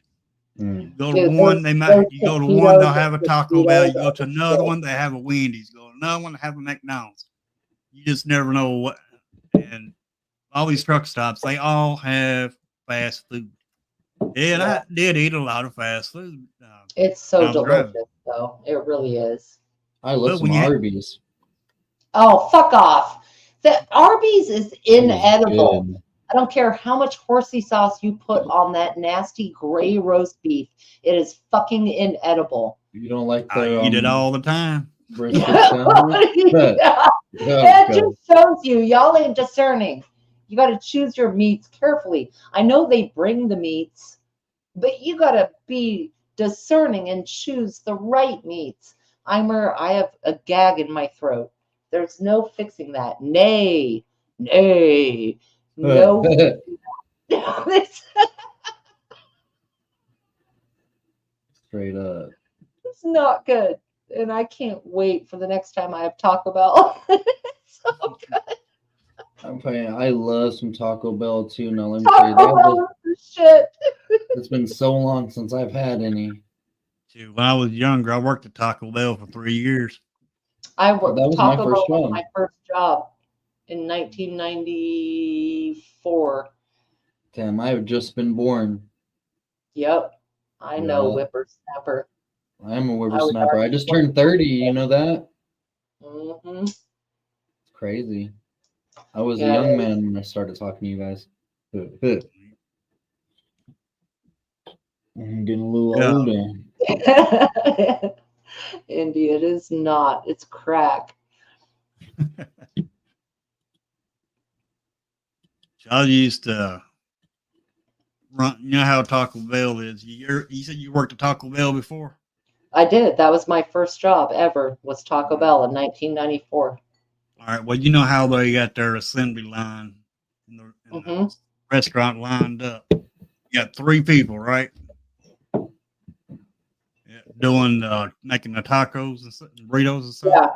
Yeah. You have the head person, then you have the line person, then you have the expediter. I did all 3 of those jobs by myself. I did too. And I worked faster than the 3 people. That's what's And up. nowadays, you can't get good service and shit fucking when you go to these places. No, it's horrible. When I was working there, you had the 59, 79, 99. And that was the soft taco, the supreme soft taco, and then like the 99 was the burrito supreme or nachos Bel Grande. 59, 79, 99. That was their commercial. Dude, yeah, mama knows. Loved it. And, Great and also, job. And also, I was not a crew trainer. I was regular crew, and I was making more than the crew trainers. Right? I was making a whole quarter more than the crew trainers. How much was And the I wasn't minimum even wage for you guys back then? For me, it was $4.25. Were y'all able to like pay your bills and have fun and do shit with that money? Oh yeah. Barely, dude. I mean, that's when I started to get jobs as a bartender because I made tips. Yeah. Since I've become a bartender. Sorry, buddy. I had no problem paying my bills on what I made. Since I've become a bartender and shit recently, dude, I have been having no problem doing anything. That shit. But the times has changed from when back when we was working into the present time. Because present Type of time, shit. everything is so much higher. Just like gas. I remember when gas was barely over $1 a gallon. Yep. It was Now like now you go to the gas station. Yeah, now you go to the gas station. It's going to be $3 or something, a little over $3, and it was not like that back when I was working at Taco Bell. Dude, I just saw an article of a dude that got arrested for falling asleep naked in a Taco Bell drive-thru, and I'm laughing my ass off because I worked at Taco Bell in Virginia Beach, Virginia, right next to the Navy base. I cannot tell you how many people I saw come through naked. I can't tell you how many people would fall asleep drunk in the middle of the drive-thru line. Like, we were a 24-hour store. So I'm talking 3 in the morning, whatever. And they would be sitting, holding up the line, drunk and passed out. We'd go out and like beat their window. Come on, pull through, get your shit and get out of here, you know? I had to call the law on these kids one time for coming through my drive-through window at Taco Bell. Mm-hmm. They ordered their food, no problem. They get up to the window. There's 3 kids in the car, one in the back seat, jacking off, and they rolled the window down.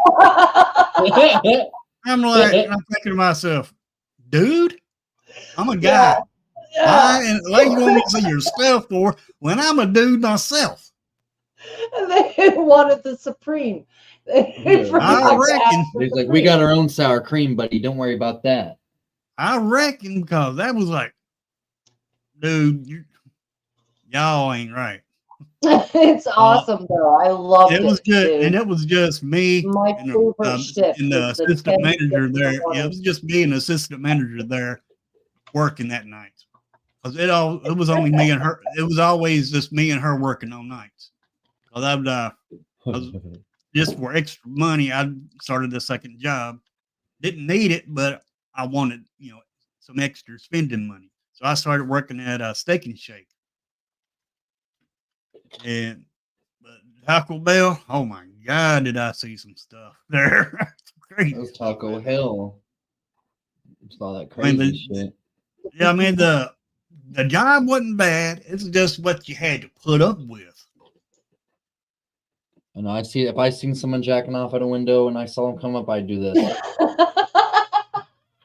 That's what you'd hear. I'd be like, oh my God. Honestly, I don't even care. I don't even care. I'd be like, dudes, y'all are crazy, dudes. Get the fuck out of here, dude. America. I'd be like, and I'm keeping your food and shit. Get the fuck out.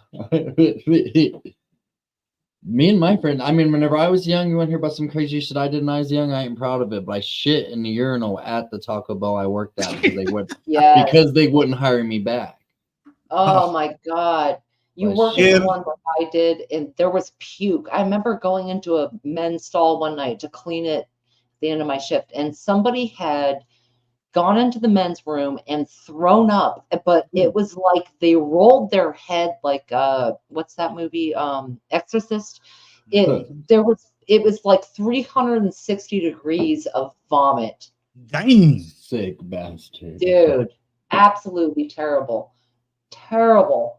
I'll be putting a mask on and every dang gone thing. Oh. You see crazy shit in these working in a restaurant, dude, for real. Yep. Like they fucking I had this old man fucking he's like, hey man, can you know a bathroom? I need to go. And he had shit on the floor. And I felt bad for him, but it looked like I was like, damn, I asked my one friend, she was like, what is that, chili? I was like, dude, that's not chili. This man just shit himself.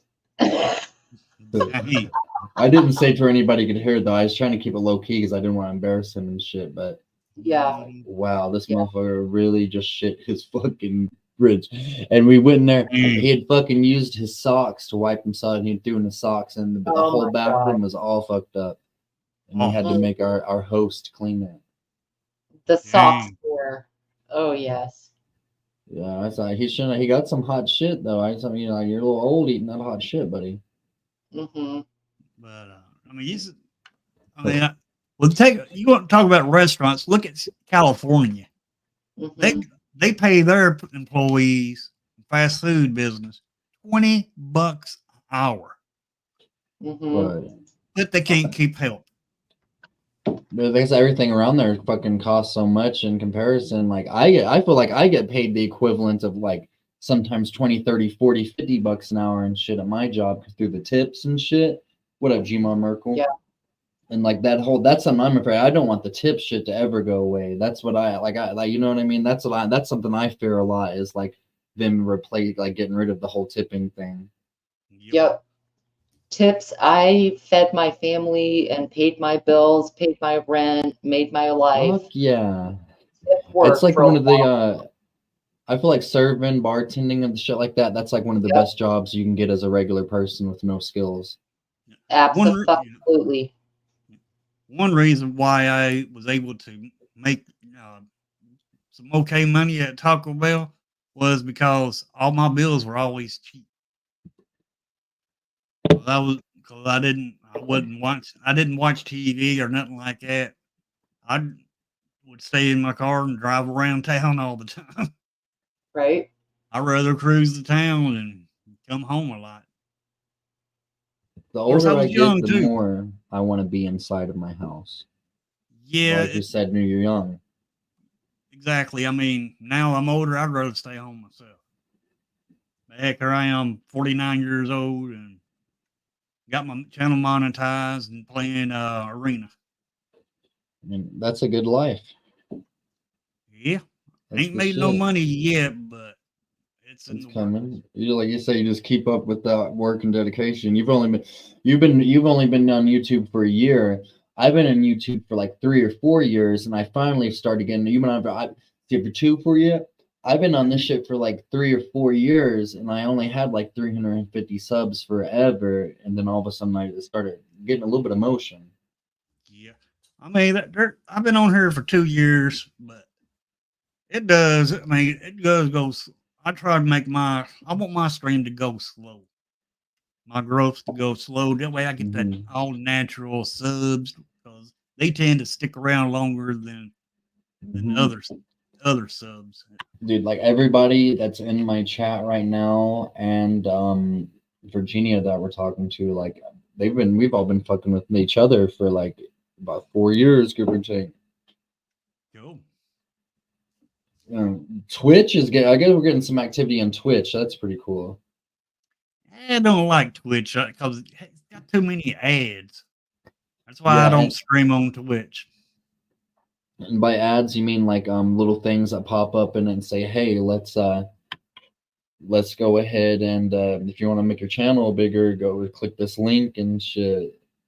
This deal is what I've noticed some of the Twitch comments would be saying. I don't get that. I didn't watch. It's not those kind of ads. It's like buy this or buy that. Kind of ads like that. I'm like, and here I am trying. Here I am trying to watch somebody, and then all that's popping up. So I'm like, get it. You got to watch about 10 of those before you get back to watching what you was watching. It's the AI, dude. Yeah, and I'm like, get it. And that's why I don't hardly get on Twitch. Every now and then I'll get on there and watch somebody. Then when the ads start popping up, I leave. Yeah, Red Dawn, I saw that about taxes on people, on tips, like no taxes. And that was something I had to do as a bartender and waitress for a long time. We always knew the equation. It was like, okay, y'all, you claim 8% of your, however they did their tax thing in that restaurant, because that's what the powers that be are going to look for. But it's interesting that he said no taxing on tips, because there's some states where the minimum wage, like when I bartended in Washington, the minimum wage was 7, 8, 9, 10, 11 bucks an hour. When I did it in Virginia, the minimum wage was $2.16 an hour. That's and what it then is your for me. tips were to make up for your shitty hourly wages, and you had to declare it because they kept it under the minimum wage. So my point is like there's a loophole there, because certain states pay their servers minimum wage plus they get to keep their cash tips, but the restaurant itself will tax the credit card tips. And in other states, the minimum wage is like 25% for servers, because they're expected to throw those tips in. Like it's not as simple as just saying that statement, well, I'm not going to tax tips. You know, it depends on the state. Every single state has a different way to do it. Yep. What's got me scared too? Luckily, when I had my brain aneurysms, I was living in West Virginia instead of Kentucky. The Kentucky doctors, I don't know, they're behind them from a hole in the ground. But West Probably Virginia, damn Kentucky fucking doctor. But, What up, Lucky Dame? but West Virginia, Mm-hmm. went to when I had my brain aneurysms, I went to St. Mary's Hospital, and oh man, they took good care of me. I feel like that's close, like Virginia and all that shit is kind of close to like government shit, I feel like. Yep. Now, I have a question.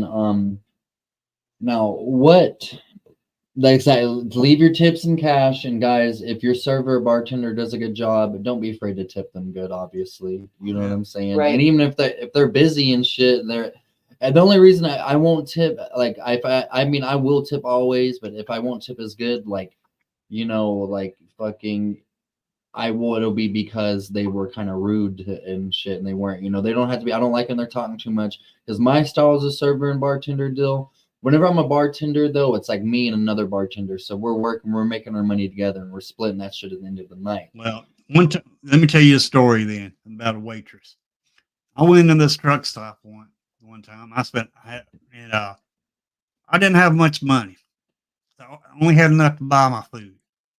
So I bought my food, sat down, ate it, and this waitress just kept on bugging me about my drink. I mean, she made sure that everything was all right, made sure, and she kept my drink full the whole time I was there. Oh man, it made me feel bad because I could not tip her. So I told her. So when I got ready to leave, went to the register to pay for the food, and I asked him. I told him, I said, I need to talk to your manager. And then when and the manager, and she sent my waitress to get the manager.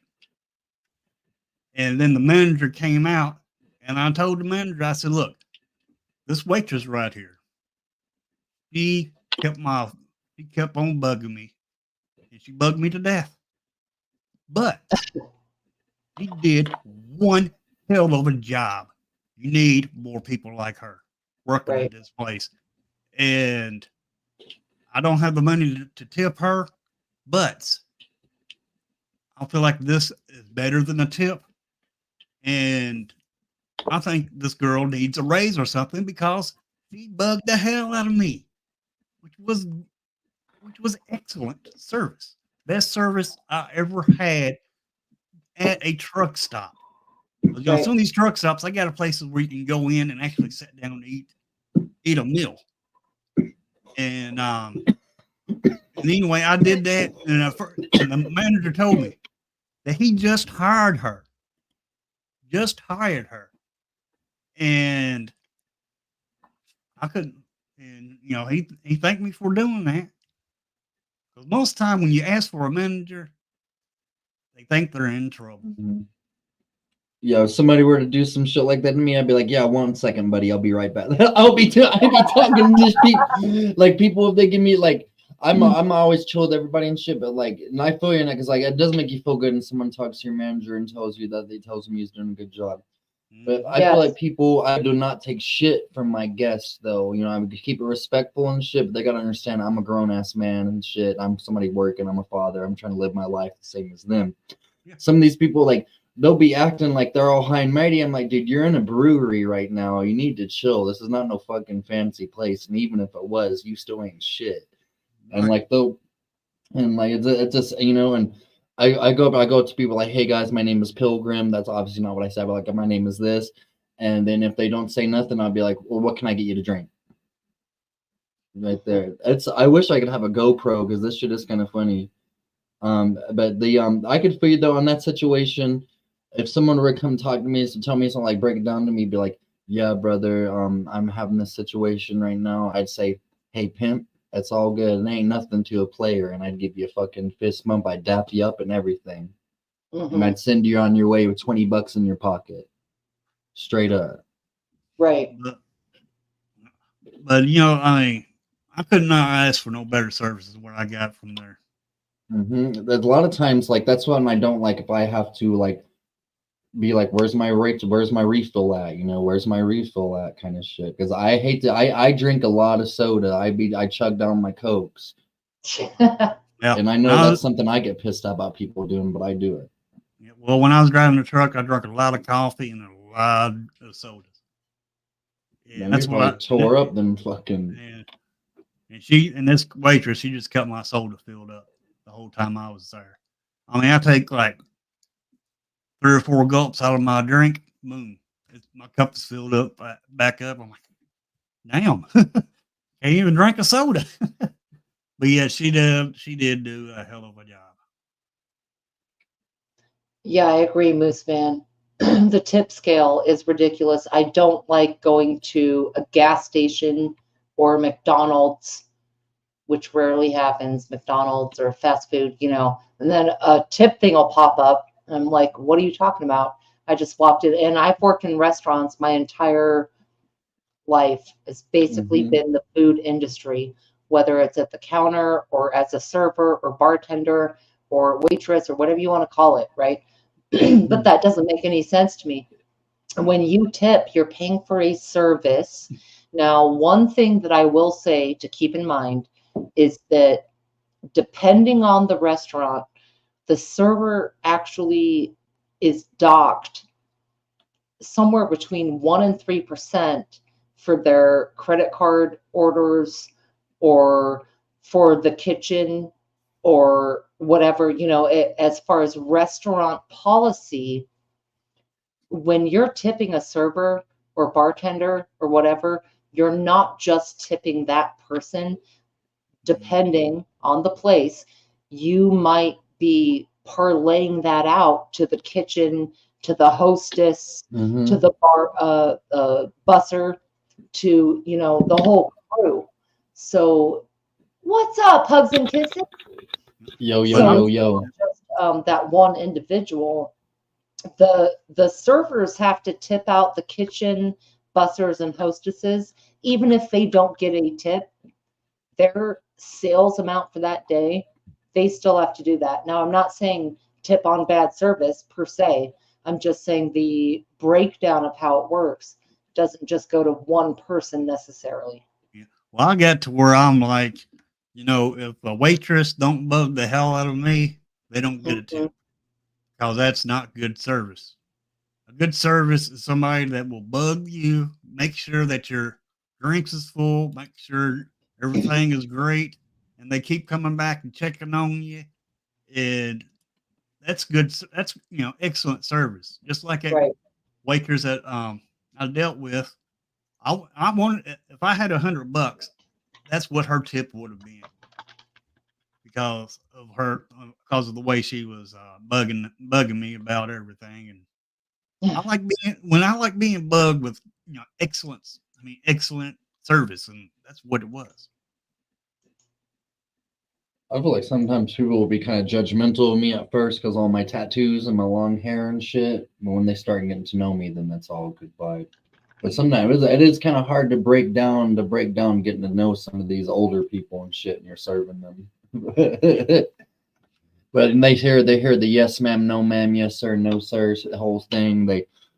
I tell them a little bit about my story and shit. You know what I'm saying? I'm patriot, and a lot of times people always ask me, say, what's that 1776 mean on your throat? And I said, well, I'm patriot. And I don't want to get into it too much because we're at a bar, but I'm I always got to tell people to not. But this is what I don't like about the whole tip thing. Yeah, see, I get tip share at my place because the bartenders have to wash cups and dishes. At a lot of places they don't. No, I hate that. Pooling tips is a terrible, terrible system. It's just me and the other bartender that share the tip, though. We'd split our tips. That whenever I'm a server, I keep all the tips. So when I'm a bartender, though, I'm fucking making like 2 times as much, 3 times as much money as a server. Like me and this dude, we made like fucking like $950 in 2 days. Like Nice. what we made the day before and the other day, like I made 950 and he made 950. You know what I'm saying? So we split like fucking $1,900. Huh? You can earn that by merit. You did that by being a good server. They gave you a little extra for doing that. Pooling is the worst system I've ever done. And I did that in a Korean restaurant, actually. Oh, God. Everything went in a big pot and was divided, and it was communist as fuck because some servers are better than others. And when you have a pooling system, the lazy ones will be lazy because they know they don't have to work for that $5. Just like if you two was in a good restaurant. nights and off nights. Yeah, just like if you two was in a restaurant and one of y'all was bugging me, making sure my drink is full and everything, and the other one will come by maybe once or twice and see if everything's all right, see if my drink's full and everything. All right, the one that bugged me she deserves the tip. The other one that only came a couple of times, they don't deserve a tip. Right. Well, I would say like Red Dawn is saying, even if you suck, I'll get 15%. Now, 15% is generous if the person sucks. However, keep in mind, y'all, even if the people suck, some of them have to pay 3% to the credit card company, 1% to this or that, 3% to the kitchen. And so that suckage, I would do the making sure to cover what that person is going to have to cover, because it's not necessarily the kitchen faults crew or the busser's problem or the host problem or whatever, they actually get nitpicked, divided out. Go a little lower if you have to, if it's absolutely terrible, but never stiff a server, because it literally comes out of their pocket, the kitchen and Visa. And that shit will sometimes throw off my whole day and the rest of my night if that happens to me sometimes. You know what I'm saying? That should have made me like, what the fuck? Gonna make me start being rude and shit. And they're starting and Red is right. They tip the bartenders. If you order a Pepsi or a draft beer, the server has to tip the bartender, even though that is something I like. Know that. That is something I like as a bartender, though. Is that Yeah, agree. need, Agree. Yeah. as the server thing. Now, at my job, they're starting to do this though. Instead of keeping all of our, then they would give us, we'd get our credit card tips and our all cash chips and get to keep them all. But now we're gonna have to start getting our credit card tips at the end of every night. And Yep. I'm thinking they're gonna be stealing money from us bad. 100%, dude. I hated it in restaurants that didn't have that. I'd be making fancy martinis and fancy drinks that took hella time, because bartenders also are making their money on the people at their bar. They're serving food, they're serving burgers, they're serving beer, and they're also serving all the waitresses. And you got people ordering bitch drinks, super specific Manhattans, and all of that, right? Your server has to pay that bartender. So yeah, it's nuanced for sure. It's getting crazy. It gets crazy as fuck, dude. It gets crazy as fuck. Like it's like definitely.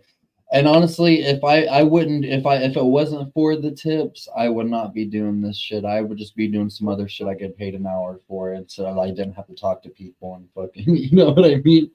Yeah. American thing. It is an American. You got that tri voice. Has my voice changed, or is it sound the same still? That was a chipmunk for a moment, yeah.